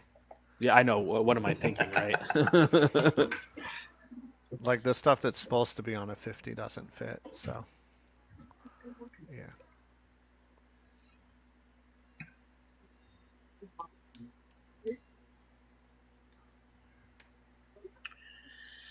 All right. So that unit that he's fighting in the middle that's on, it has some damage, right? It looks like there's some green dice behind it. Yeah, they've been grinding away for a couple of turns. They've been fighting for each other for a while, right? Yeah. Yeah. But it's, scarecrows versus Rackham warriors. Yeah. Hitting each other with sticks of rhubarb. Yeah. Literally nothing going on. They've resorted to harsh language. They're biting their thumb at each other. Rude gestures. Uh-huh. Rude gestures and vicious mockery. Been watching too much Monty Python. Wow. I contend there is no such thing as too much Monty Python. It's true. We've banned that from our role-playing group. Monty Python references are banned. Are they just too easy? It's a combination of too easy, and they generally must be answered with more Monty Python. Yeah. And you very quickly go fully into farce out of just nowhere. So Monty Python and a couple other things have just been banned. That's right. It turns into a death spiral. There's no coming back. So we're just like, nope, it's out. Just replace it with Blackadder puns. Cunning plans. A cunning plan. As soon as I devise a cunning plan. I have taken to saying that to my opponents when I'm playing Kings of War, and I don't know how many people catch that's a Blackadder reference when like I go second and my opponent moves up before I take my first turn. I usually say, and now to enact my cunning plan. As soon as I devise a cunning plan. I have no idea what you're talking about, so. Jeremy is not enough of an Anglophile. I guess not. to have gone all the way down the rabbit hole to Blackadder. Yeah. What is that? I got the box set, man. Come on. Blackadder. If you're going to see any series, Blackadder goes forth. About the First World War is brilliant comedy about the First World War. Yeah. It has people you will recognize in it, for certain. Got it.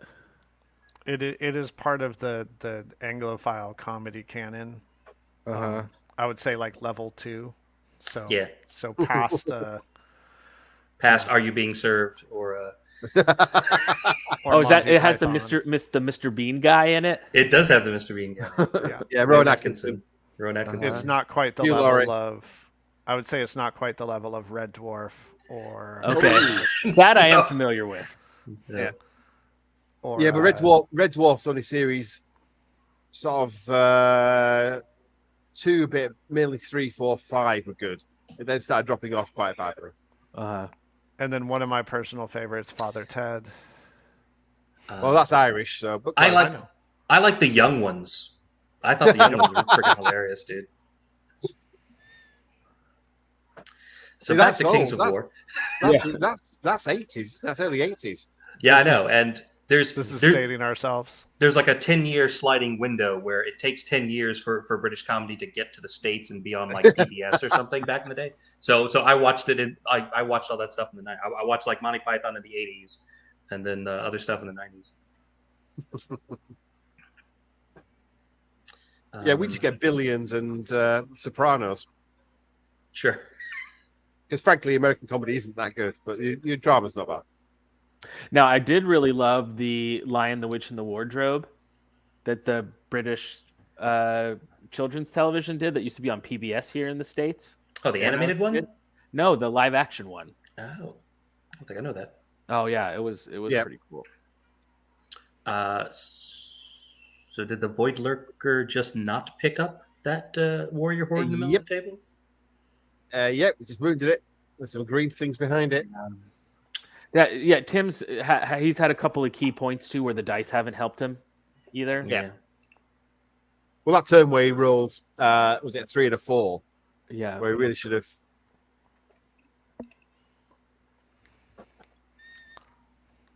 Against the tunnel runners.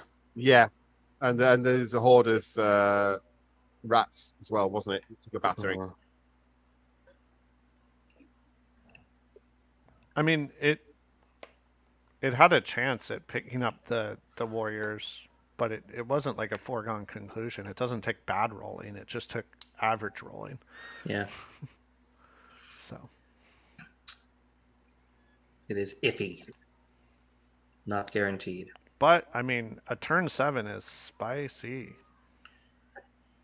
because those blood worms. No turn 7. Well, and that was a turn 7 roll, and he got a 1. Yep. I think Sai is very happy there wasn't a turn 7. I think so. I think it would have got a little butt clincher at the end. Right, I'm going to see if I can get hold of the guys right. after they've done the number crunching and see if they want to come on for a chat and talk about the game. If that's okay. Sure. Yeah, the good old pitch side reporting. Did you give 110%? Did you did you leave it all on the battlefield? Yep. You made this glaring obvious mistake turn 2. Can you walk us through that 3 more times? What were you thinking? Yeah. What were you thinking when you made that mistake 2 hours ago that we've been talking about this whole time?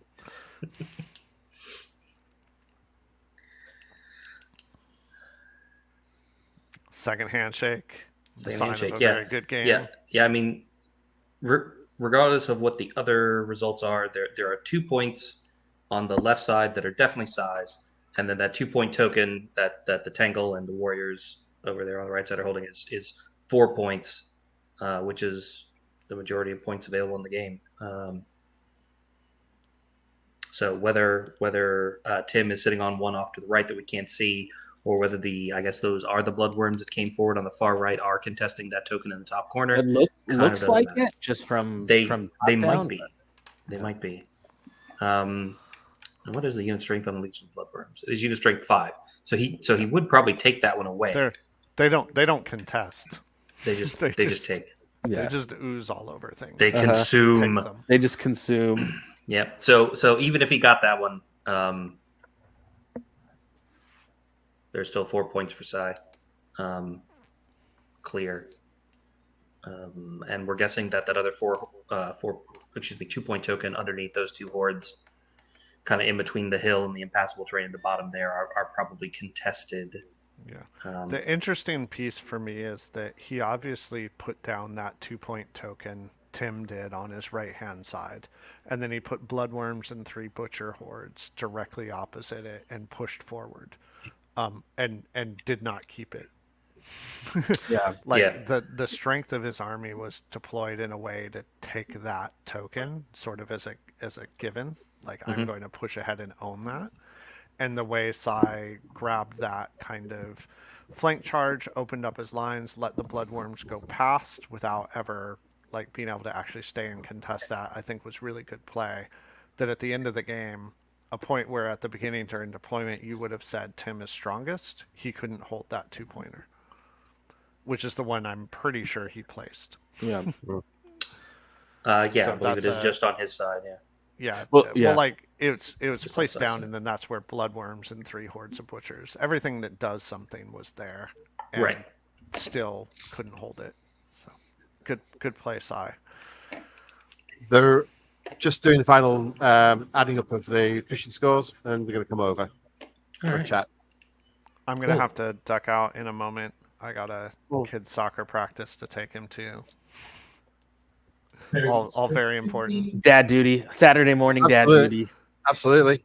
Well, thank you very much for coming on. It's really appreciated. Well, that's what's good about the timing of this one, is that it was, actually weirdly easier with the family schedule to arrive at 5:45 in the morning, because everyone was still asleep. That's what I suspected. I was like, that's awfully early for him, and I was like, oh, that's when the house is asleep still. Yeah.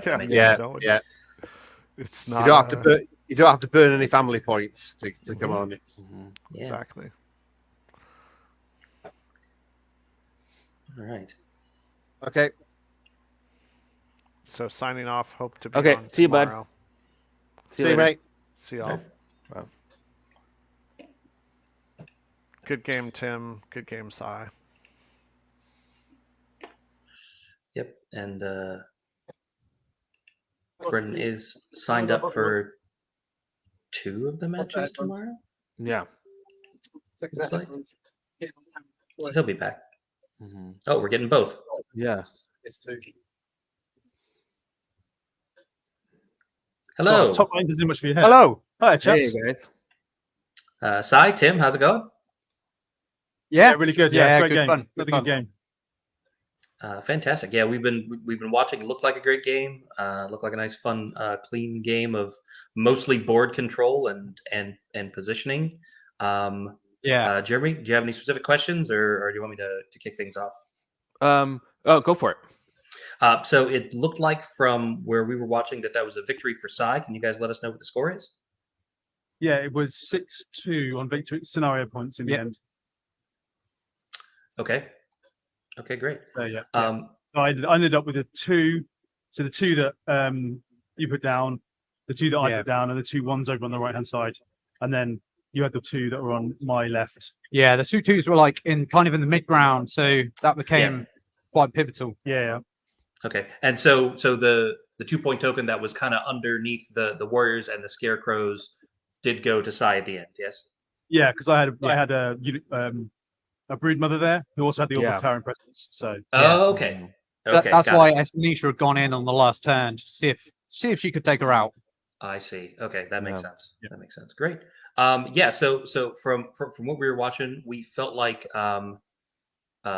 going first gave Sai kind of a huge advantage because you were able to move up, a very large force that takes up a lot of space, and kind of park where you wanted to be, and you didn't really have to move much for the rest of the game. Was that kind of your game plan to begin with, Sai? Were you really happy to get first turn? Did you have a contingency plan for second? Yes. Like, how did that go? So getting the first turn wasn't quite as important as I thought it was, because we're both very similar armies with lots of kind of big speed 6 chunky nerve blocks. Even with your butchers are still chunky nerve, 16-18 nerve with fury. So the choice of sides is kind of more important for me. I chose the opposite side, so I wanted to give that big blocking piece of blocking terrain in the middle of your deployment zone. Yeah. Mm-hmm. So Tim had to basically choose to split his force, and with obviously I've got so many kind of hordes and so much unit strength that if he's splitting his force, then he's going to struggle to overwhelm, especially butchers hit on 4s. It's going to take him a long time to kind of get through a 21, 23 horde with maybe some ensnare. If I could get, the scorched earth off going. So that's the plan. So I kind of moved up fast, and then you just kind of really moved up into my face as well. And then I just backed off, just keeping those charges away until it was time to, but looking for that opening, and you kind of pushed that butchers forward a little bit earlier, and that got the tunnel runners off the hill into the flank. That just ended up split that line open, and then it was just that was the catalyst to it all going down. Was when I left that side charge open. I was just kind of trying to go up one flank because I knew he's got so much board control, so many rats, so much unit strength. If I try and compete across the whole board, it's not going to happen. So tried to go up that right hand side for me, which kind of worked. you won the ones two of the ones that side, even the ones one towards parked at the back there. But yep. And that was where both of the 2-point tokens were. So of the two sides to pick, you pick the correct side with the most points on it. Just struggle to get through the weight of nerve, and that's what there's just a lot of rats. That's what it's designed to do. It was when they first introduced the birthing daughter, I was exceptionally rude about it. I thought it was the worst unit that had ever been created, and I was bad mouthing it to all the Sunday who would listen. So this list I was like, okay, you think it's so awful, write a list to make it work, and this is the one that I came up with, and it's doing all right. Yeah, it's doing all right. And that birthing daughter, that's Strider Aura, you just need to roll 5s better. But man, your rolling was abysmal on the 5s. Anything that had to roll 5s, Simon's rats didn't turn to the. That's I kind of enjoy it more. I kind of enjoy having 5s to hit over 4s, because 4s there's an expectation, You expect to do. You'll be more disappointed when you roll bad with 4s. Exactly. Which happens all the time. With 5s, you're like, I did 3, but I'm rolling on 5s anyway, so whatever. Yeah. And it seemed like you guys were both playing very, very cagey, at least up until the mid game. The combat engagements kind of started late, and then the nerve rolls were very, very skewed to start with. I think we saw like a 12 and an 11 on one side, and then like a 3 and a 4 on the other side. In the first round of combats. You went into those on the left hand side.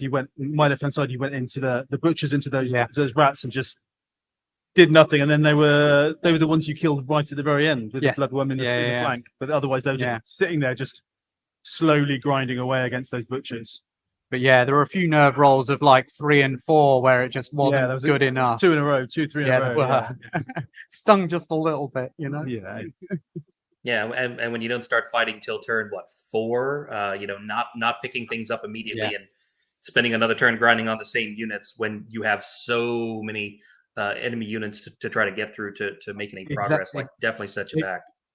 Yeah, exactly. Because I knew I kind of needed to engage really a bit earlier than I did, because I got so much unit strength and big units to get through. But Simon did a really good job of making it not favourable at all for me to go in earlier than that, and I think that's what won you the game, was just that being patient. I mean, the kill points were exceptionally low. I killed 3 horde of butchers. You killed 2 hordes. A horde of warriors, the tunnel runners, the nightmares, and a birthing daughter. That was it. There were 7 units killed all game. But I did kill more points of stuff. Did kill more points. So I'm going to take that as a victory. Moral victory. Right we felt in watching it, Tim, that we always felt like you wanted to be engaging just earlier, but Sai just was not giving you the opportunity to engage. So it's like a death by 1,000 cuts of not fighting, where each turn you didn't engage, right, was going to be one less turn you had to chew through all the rats. Exactly. Yeah. And, I've got a bit of unit strength, but, the Legion of Bloodworms, I find always like a cornerstone of my Night Stalker list. And I knew they were going to be solid as long as I could keep healing them. But there's just so much unit strength everywhere else that, the butchers just can't really compete unit strength wise with all those rats. The one thing that from my point of view, I was pleased to see was you having that. I mean, the Void Lurker hopped around and threatened and didn't do stuff until late game. But for me, was the terror being behind that horde, next to the blocking terrain, which basically meant that I could use that blocking terrain and the scarecrow horde to stop you getting in on any of my infantry hordes. So that I think if you look at the terror, it only ever fought the tunnel runners. And the tangle, and the tangle, so which never got the rampage. It never got that extra rampage. So and I was really, for me, I was kind of happy to be able to kind of control it a little bit into those. Force those engagements that you wanted. Yeah, absolutely. But then I was kind of happy that you didn't, you couldn't engage with some of those rats earlier because the terror was there. Kind of just, if those scarecrows had ever broken, then it would have been unleashed, or at least that's what I like to think. So Steve mentioned, Tim, that this is your first tournament. Yeah. So what's that like playing in like the world as tournament number 1 is the world's largest Kings tournament there's ever been? Well, I mean, you go big or go home, right? Yeah. So I mean, I've had a super time. I've had so much fun, like getting my army ready for the event and stuff. Oh, it looks amazing as well. His Thanks, army looks stunning. Yeah, we really nice. commented on that. It looked really good. Excellent. Cheers. But no, I'm having an absolute super time at Clash of Kings. Can recommend it to anyone. Everyone has been super friendly, and yeah, I've learned a lot already. So more wins tomorrow. More wins tomorrow, and more widgets by your next tournament. Piece of paper. I love my pieces of paper, man. Yeah.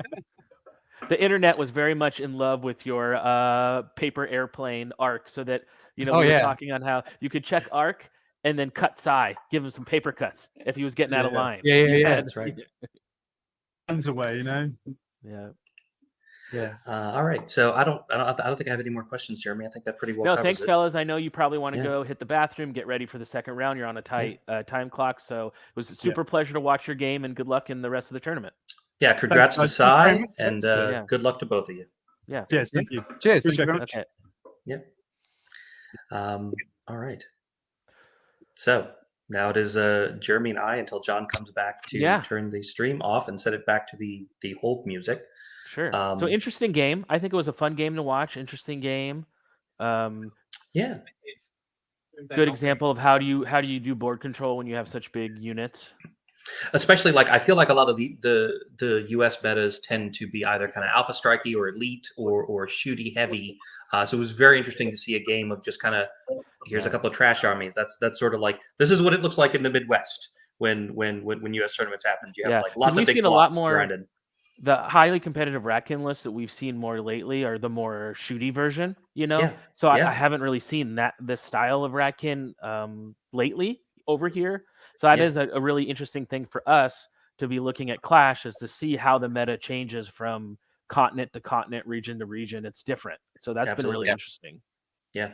And Size, of course, an excellent player, positioned everything very well, deployed both of them, I think, deployed well, moved smartly. So I just had better experience at knowing how to use his army in this scenario, and got a couple of only one really big mistake, and it was giving the tunnel runners that flank. That was really the only big. That was it. Yep. And when you have two good players, that's what it comes down to. Sometimes just the one mistake, one little misplay, and a couple of nerve rolls going one way or the other, and that's the game. That's going to be that's a game. That's just how it goes. And I think with that, then, guys, do you want to call it a day? And thank you very much for coming on the stream. Really appreciate it. And thanks, everybody. We'll now mute everything, put the music back on, and join us. Keep a lookout for the stream details because we're running a little bit behind schedule because of the fire alarm. So we'll see what the next one is. Okay, see you guys. Yeah, and that's 28. That's 28. Yeah, got all the branding in at the end. Yeah, you got to do a little bit of Rob will kick me off the show unless I do some I do some branding. I'll get kicked off. So thanks, fellas. Go to -28. Okay, take care. Bye. Bye, Mike. See you.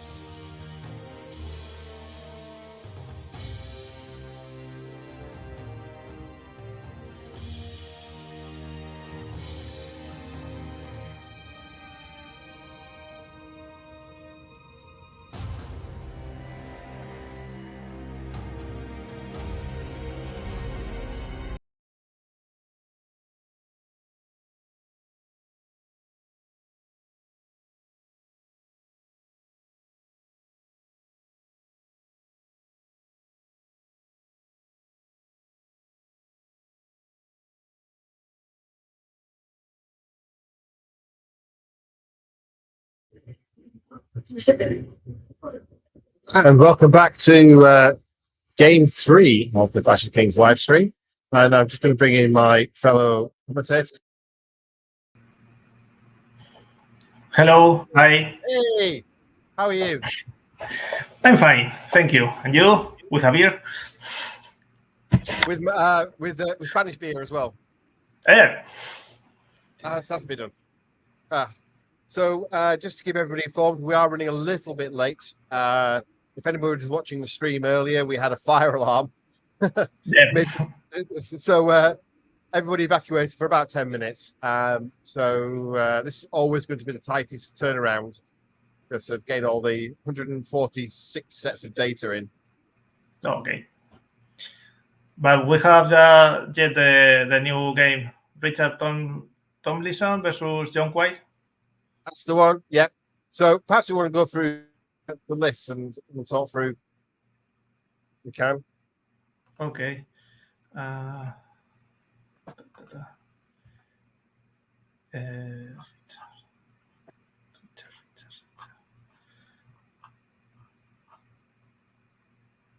So let's start. Yeah, unfortunately, I can't share because I've got only one screen, so he doesn't let me do it, which is really irritating. Okay, I have both lists, so I can read it if you want. That'd be perfect, man. Thank you. So which one first? You choose. Okay, Your choice. Richard first. Yeah. First, for example. Okay, Richard. He got 1 horde of hunters, 2 horde of shield breakers, 1 with the healing brew. Yeah. 2 troops of red goblin scouts, 1 red goblin blaster, a giant with a slayer, 2 ogre warlock, both with drain life, and 1 of them with veil of shadow. Kudlo, he got the formation. 1 regiment with blessing of the gods, the other one with boot of strading, and the warlord with crocodile. So 13 drops and 21 units of strength. Yeah. It's a nice rounded ogre list. It's it's not playing on a certain thing. It's magic light, relatively speaking. Oh. I like the idea. You have 2 regiments of chariots that can pressure a zone, and you have Kudlo, Giant to delay the enemy, and 2 horde of sea breakers that are so tough to get. So I like the list. Yeah, it's a nice list. It's not gimmicky. It doesn't have gimmicks. It's a solid ogre list. Yeah. I miss the boomer chariots because we can expect a lot of shooting and this boomer chariot that give the stealthy aura, but I think it is perfect. A perfect list to go to a class. Okay, so let's look at John Quayle's list. Okay. So he's oh my god. Right, okay. Dear me. John, what are you doing? So we've got 2 hordes of large infantry, Elohai, one with the helm of the drunken ram, which is an interesting choice, and 1 with chant of hate. 3 troops of Gur Panthers, some nice high speed chaffing up and screening units. A horde of paladin knights with a brew of strength. Interesting. 3 phoenix, or whatever the plural of phoenix is, phoenixes. 3 phoenix, totally fun. 3 of them, yes, that's 3, yes. And the abbess on the Gur Panther, Julius, because heaven forbid you don't have the best dragon in the game, and Gnaeus, the lion thing. So that is an Alpha Strike list of the highest order. That is I really like that list. I play versus John this week, maybe on Wednesday, and I have the sensation that you have to deal with a lot of threats, and it's a very good list. So alpha, so you need to roll well, because one roll that you don't get the result that you want, you go down. But it's a very good list. It's a solid list to go to a class of 2. So I think that 2 games, 2 wins is totally normal for this list, because you have a very good list to deal with a lot of players and different armies. I like the list. There you go. So I think the players are setting up, so we'll put the cameras on. And if I do that one, and then I do that, and then I do that. There we go. So anybody who's been watching the stream earlier, we had a lot of complaints about the blurriness of the main camera overhead. So Steve has turned the autofocus off and set up a fixed focal length. So it should be clearer, and it looks fairly clear, but we'll see when we get people whether the that's actually working. So look at the results so far. It's a good map to play with the 2 hills there. I like the map. Yeah. So these are the top 2 players currently on 50 points and 49 points. Jonathan slightly ahead of Richard. Those are 2 both with very solid wins. Yeah, a lot of points and a lot of kills. So they did very good in the last 2 games. And now we have to take into account that they have 2 games in a row, so they are very tight probably, and tomorrow more. And they have to be focused in the game, so it will be interesting. And it's I know this for the UK it is very, it's, although the room is air conditioned, it is very warm still. So we're going to get some fatigue, I think, as we go through the day, and tomorrow is going to be a hard day. Yep. And in the top tables, with one day playing, the second one, and it depends if today they are going to have some drinks or a lot of drinks. It depends. So tomorrow will be more difficult. I think the top players, there's only a few of the top players drink. I mean, a lot of them are so focused on being a top player that they don't drink alcohol, which is absolutely wrong for Kings of War. I'm sorry. Kings of War, you need to be drinking alcohol. It's part of the rules. I know. Here in Spain, it's total a tradition to go out the night of the tournament and get some drinks. So it's totally normal. This is the reason why I'm wearing my dark glasses. Is I was out on had one too many beers last night, so I've been feeling very bit of a headache all day today, which is why I'm now on alcohol again to ease the pain. That's one, and I'm also old and no longer can function properly like I used to do when I was in my early 20s. Yeah. Years pass, so it's normal. And with family and so on, one weekend you can spend your money in alcohol and go to one weekend you go berserk. I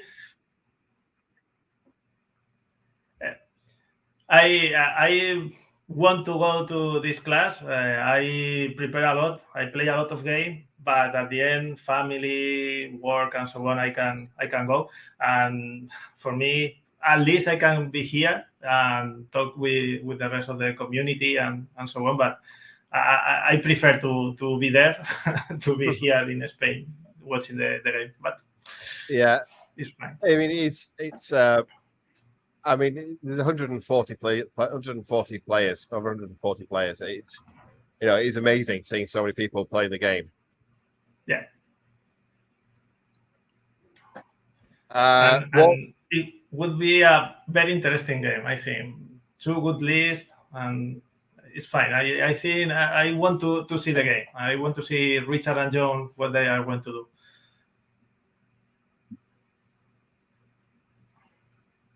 So I think it's going to finish around 7 o'clock local time. So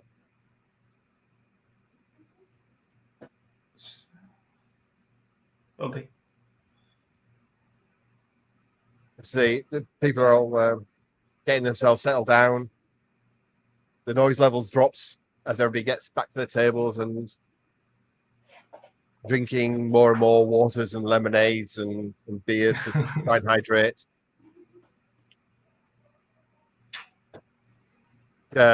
John and Richard are both talking about their lists. They've not started anything yet.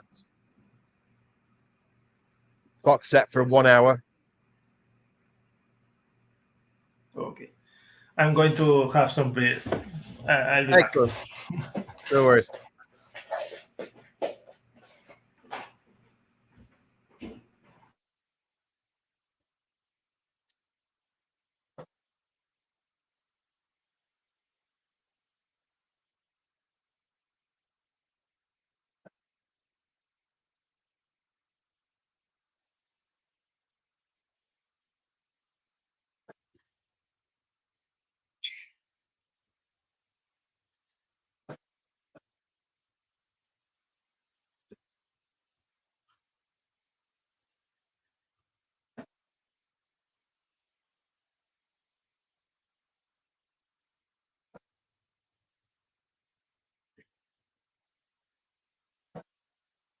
That is a very good point, Stephen, that the rankings don't appear to be absolutely correct.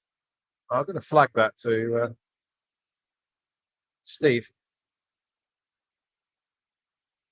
Okay. Something isn't right here. The tables aren't in order. Ah! You live on stream, yeah? No. Yeah, we're live. So that's table number then. Yeah. Yeah, well, it's not right then, is it?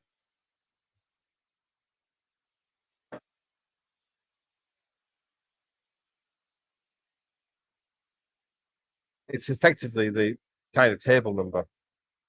I mean, they're playing the right level.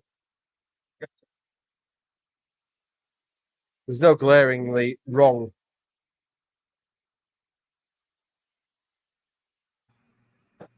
Sorry, Ryan, I muted you whilst you went around. And then I've just had Steve looking at the, if we go to the Kings of War results, if I post the link up, there's a,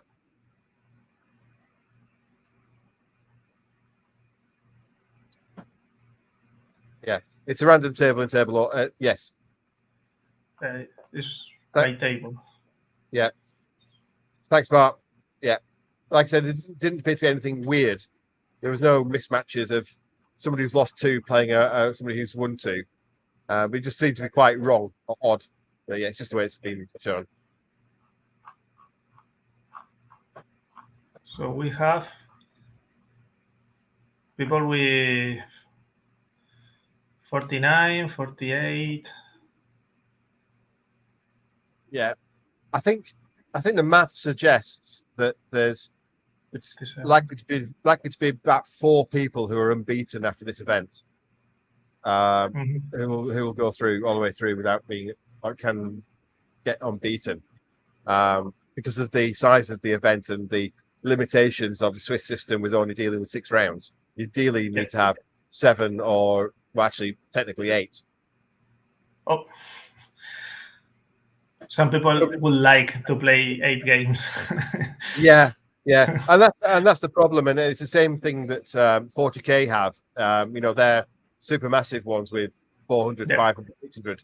They end up having 9 rounds with 3 optional rounds in the third day to do the last cut. So, But it's okay. I think the winner will be fair. So 6 game is fine. I think the advantage we have is the large, pushing scores are counting. So you've just got to go out and smash face, and that's how you win the event, is by playing aggressively and doing well. So, yeah. Here comes Steve.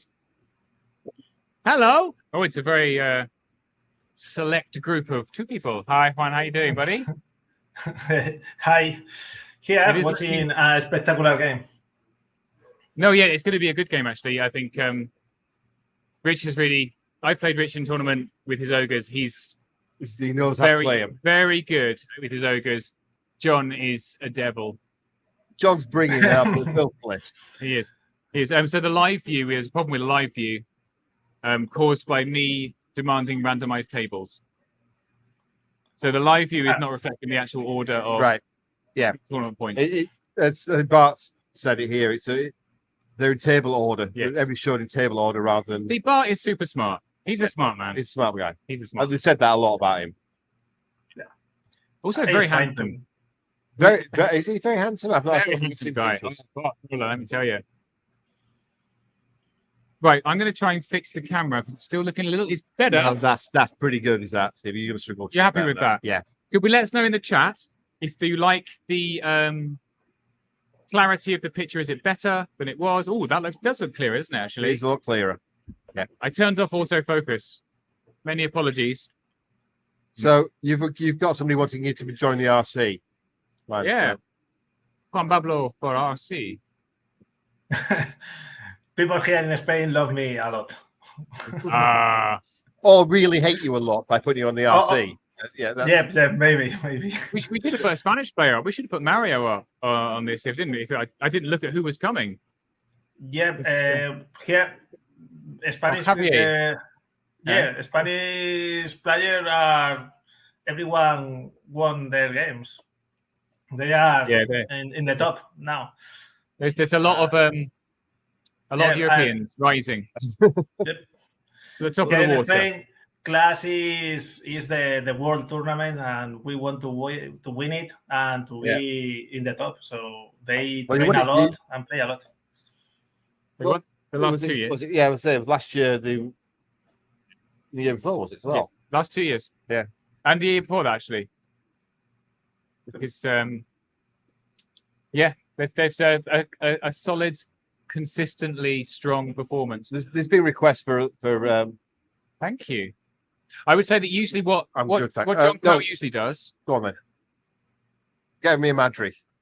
Thank you. Cheers. It might affect the quality of commentary. Anyway, what John Crow normally does. John is last clash he did appallingly. He did appallingly badly, and this is someone who has nearly been UK Master twice. He's lost out just by 1 point or whatever. Yeah. Or because Tom Robinson exists. And the last clash he did appallingly. He was on some of the bottom tables for about 3 games, and no one quite understood what happened. But previous clashes, what he's done is he does incredibly well on day 1, and then he has too much drink at the end of day 1, and then the next day he's hanging and just messes it up. So I've got big hopes for Mr. Quayle and his phoenixes, his many, many phoenixes. 3 phoenixes. Have we talked through his list? Through the list? We through them. We can talk about it again. We can't, because I don't have a second screen. I can't share it. So, can you not? I think you can load it as you can present. See if you can do it. We downloaded it. Yeah. Is it in your downloads? Yeah. Yeah. Okay. Please bear with us while we try to attempt a technical. If you present a PDF.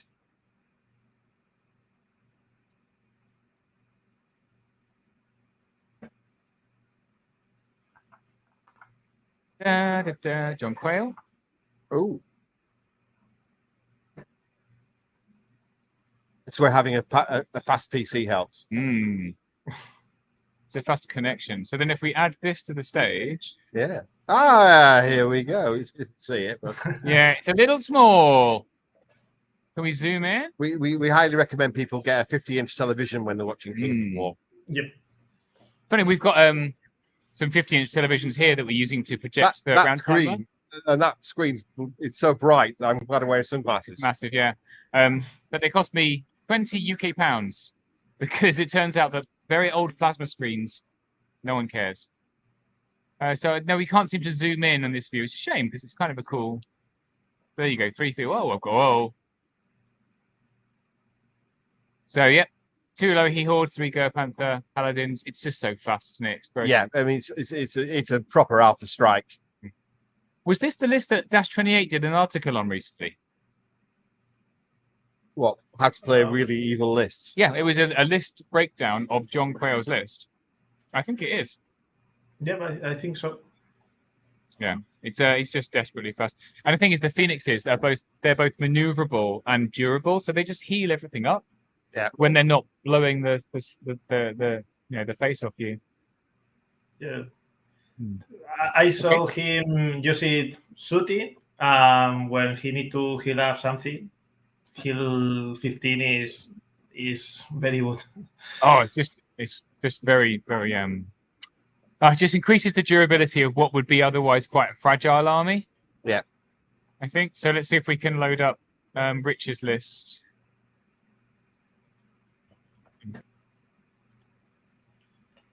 Cheers, Nick. So let's remove Mr. One Trick Phoenix list. Yeah. From stage. We'll put. Yeah. So here's Rich's ogres. So it's a pretty typical ogre list. I think he leans more into or he has been leaning more into chariots. Yeah. He's got the wing. He's got the wheels on. He's got the wheels formation. Yeah. I think mainly because he's got some cool models. If I'm honest with you. But I mean, I've not seen many Red Goblin Scouts in ogre list recently. I think they're important though with chariots. I think you do use that as a green. Yeah, you're absolutely right. I've used one with my ogre list. I think you need at least one unit. Yeah. Is that a slasher? Oh, blaster. Blaster. Oh, okay, that's more likely. I had a nightmare. I think one of the first clashes I took 2 blasters. Yeah. And this is when they did 2d6 AP4 damage. Oh, I rolled 2 and didn't kill anything when they blew up. It was absolute shocker. No, that's not what you wanted. Shocker. And then it's just the warlord, the rest of the Hell on Wheels formation. Okay. So it's less. I mean, most of the ogres lists here are very shooty. Yeah, this is not a shooty list. This is the opposite. This is a melee list. So it's got a little bit of magic, but not overboard. It's only got 2 warlocks. There's no Norma. Has Norma been nerfed badly? No. Just how he's playing his list, but I'll be interested to see how he does with it, to be honest, and how he plays it. It's very different from the list I played him with. So, there we go. So slick, Steve. This is so slick. Look at that. Of course, spotting the different ogres from 6 feet away is going to be quite awkward. I wonder why he's got 5 units down already. Where's the rest of the? Maybe the Panthers in the bottom of the deployment. Because when I play with John, he used to do that, to place first the Panthers, and he placed it very deep in his deployment. Right. Yes. One Trick Phoenix list. Well, yeah. Oh, it's not. The trick is kill everything. It's a theme army, and the theme is murder. Smash it off the board. So I'm not so. Rich is anchoring his line off of the rock at the top there. So he's got all his chariots right in the middle, and I think he's planning to use that forest on the right hand side in a similar way. There's a hill between them, which is well, that's interesting because of their height 4 chariots, aren't they? You can see absolutely bloody everything. I think John. Is that John's horde of knights there? The bottom must be. Yep. But with no scouts near the chariot is a problem, because you need to chaff the enemy. So yeah, they are going to get charged. these chariots.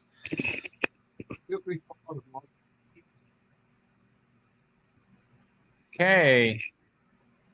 The best thing that happened for Ronnie today was he'd agreed to play as the spare player on game 3. No way. Yeah, and just one of the players was feeling very poorly, so went home. So he was let off the hook right at the last minute. I've never seen Ronnie Renton happier. Absolutely delighted. So yeah, Rich is going to. He has put the scouts all the way. He's got Red Goblin scouts right away on the right hand side there. Yeah. So Let's push. And he's just. I suppose he's playing a sort of very strung out denied flank. He's probably planning to just sweep round and curve in, but yeah, but if John gets first turn, the Goblin troops, even if they come from the side or the back, they're not going to kill. No. They're not. That's not their job, is it? No. Their job is to die. Their job is to die and die, not even heroically, just die, and then allow somebody else to come in. John probably put a Elohi horde in the left, and the other one in the right, and Richard will have a very bad day. I'm going to go and have a little look. I'll be right back.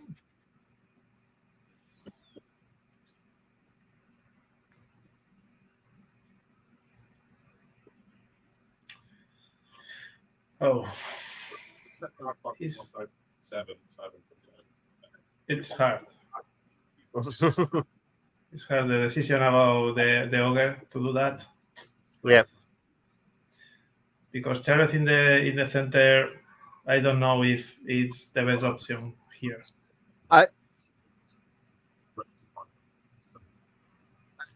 It's beating an Alpha Strike list with an Alpha Strike, isn't it? But it doesn't.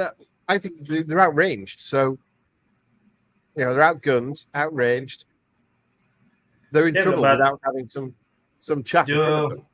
John can shoot the chariot without any threat, and if you want to go further, you will be charged. So this chariot are in not a very good spot now. Yeah.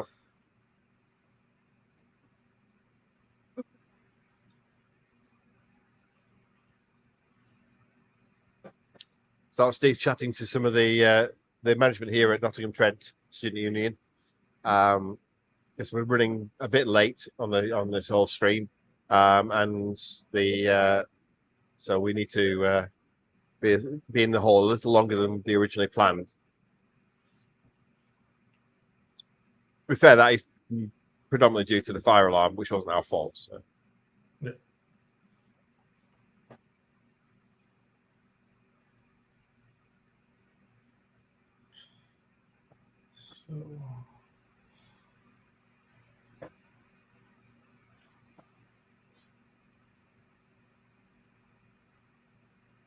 I think Pasquale is right. Yeah.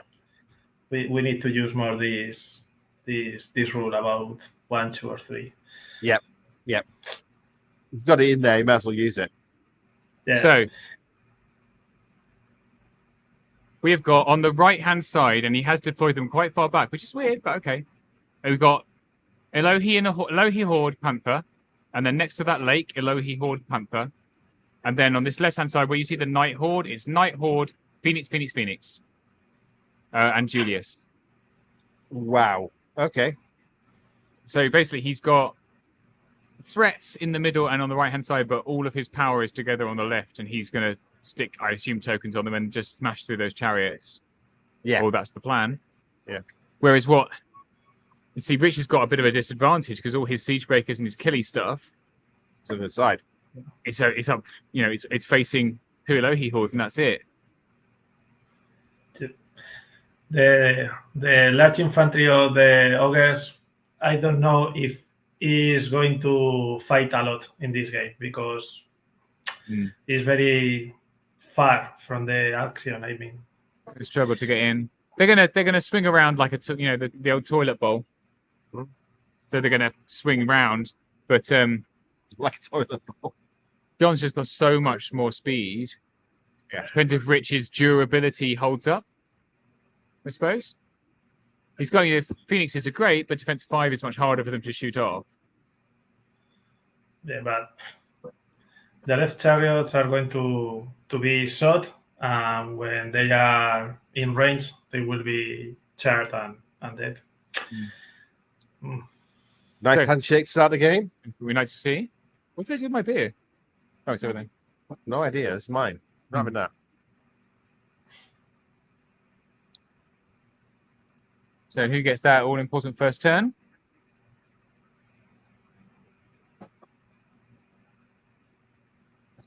And looks like it's John. Well, good game, Richard. Calling it now. It's tough when he's so fast. I think the focus could be better.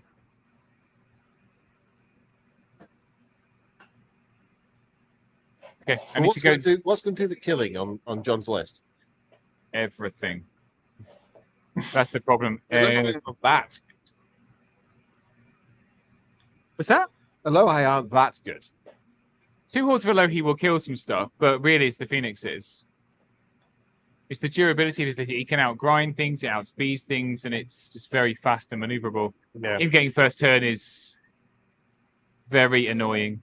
There you go. There they all are. The flappy wings are coming in. Boink. All three. Push. All three. Push is better for the ogre, I believe, for the list and so on. But I don't know if he's going to can threat enough the Basilean list. I don't know. So what's he got? He's not got anything really to carry the I was token. about to say, what's going to carry tokens? Is it going to be a Night Horde? The Night Horde. I'm gonna go. It's especially killable. Let me go find out where the tokens are. Hang on.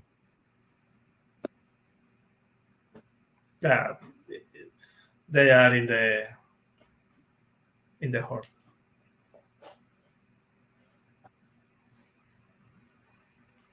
I mean, that's where in that list, that's where I put them, because just trundle along. It doesn't matter if you get charged. You're not going to get taken out by anything in Richard's list. Yeah, but you don't need to be charged. You can move a bit every turn and pass the tokens. So I think they don't need to fight. Feel free to join us. I'm just getting passing strangers now to join us on the stream. I'm going to be much more rude than that. Yeah. I'm lucky that I play with him this week, so I can imagine something about he will do. And I play several times in UV, several tournaments online and so on. So it's not the same that being in the same place, but I play sometime with him, so I think that the John Quayle Quintessential Cup, isn't it? Some tournament like that. Okay, so where the tokens are? So very interesting. So Richard's tokens are on the central Siegebreaker unit. The ogre units that's sitting just in that woods, that kind of kidney-shaped woods at the top of the screen, those are hunters. Yeah, hunters. So he's got his hunters. So that's where you want hunters sitting in terrain with ensnare. Yep. Right. John's token, and then on the left, underneath where dice cam is. So perhaps if we move dice cam off somewhere, or just deactivate it. Yeah. You will see. Oh no! Put it here. Go to this speed. No. There you go. You will see there is a giant. The other scouts, and behind that is Kuzlo. So Kuzlo is behind. Yeah, so he is, but he's hiding from things, but he is in a great position to pop out, and he's got hex to hex some of those phoenixes, and to just be very annoying and irritating. So that is really good. So John's put his tokens on a troop of Gur Panthers, which is hiding behind the 3 phoenixes, both tokens. Right, so he's using the American football. With a quarterback behind a big defensive line. Exactly. So he's just going to wander the Phoenixes forwards, sneak forward with those Gur Panthers, because Richard's not got any shooting to take them off. Yeah. And he's hoping there's only really a giant Kuzlo, giant and Kuzlo to challenge on that side, and he's got a Night Horde against that. So he needs to swing these chariots around if he's going to do anything in the center, Richard. And I agree about the Alohi. Alohi are great, but if Richard can force the Alohi into phalanx, into ensnare in the woods, they're hitting that's very nasty. Yeah. So they'll die. They'll die on the counter. They're not going to kill their hunters. So, but I think it's John. John is not going to charter. No, he's not stupid. No, he's not going to charter. You can join. Good join. You take. Yours. Still expect to comment on the game. That's all right. Neither do I. Yeah, it's been pretty. It's all right. I mean, the organizer. I think despite Steve organising it, it's gone well. It's not fair. It's remarkable. It's absolutely breathtaking. I think it's a stunning. We were keeping those to find out how many John actually drank over the day. So I'm taking it easy. He's just taking it steady. So hello, everybody. I hope you're enjoying yourselves.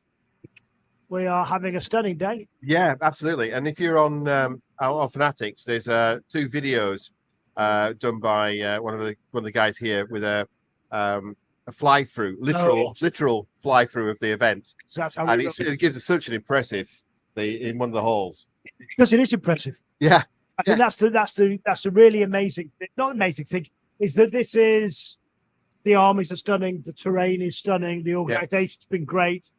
We've been here all day. There's not been a rules query. Yeah. There's not been an argument. There's not been we've not had any diplomatic incidents with some of the including the international players, third international players. Everyone has house rules, everyone when you play abroad, interpreting things slightly different. Yeah, and Northerners. Well, I know you. If you're going to get there, we're going to start getting picky. So I think it's been brilliant. Well, we'll speak later when I'm doing my speech, but you guys are going to get a little insight. When there was 8 people turned up to the first one of these in Maelstrom Games in 2012, when we were testing out the Kings of War rules. Yeah. And 4 of those were staff. I think I was at that one. I think you might be. Was there a metric shit ton of Dark Elf assassins? Yes. Then you were at the very first one. Yeah. Because that was the first one. Well, there was also one before that at Maelstrom with the 16 cannon list. Yes. Were the 2, was that the same or not the same? But those were the early days. And, we were just trying it out and giving it away free. And It's now we're chatting to a chap who's come over from Argentina. Yep.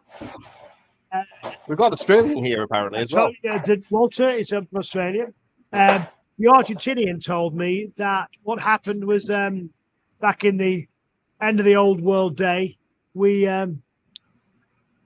the 2 guys were in the group and they just said, that game's out. This is our game now.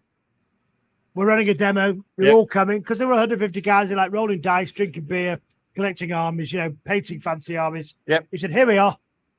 And they all played the game and they all went, yeah, okay, that's us. That's us.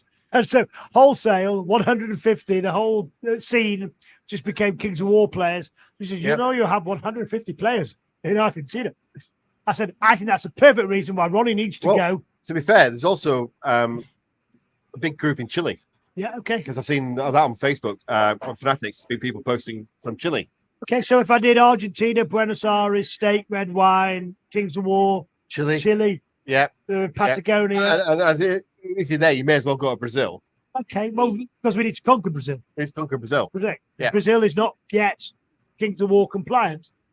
So we have to go over there and lead the charge. I'm sure they'll absolutely appreciate Europeans going over there talking about conquering. I mean, that's definitely. That's absolutely politically, culturally sensitive. Yes.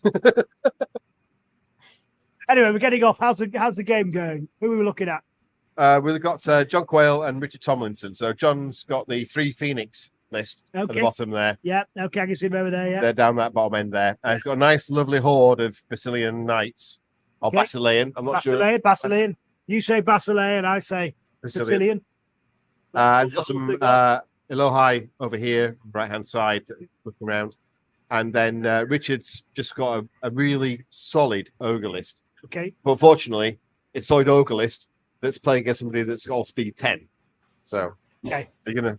So it's going to be tough. It's going to be tough. Yeah, and I'd like to point out the beautiful Big Williams terrain. If you've not seen that, yes, taken our terrain crate 3 designs and worked them in. That looks beautiful, beautiful. And those trees look remarkably like the Kickstarter tree. They're exactly what they are. Yeah, no, the terrain crate trees. That's what I literally had a load of prints from when we were testing them and trialing them, and I just put them in a box and I sent them up to Nick and I said, Nick, name me table 1 for Kings. What's your brief? I said, make it fantastic. Make it look good. Yeah, and he's nailed it because it's that perfect mix of it looks fantasy. Yeah, which because everything we'd painted up before it looked kind of sci-fi and a bit weird. So it looks fancy. The hills are that perfect usability, practicality, while still pretty. Yeah, which is a real tough one. And then just a perfect mix of terrain to tactically give you no straight line killer shots, but some maneuverability. So I think it's gorgeous. Well, they say that terrain is the third army on any board. Correct. So it's important that people spend some time and effort to set the board up. Otherwise, nobody wants to play on a bowling ball. Yeah. And the only time you want lots and lots of terrains where you play something like Dead Zone or Firefight, where you've got you don't want lines of sight. It's built around the game. The terrain is the game. It's player versus terrain. But yes, it's good. There's some maneuverability. I think that's a giant wandering forward. Yeah, okay, chunking in there. That's there. Let's have a conversation go. Right.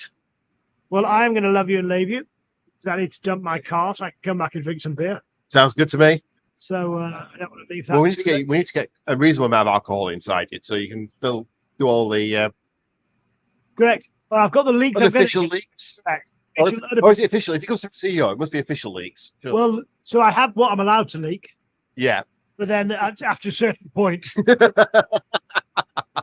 I start, because we're a good 18 months ahead, and so the last 6 months I keep going, don't say it, Ronnie, don't say it, Ronnie.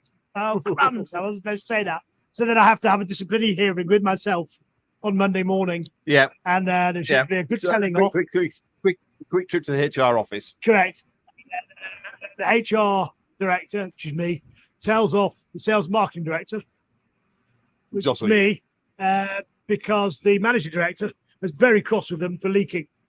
So anyway, as long as I stay this side of any of our new dwarven rum, I'll be fine. But I've got 2 bottles of that to drink, so.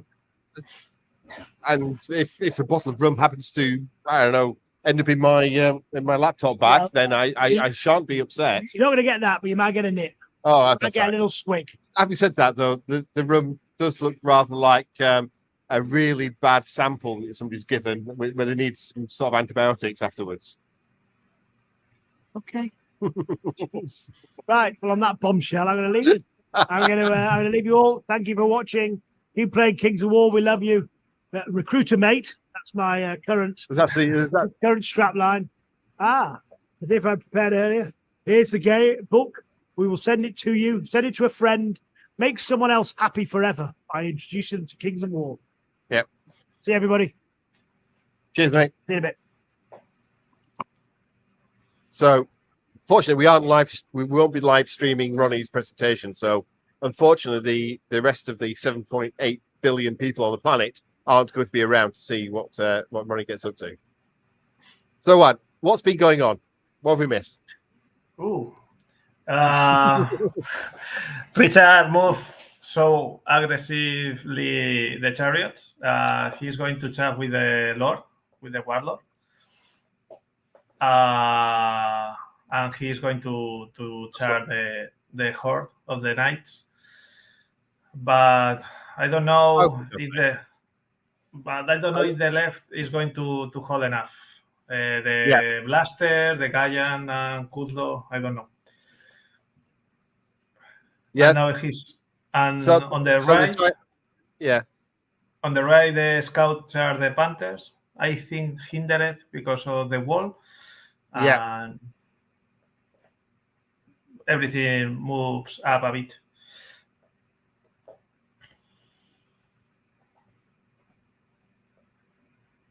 Nick, But that's it's a very good question. Where is Waltz? Why isn't he down? He was here last night. But I don't know. I think they are shooting, and the shooting is finished. They are in cover. Yeah, there's not an awful lot of shooting. So next turn. So this is where John's now measuring out his 20 inches on everything.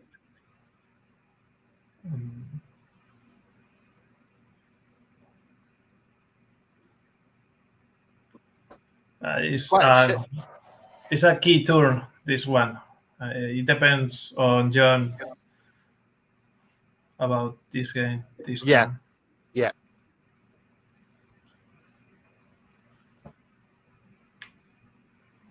John's got the range to commit now. It's whether he wants to commit now or give it another turn. Because he's got 2 turns of the ogres moving forward. I think John is not a lot of worry about the right because he's going to delay this flank. I think he is focused on the left. These chariots, Gaian, and so on, and he need to manage to kill them. Yeah. Well, I mean, the left-hand side of the board is where all the action is. The tokens for both sides are there. Apart, I think, certainly John's tokens are on the left-hand side. And I think one of the tokens of Richard is on that left-hand side. So the focus from John will be to smash through, get his tokens through, and take out another token, and then almost ignore what's going on the right-hand side. And choosing a lower high as a way of chaffing up the what is conservatively 750 points of ogres sat there looking after 450 points of supply. Totally agree. I think he can pressure the right, so he's going to deny this flank, to stop the flank. Nothing happened there. And try to focus in the left, and I think he's got several good plays because the blaster is not inspired, and he has a -1 to the nerf because of cooldown. So maybe the Aves can charge and kill them, or maybe Aves with a Phoenix. So. Maybe have some, or maybe chap the chariots or the Gaian with the Aves. We've got L Bob here. Yep. Get your headphones on. The Aves can do a lot of things. And we have L.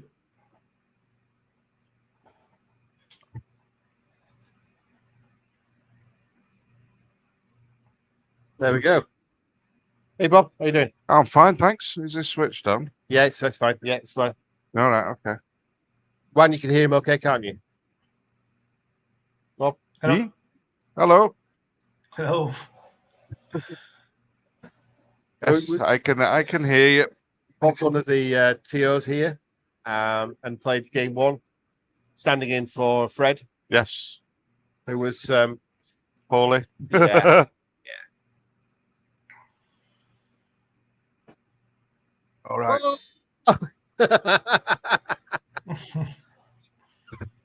Oh, I know who that is. The Spanish community love Bob. Apparently so. I have no idea why. Especially when I take the badges. They are quite evil, though. They are very evil, yes. So what are we looking at for this game 1? Game on table 1 then? So Richard Tomlinson's at the top coming down with his ogres, and John Quayle's coming from the bottom with these nasty Basileans. Yes. So the Phoenix the Phoenix are engaging. Phoenix no. Back again. No, back. In, out. Make your mind up. Oh. So we've got a nice what's he doing there? Turning round. So who got turn 1? The problem is with the Horde of Knights, it's quite a difficult thing to maneuver out. I should imagine it's not the Horde of Knights Rich is worried about. It's all the I'd be worried about the Horde of Knights because that's the thing that can kill a unit. Yeah, but nothing else can. To be honest, all they are is just a faster moving big infantry block, aren't they? Yeah. So in the case of things like the Revenants in the Undead list, they are very much a fast moving. What? Oh my god. Okay. This flank. Is front. How the heck? Is that flank charge into the? Is that Kuzlo? Yeah. But is flank or is front? I think it's flank. Well spotted if it is. We need an action replay. We need a VAR on this one. Yeah, we do. That's a legit. Is there anything under the dice tray, Cam, that I can't see? There is, and let's just turn it out. No, it's that one there. There we go. All right. Okay. So you got your giant. You've got what the hell is going on? I think John's making He's rules. taking. Yeah, he's taking the position. Oh, the post when he's annihilating. He's checking when he's finished annihilating it, what he's going to do after that. Yeah. Hoping no snake eyes. If you put too much resource into something, you are just asking for a double one. I mean, it's almost begging for a double one. We do things like that.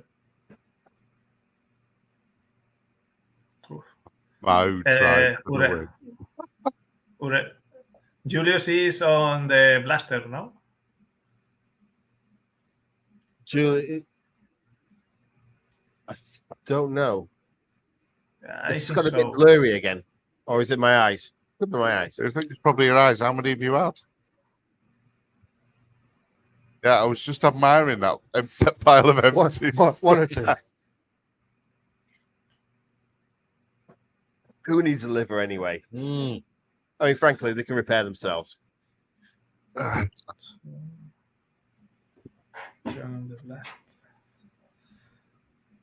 that moving down?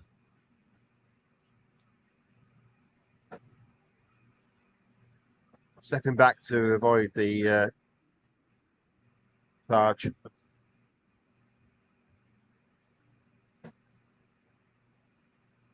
See a low. There we go. Double charge. Well, just glancing up, I can see them both. They're both looking very intense. Yeah. when we approached, Richard said, "Are you okay to go on the stream?" He went, "Yeah." I said, "You play John Quayle?" He goes, "I'm not happy about playing John Quayle though." That's not an option. A sentiment I can echo. Well, regardless. And get first turn is very good for him. Yes, it is, because he can start dictating right from the word go where he's going to put everything. Yeah, absolutely. He killed with shooting a unit of Panthers and positioning better than the ogre, so first time was big for him. And those compulsory 3 phoenixes. Phoenix. Yeah. Funny enough, I had the same issue. What's the plural of phoenix? I think it might be phoenix. Phoenix, yeah, like sheep. Yeah. Plural of sheep is sheep.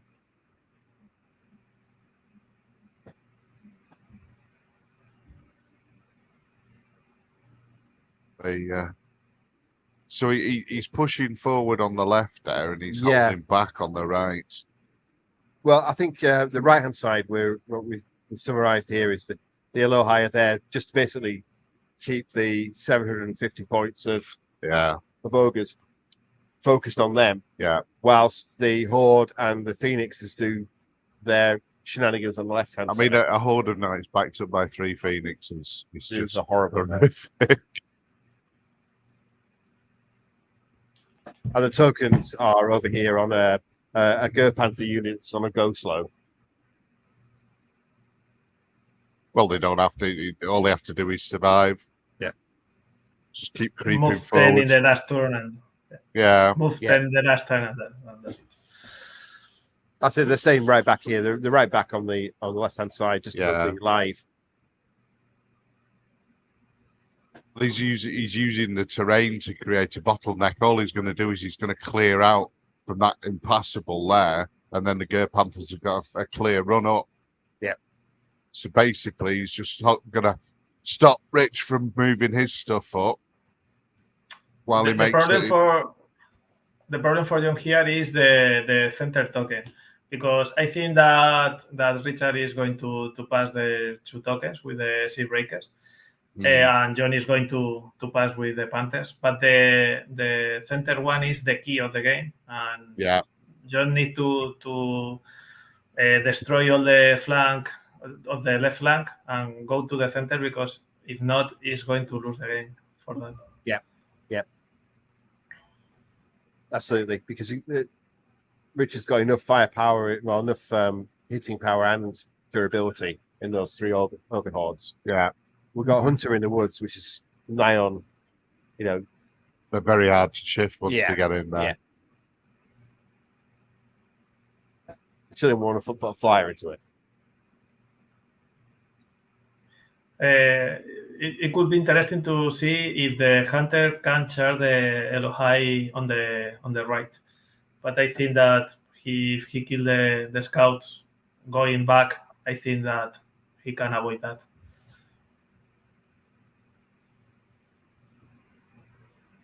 Just bring the dice count. It was a flank charge. He's rolling a lot of dice. So dead. That's almost asking for a double 1, though. Absolutely. Yeah. He's not got it though. No. He's got 6.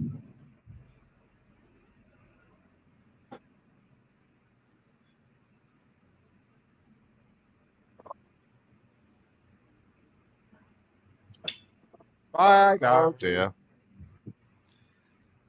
And now he's just Yes. Front and front. Yep. Take the chariots and giant in the front, and that giant isn't in the front. That giant's in the side. He will move. Yeah, there you go. That's better. From front and. Yeah, so you got a chariot. Is it 1 or 2 regiments chariots? Is it? Regiment. Yeah. But one of them only can charge a phoenix. Yeah. So the giant's going to come in, but does giant get a bonus against cavalry? If he's got rampage. Gayanga got Slayer, so no. So giant's going to come in. That's chariot regiment's going to come in. That chariot regiment's going to try and take the phoenix out. Could be a big turn for Richard if he gets some luck there. The phoenix could die. The phoenix could die, but I think the fact that he's only going to get the double charge on the horde because of the terrain and the way the phoenixes are placed. Yeah, means that because I'd prefer to hit it with a giant and both regiments of chariots. Yeah, if you're going to kill something properly. Yeah, the footprint of the chariots means you can't do that. Yeah. And the problem is, if you charge the phoenix and don't kill it, you will get a flank charge from the Elohai of the center. Yeah. Oh.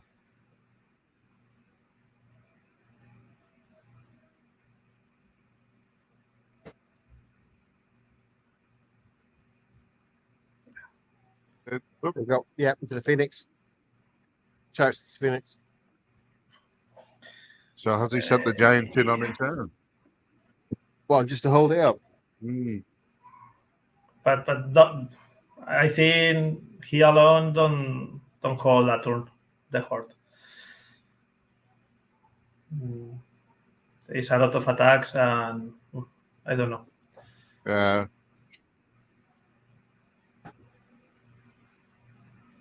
Still appears to be And the Gaian is wounded because of the Phoenix, the first turn. There we go. There, that's more like it. Yeah, there you go. So it's come over a wall. Chariot's come over a wall. Was it wall? Underneath his arm there. But Aves didn't wound the chariot. Is that the ruins? So Yeah. that's- Yeah. Just the ruins roll. Oh. What items has Chariot's got? I know they're in the formation, aren't they? The Hell on Wheels. Blessing of the Gods and Sir Jesse's. Right. Yeah. Boots of Striding. So hopefully it's Boots of Striding one that's gone over the wall. Yeah. Oh, well, it's going to the wood as well. So, you'd want it. And that's why John placed the knights like that. So he knew, you're going to be hitting it. Yeah. It's compromised. I mean, that's there's a lot of stuff engaged very early on.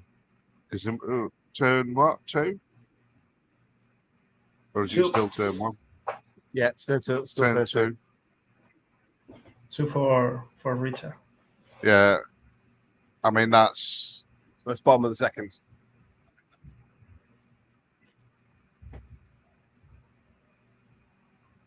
This is the big turn. How much damage can the chariots do to the knights? Do you get a lucky roll there? Well, they've only got, 15 attacks? Yeah, it's not... 15 attacks and a giant. And the giant's what, D6 plus 8. Oh.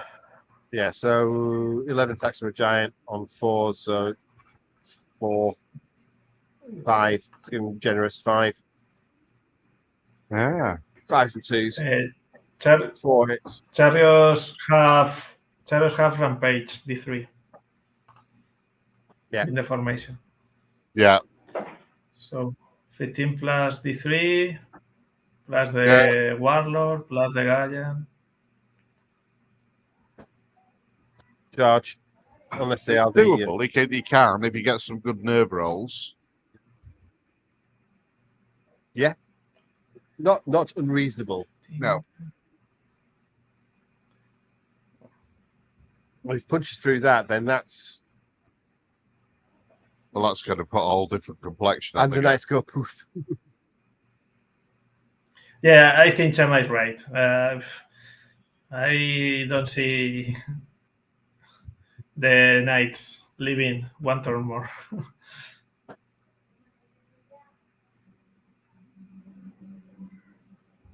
No, he's got to get rid of the knights, though. Got to hammer the knights, and you hope the Phoenix goes with a single hit for a chariot or a chariot regiment.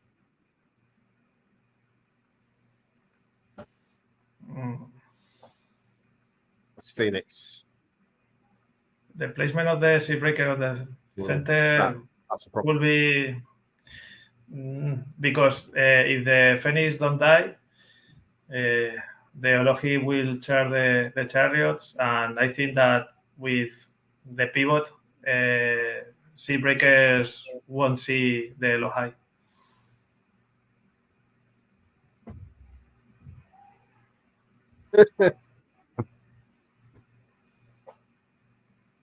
Can't heal while he's dead. Yeah, I suppose so.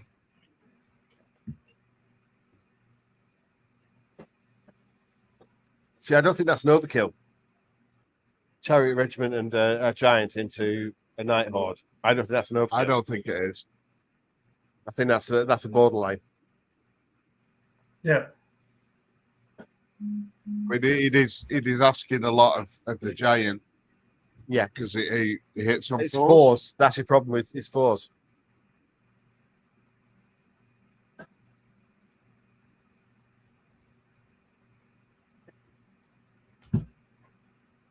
But the Giant's quite a swingy one.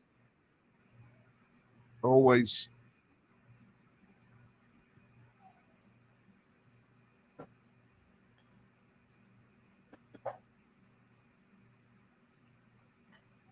I don't think we've had a Snake Eyes on the stream so far. Well, that's it. That's it now. That's it. That's good. Commentator Spurs comes in absolutely now. Yes, absolutely. Yeah. Oh, we've not seen that before. Boom. There we go.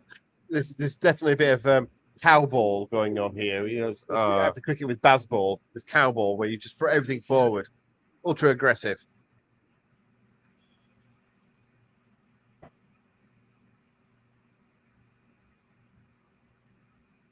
That's a lot of dice.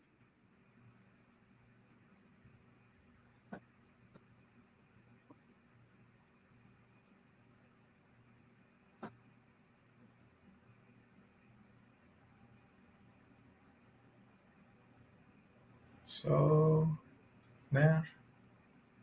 Then check there. Let's see what's happened here. We'll see. The Phoenix is down. Phoenix is toast. Oh. The Phoenix is toast. Now that was impressive. Yeah. 15 attacks, taking out 16, 18. Brutal, but easy square. Now we're to the fun bit. So let's bring the let's bring the big camera up here for the dice rolling that's going on here.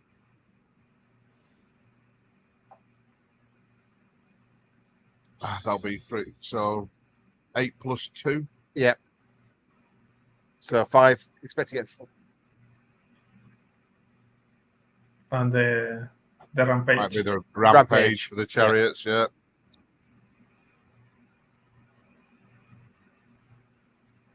No idea what that one's for. What's that one for?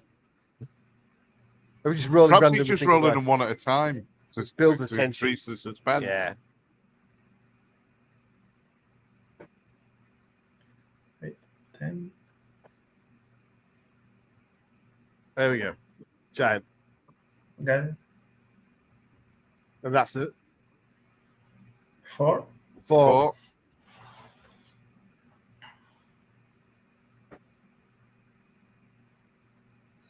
Bottom end of what I thought.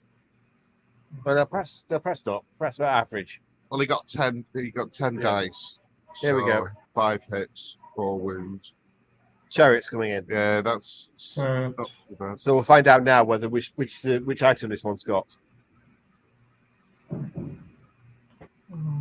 That was a good roll.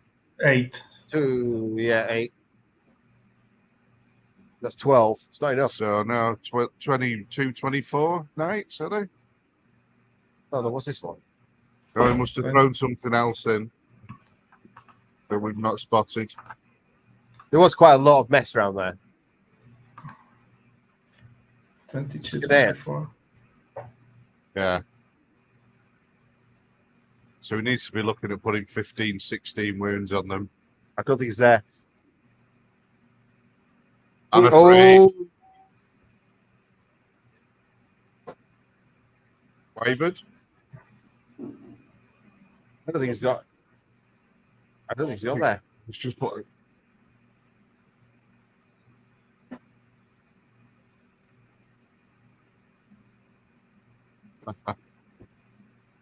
Right. Oh. It's a gutsy move, but like I said, I don't think it. That must have been Ganesh, or whatever it's called. The lion riding. The what, sorry? The lion riding. Oh, Ganeas. Ganeas, Yeah, Ganeas Salustov. He must be in the mix somewhere. Definitely could do with the camera at a low angle so we can start seeing the heights of things. If you see what's.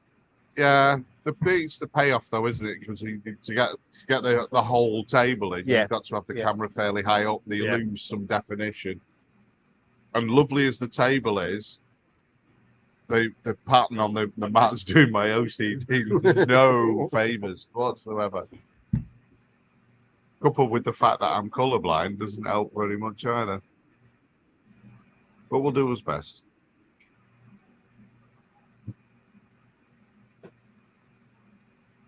Thing is now, what does he choose to go back with the Knights? Well, the Knights now been seriously compromised because they don't. Yeah, but there's still 2 Phoenixes there. How much healing power can he zap the Knights with the Phoenixes? It's not that. Two lots of Radiance of Life, 2 lots of heal. Yeah, but they're still viable because they're not dead. They're viable, but they just can't cause much damage because their CC's gone. Well, they've got the Brew of Strength, haven't they?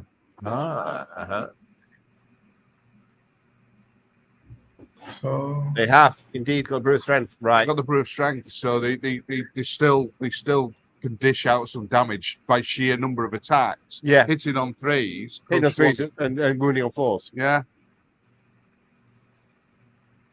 Saying the sheer number of attacks. I mean, if he's got anything around there that can Bane chant as well. Oh, he's he throwing the Phoenix there we into go. The chariots. So the Phoenix has come in. Phoenix coming to the Warlord and the Abyss. Yeah, he's pushed both Phoenixes in, so he's obviously decided that he's going to get rid of whatever's attacking them before he heals them. Am I missing something? Why would you put a Phoenix into a combat? The 3 attacks. Yeah, it's not brilliant. Oh. Hitting on 3s with crunch ones. Yeah, but I mean, I don't know. You'd probably be better off shooting. Yeah. Yeah. He's going to heal. Has he not engaged? Has he not charged him? Actually, he's not charged, has he? He's back. No, the one next to the Night Horde hasn't, but the other one looks like it's moved into the chariot. Like charged into chariots alongside the low high. Yeah. I mean that could seriously put the center token within easy reach of John's stuff now. I'm sorry, but I know John's a much better player than I am, but I still won't put a Phoenix in. Well, it's in the flank, so it's only 6 attacks. Doubled its attacks, and to be honest, he might well have just moved it up. I can't tell whether it's actually in contact with them.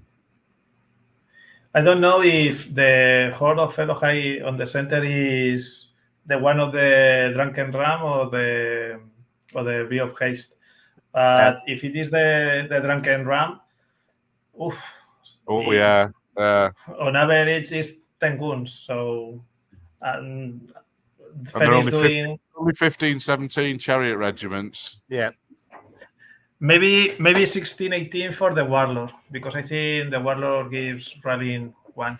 Yeah. But oh yeah, with the formation, Fen is doing 1 or 2 damage, and the Elohai just push it over the edge.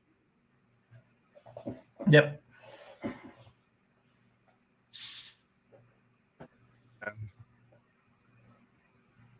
See, this is why I don't do so well, because I don't think like that. No. Phoenix. It's healing things. I can see the roll, but the Elohi backed off again on the right hand side there. I think they have. I think they're staying out of the 12 inches. Yeah. But like I say, they're just out 16 inches. Are they boomers or just warriors? Siegebreakers. And the one on the far right hand side. Yeah, you don't want to mess with them guys. Hunters. Because they've got 14-inch charge range. Yeah. As Antonio Carrasco caught me out with that one at the Madrid tournament last year. The good Antonio Carrasco. Yeah. When I said to him, it's all right, they're 13 inches away. And he went, yeah, but these are hunters. Oh shit, yeah. Okay. Oh, that stung. That's going to be a painful experience.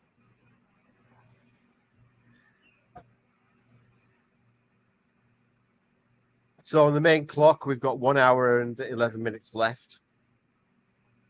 On the, I must admit, I am well impressed with all the screens and everything here. It's fantastic. It's like you just look around and everything's got round timers and all the information comes up on the screens. Yeah, really, really done a good job. And I painted a spoon. You painted a spoon. Spoon's awesome. Hey, I've just sat here for a day and talked. That's you know, it's, yeah. Well, that's a very important thing. If you don't sit here and talk, people don't get an insight. A snake case. Was that on? Of giant.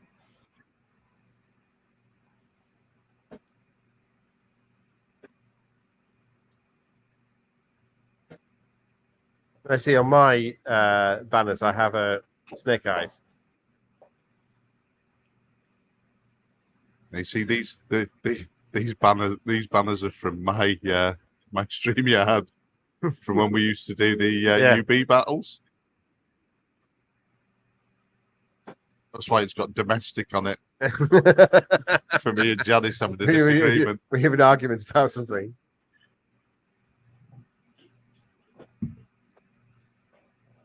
Oh, right. So look, he got There the we go. chariots. Chariots have gone, but he didn't get the giant.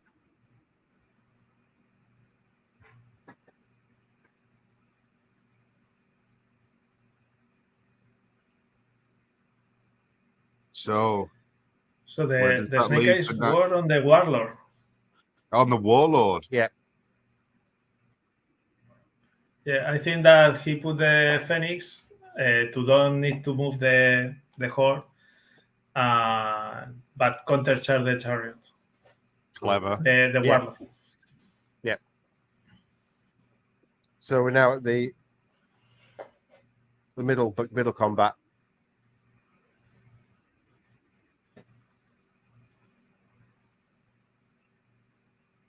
Or not? Yeah. Oh, here we go. Oh, come on. About to. Yeah. There we go. Dice on its corner. Oh, slim pickings. That's a lot of hits. I know. Oh. Oh, that's going to smart. It's a lot of damage. 11. Yeah. 11 plus the phoenix. That's gone. Oh. Reroll. Yeah.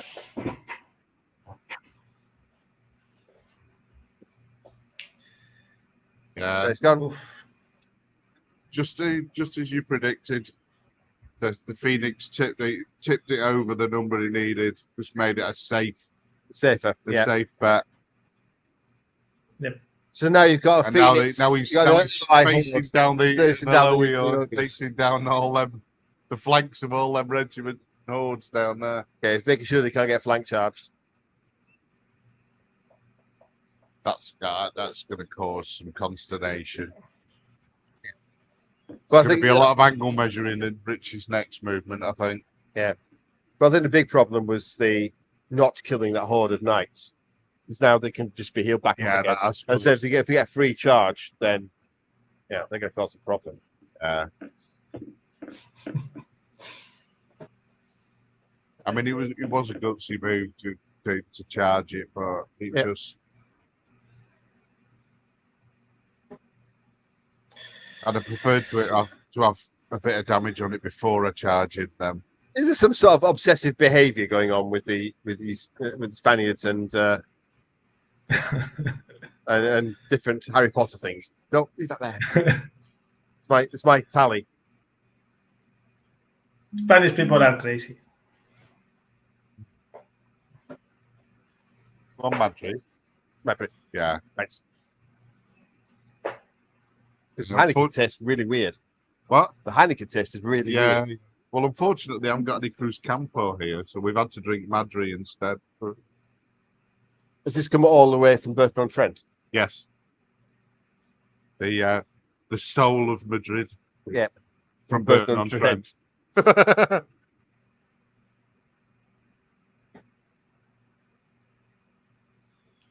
the imaginary man here himself, Javier. Oh yes, yes, yes. When he puts his hat on, he looks like the man off the can. The body double.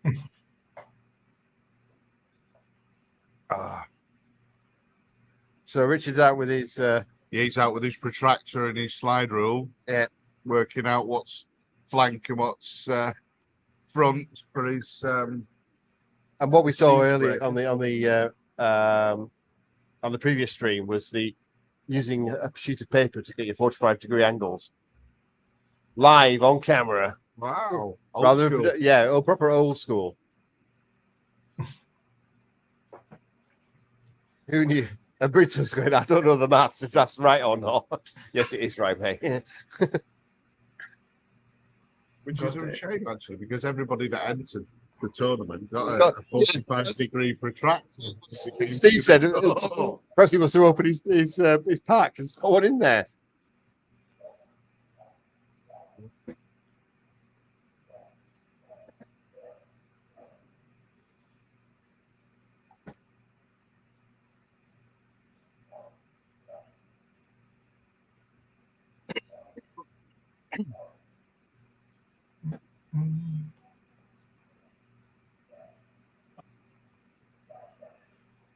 I'm not sure which game you're watching, Nick. I don't know where you are. You're around the corner somewhere, probably. Nick's here somewhere.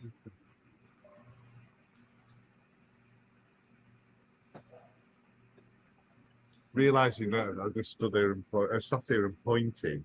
He's over there. He's over there, everybody.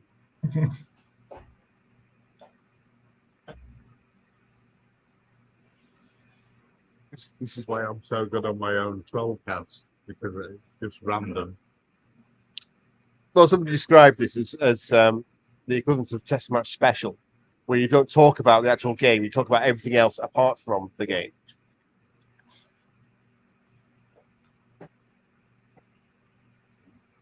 Jan just bought me a lovely drink. Good for Jan. So the horde is going to die, except of the another double one. Yeah.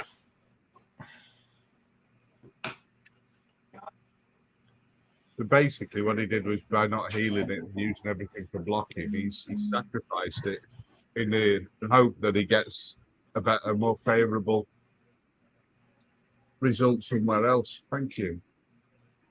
Thank you. Yes.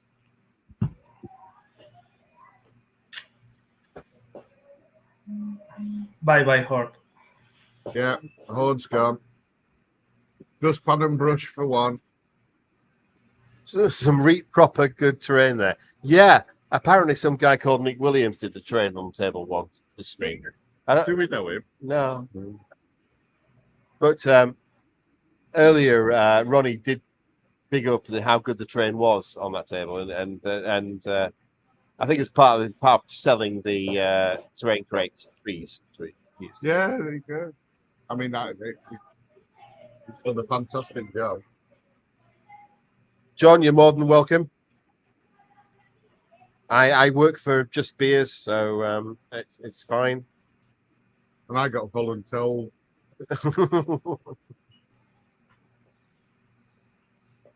Yeah, where is Steve? Get Steve over. Is he propping up the bar? He has been panicking after the fire alarm this morning, the fact that we're running an hour behind. Yeah. They had the afternoon, whatever. Yeah, the NTSU supervisor came over. Yeah, for this conversation.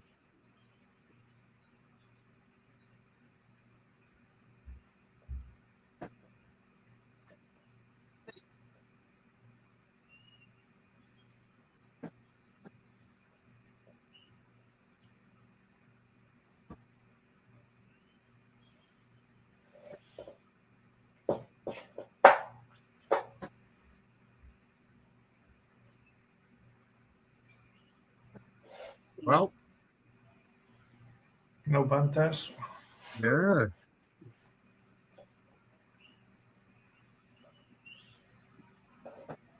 There we go. That's better. better. That's better. Because it's difficult to switch things. So it also slows it down a little bit, I think. Right, so backing up, yeah. But the giant appears to be facing upwards. But Julius is in range of that horde. Yes. There.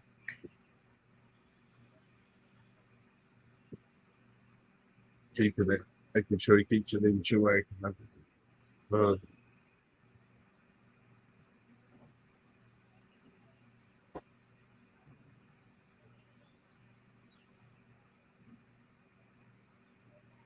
Yeah. What's this lot doing down here? Hiding behind a hill very bravely. What's the Elohai doing in the far right hand corner? Then they're eyeing the hunters. The hunters are doing nothing, and the Elohai shoot. Tying each other up. Yeah, but unfortunately, where John was doing really well at holding up more points, now he's not. Because the ogres are now engaging. Yeah. But Phoenix is going to chaff the next horde, so just to protect that flank while he's taking out the siege breakers. Yep, there you go. I mean, I think he's going to lose that Phoenix. Oh yeah, almost guaranteed. But hopefully he'll take that centre siege breaker horde out.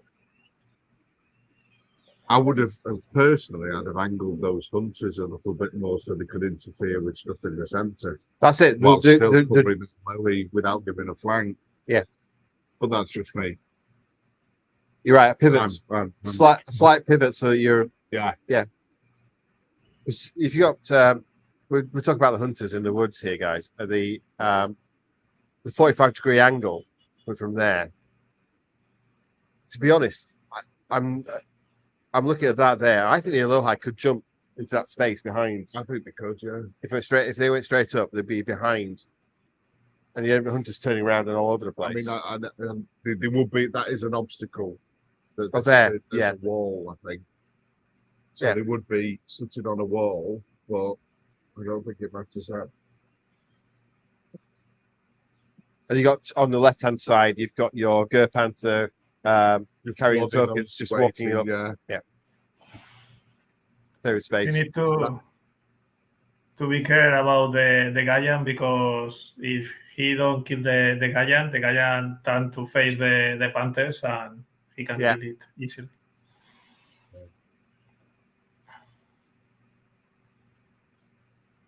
There's a lot of measuring going on there. Oh, is that the ogre warlord on chariot, isn't it? Yes. So he's staring down the flank of that Ger Panther. There you go. Ger Panthers are now running far enough ahead. So that's he's going to shoot with the Phoenix to the warrior and try to kill him. Yeah. And with the Phoenix, with the Julius, he's going to fight the fireball. Yeah.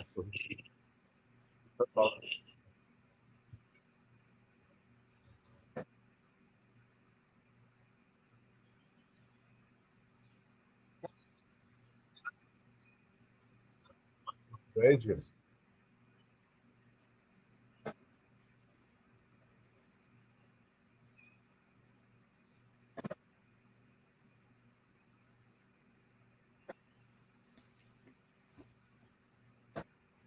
He wants to be in the hill, but don't that the hunters can charge the Elohai. Yeah.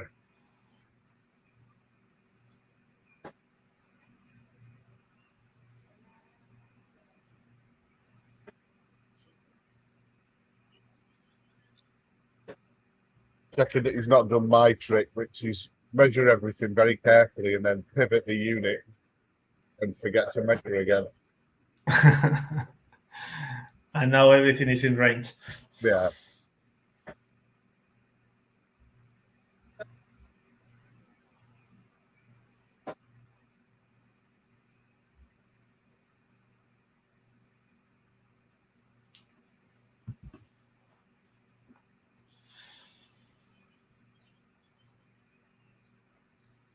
the warlord that's quite heavily damaged.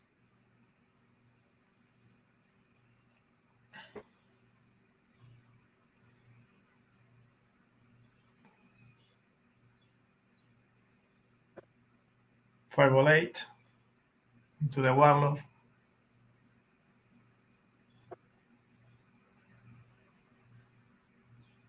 Wound. That's all he needed to take the charge. Yep.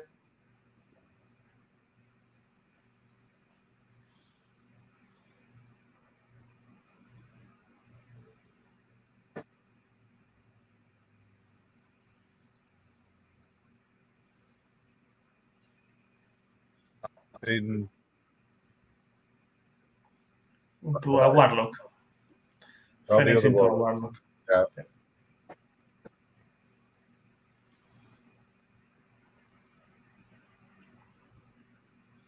Four damage, I think.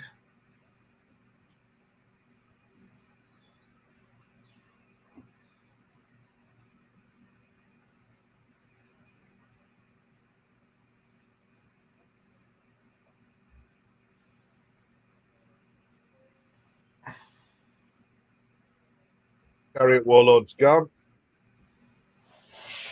Give the guy a token. And now it's important for John to kill the siege horde.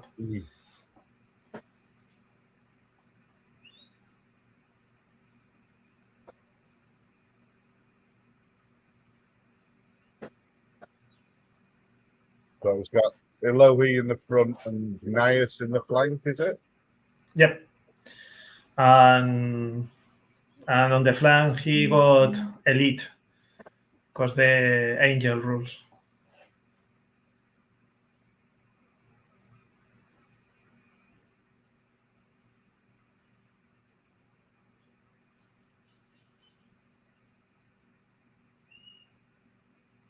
Okay. That was good. 7, 8.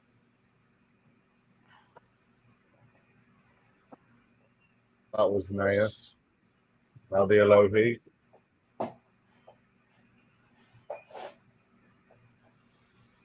Force. And elite rerolls. Oh, good roll. Oh. Very good roll there.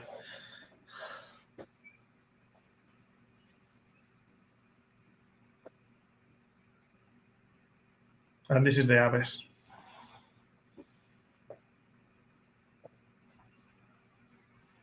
Damage.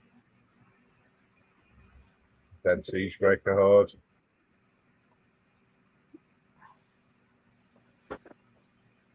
That put John in a very good spot now. Yeah.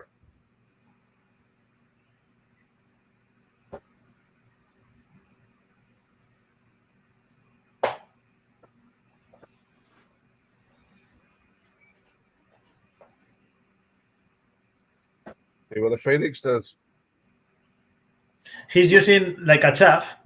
He's got 3 Panthers and 3 Phoenix to chaff things. And if he needs to heal something or shooting something, but it's a chaff.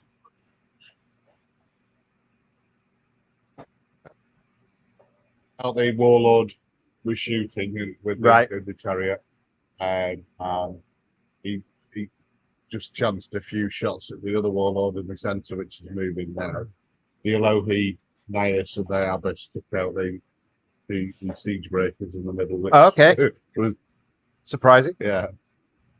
Well, no. With the elites and the amount of firepower going in there, plus the fact that Nias was in the flank. Oh right, okay, yeah. That's going to cause problems. That's going to smart. And now Richard's in a world of hurt with that horde in the centre, having turned to face the other horde that the Phoenix has pinned in place. Yeah, and the Hunters are still just sitting there. The Elohi opposite. Oh, here we go. What are they going to do? No, maybe not. It's just it's sad to have 300 points doing nothing. They don't have it, but They are doing their job. As soon as the hunters move or pivot away, that Lohai's going to jump up into that space there, ready to go. There we go. Right. Ooh. Well, they're safe from the Alohi behind the hill, but they're just more meat for the mill, to be honest, because it's just double checking now. This one after the other. Because you'll just. But now Elohim will move forward. Yeah. They'll move forward 10 inches, do a pivot, look down the line. Yeah. It's going to be hard. To hurt a lot. This Elohai now. Giant's still there, though.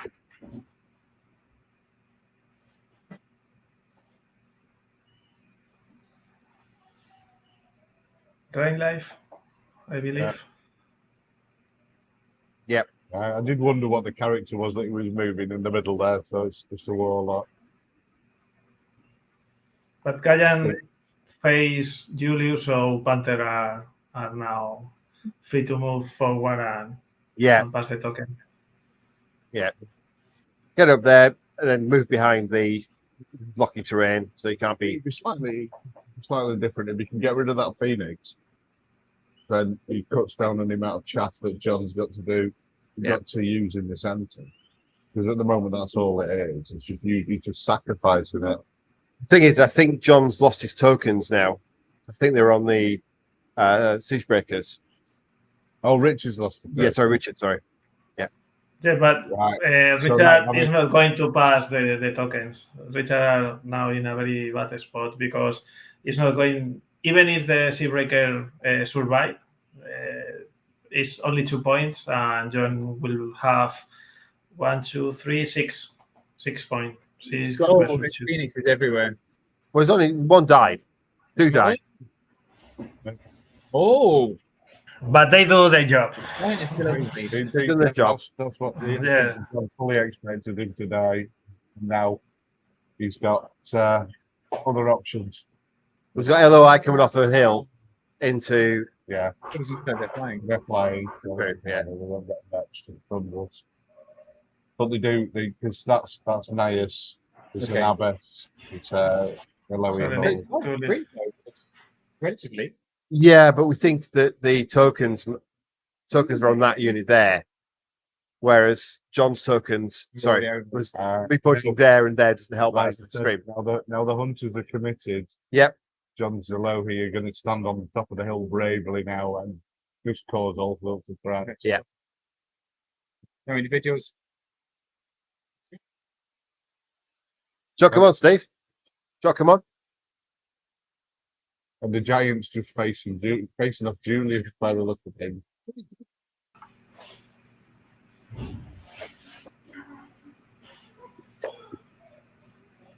I'm more tired. Monday. Not a lot. I'll talk to you later. It is turn 5. Turn 5? Really? Yeah. Jesus. That was quick.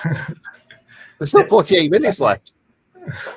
Blinking So John don't need to hit the siege if he don't want it, because he can send the Aves or Geneus and go back with the Elohai.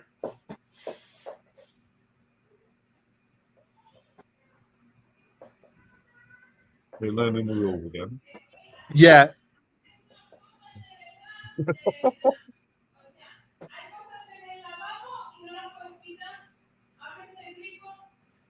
Very slick little book, actually. It's a lovely little book. Yeah.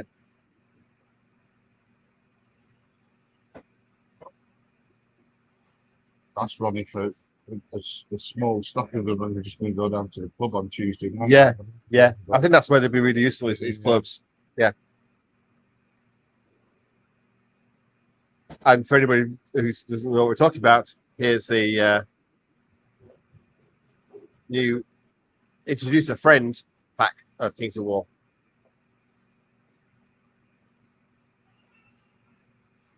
Bob's going off for a rules query. I think we've had 3 for the entire day so far.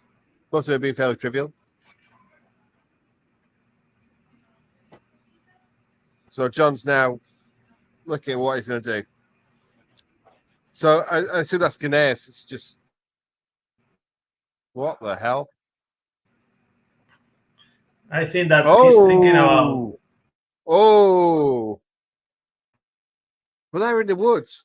Is that? Oh no, they're out of the woods.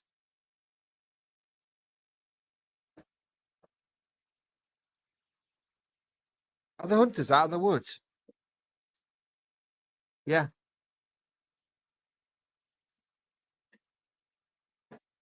That's a good spot.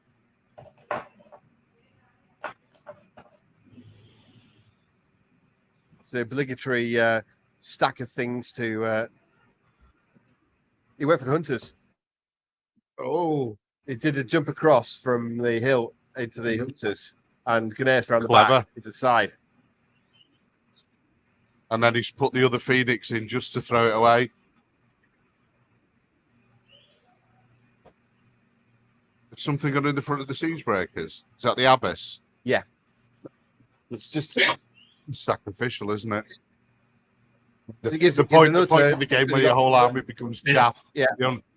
Yeah, exactly that. It's a very good option. Yeah. John did Good spot very by well. John. Good spot by John. That's a heal, is it? I imagine. Or drain life. A heal. No, it's fireball. Fireball for Fireball on the Fireball giant. to this. Yeah.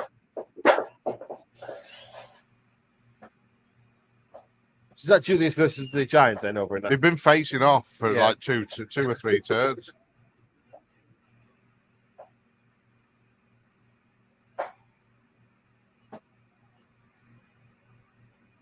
That army has caused Rich all sorts of problems, and Rich is a really good player. Rich has done a damn good job. Yeah. He just knew as soon as those hunters turned. The thing is, John's army isn't the only army in this format in the tournament. No. There's another one very, very similar. Well, Padley's is very similar. Yeah, but Padley's uses dragons, isn't it? Yeah. He's got 3 dragons and Julius, whereas Paul Burks has got all the Elohi and the Phoenixes. It's almost the same. Yeah. So that'll be a really interesting game if Paul plays John at some point. 2 Elohi heavy armies facing off each other. You can do it with like a standoff almost. With they're all going to be 21 inches away from each other and just not meeting. That would be the point where somebody having the brew of haste would be fantastic. Yeah. They got the well, we all Hunters, say I 1 think. inch. Yeah, Hunter's gone. Well, then, I mean, they're only defense 4 when all's said and done. Yeah. As soon as that managed to hit him out of the woods. Yeah, but they do have ensnare. Yeah. Yeah, but Neus was in the flank and Yeah, it Neus was was in the painful. flank, Elohi in the front. Yeah. It's not going to be a good day for them, and they're out. So now they are surrounded. That last. Yeah, I mean that last siege breaker horde is just no hope for it. Oh, excuse me. And the giant's finally coming over to have a word with somebody. Yeah, he wants a quiet word. Bit late. Well, but Julius is looking to it, I think. So yeah, well, I mean, he can now just. I think he. I just something. Julius in the rear of a giant, an already damaged giant. I don't know how. He's only got a couple of points of damage from fireballs, but well, could be enough. This is the Hail Mary. Yeah. I think he's just thrown the giant there just to see if he can tie up that center token thing. Yeah. Although it's pointless because if he's lost There's all 2 his, hordes of Elohi still around. and his tokens are on that last siege breaker. Yeah. Horde. And John, if don't want to risk anything, he can drop the token with the Phoenix, and Julius got it, and That's right. chap the Giant with the Phoenix. So Yeah.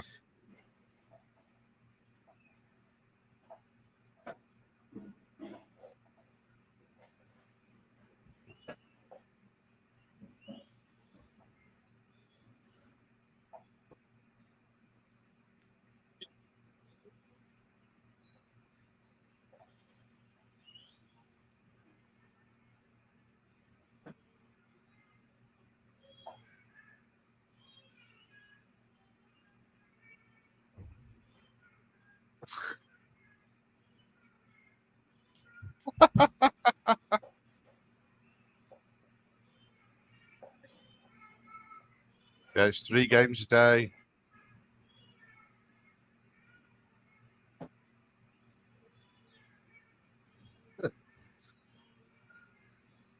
He killed the aves.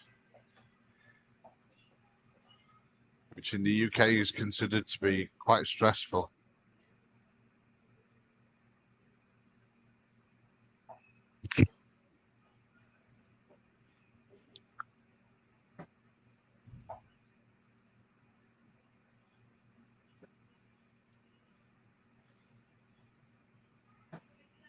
Yeah, cheers, season.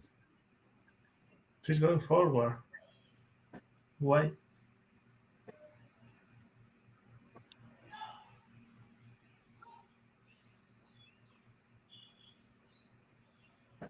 Looking for a snake case or something like that. So we're bringing Matt onto the call. Hey, Matt. Hello, Matt. Hey, John. How you doing, mate? I haven't seen you in 4 years. Yeah, I was about to say I'm trying to count.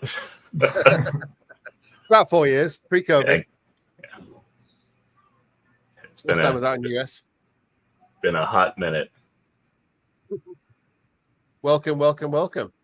So it's coming to the end here with poor Richard's just been swamped by the Speed 10, and to be honest, a really good use of Phoenix and the units have been very well played. He's been quintessentially quailed.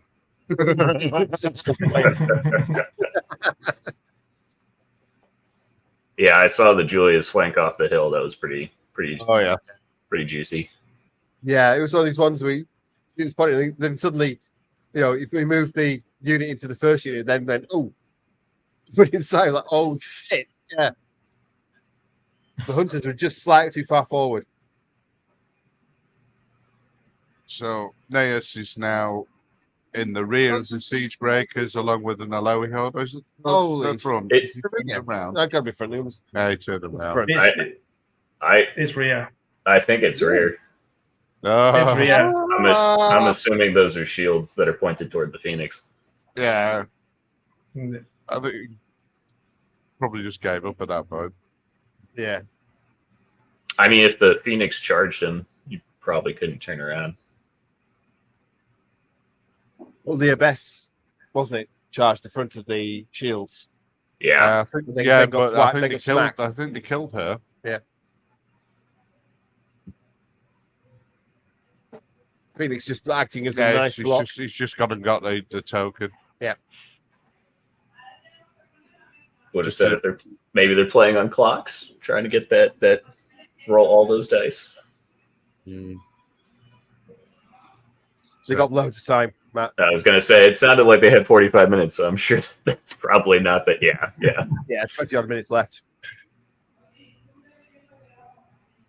It's, yeah, I think John's realizes that he needs to get big wins because of the sheer number of people here and only 6 rounds. I mean, you're going to have multiple people with 6-0 records. The number of tablings in the first 2 rounds, it was frightening. Yeah, that doesn't surprise me.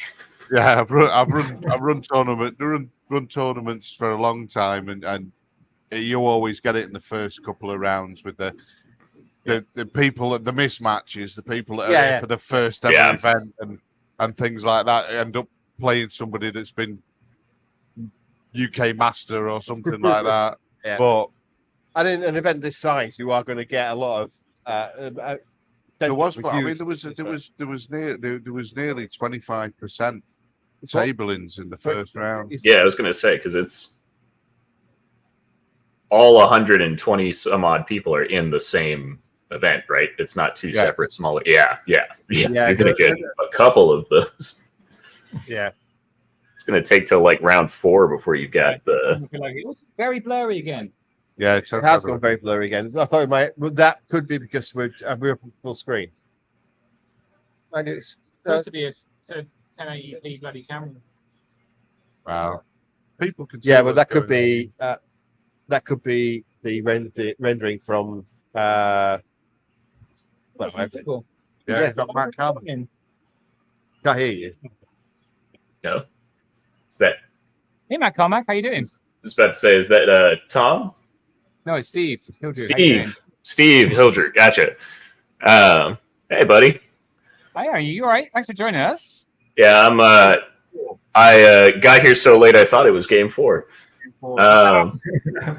So, Yeah. which I guess will be super early my time, but that one I should be able to do. Yeah. That'll be tomorrow. But unfortunately, we are running 40, 45, 50 minutes late. So Yeah, was there? I saw pictures. Is everything good? Just yeah, no, we had a fire alarm, so everyone, but that lost us about 15 minutes. But then we had some. The data entry wasn't as smooth as it could have been. Sure. So it took a lot longer, and so we're sorting that for tomorrow. Multiple people data entry, so it should be a lot quicker. And I need to fix this bloody camera, so it's not so blurry. Smart yeah, I know that technical problem. I know, Matt. Help me! Please send me a camera recommendation. I immediately just was like, the second I saw it blurry, every part of my brain went into that whole like, oh god, what can I do to help fix? And I'm like, nope, it's not. I'm on the other side of the ocean. There's nothing I can do. All them. It is on fixed focus, but I don't know why. It might have shifted itself back. It's a little bit. Okay. Yeah. Hopefully, people can still see what's going on. It's not too bad. This is showing Rich's bald spot quite effectively. No, I don't. Well, Rich is being brutalized by a low heat. Yeah. It's not very nice. Bald spot, because he does. Oh yeah, there's not much. There's not much left. See my hair. To be fair, Bob's got a thriving head of hair going on here. I tell you what, I'm wearing a hat. Testosterone. Yeah. So this looks like I thought those hunters would have pulled it out of the park for him, but it looks like at the moment all he's got his characters left. He's out there for 4 turns going, what we're going to do. Yeah. Well, that's a hunter's job, really. They're not charge out and kill stuff. They're charge me in the woods stuff, isn't it? It looks like you got potentially a consulary flank or rear on the Phoenix, maybe. So You know, I came onto the hill. Yeah. Maybe there's we see a rear on the Phoenix. What from which unit, Matt? I think it's the giant. It just can't sit on the hill. I'm assuming that's what's going on. Nah, he says what's being wrong. I don't think it stays in this game by any stretch, but he might get a Phoenix out of it at least. When you're as sexy as you, now there is no issue. The problem is that Phoenix has got a token, so if he kills the Phoenix, he'll get the token, but it's only 1, and he's got 4. Yeah. I might swap these cameras around, see if it's clearer with the dice cam on the top, and that might help us. So apologies for that. Okay, cool. Anything else? Oh, really well. Hold on, mate. That's the giant. To be honest, I thought the blurry was my eyesight. I'll give the thing back to John because John's been talking as well. Cheers, bud. I didn't realize we had a celebrity on the watching. Hi, Kyle. Kyle Pretzel Twinkie.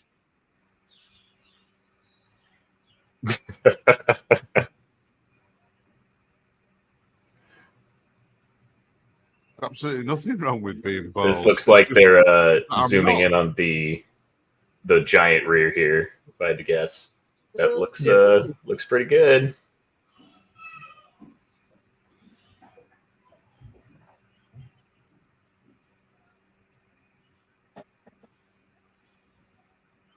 Yeah, that's a lot of damage. It's 10. Still needs an 8 twice. Assuming it's fresh. I don't know what the Phoenix is at right now. Well, 7 twice with Brutal. Yeah. Why is I don't know. All right, it's expiring, so. Does. A lot of damage. There's the nerve check. Why did they There take we the go. camera away for the nerve check? It looks like a 3. That was scary. I want to get the action of moving the damn thing away.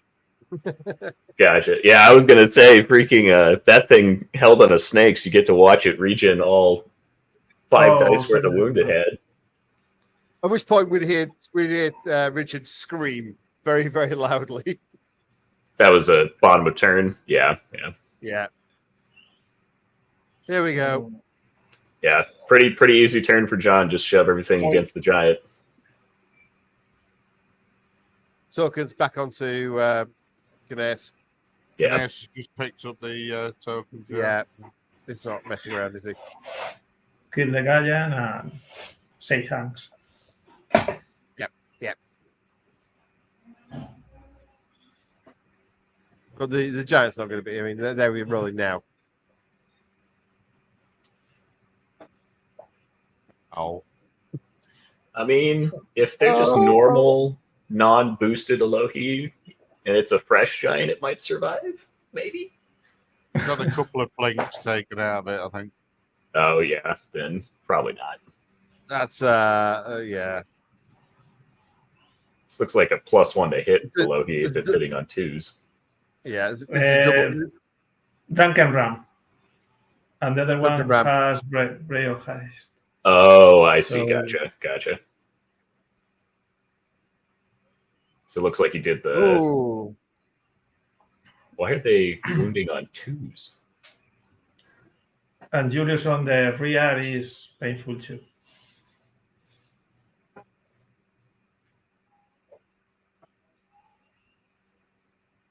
It's Julius then.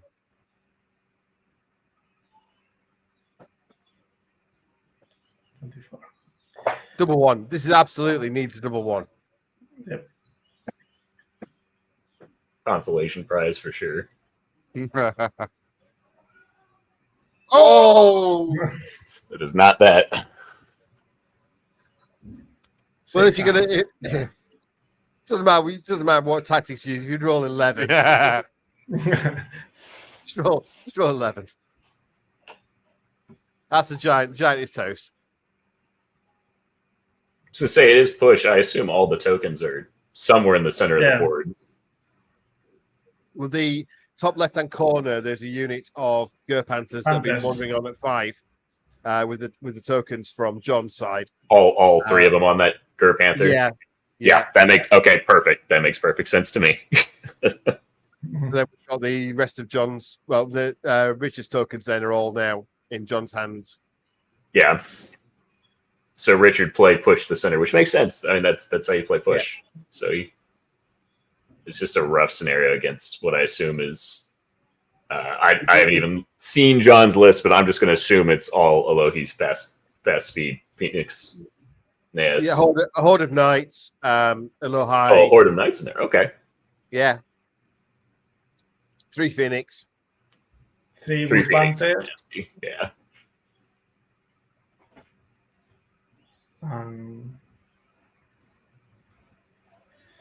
that's it. I have to go. Thanks for letting me in. Okay. Yeah, no problem. Thank you very much for joining us, man. I'll try to be there tomorrow and see you there. See you Bye. tomorrow. Bye, my friend. Yeah, I should check on that time. So it's actually easier for me to stay up late and roll into the next day than it is to try to get up early. It's usually what got me in trouble at the UK Masters trying to sign up for those games. So 9:30 tomorrow. You're not signed up for tomorrow. But feel free to join us at any point. So we're at 4:30 Eastern, 8:15 Eastern, and 10:45 Eastern.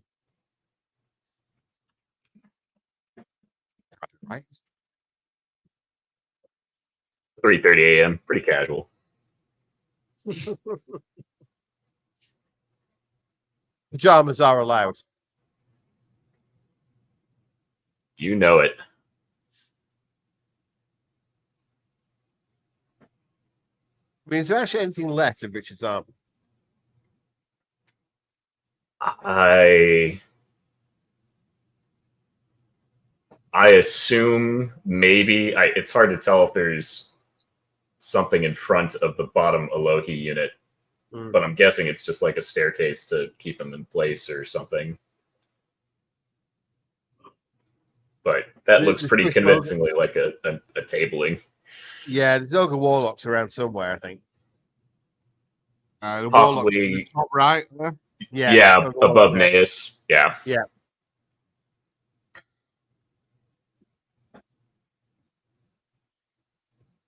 Yeah, I think it's a wound counter or something like that that's in front of that LOV unit, or Yeah. like you say, a prop. Yeah.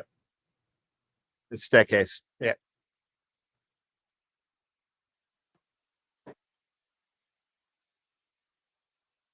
They're not slapping each other, so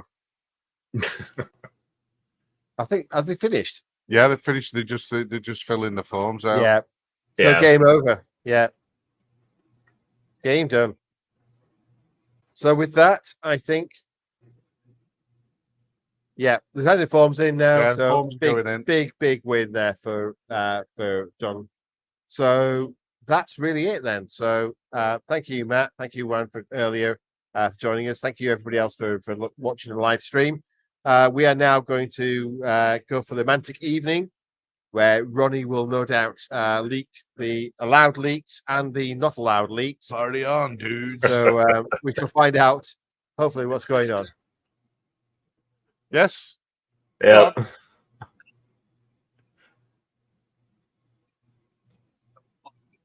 Yeah. So John got 5 tokens and 2,100. Oh, what a 2185 attrition points. So it's perfect. Oh dear. So Damn. John's at the top with 3 perfect scores, 25 points. So, and with that, Matt, thank you very much for joining us. We're going to close the stream down now. Join us tomorrow at around 9:30 British Summer Time.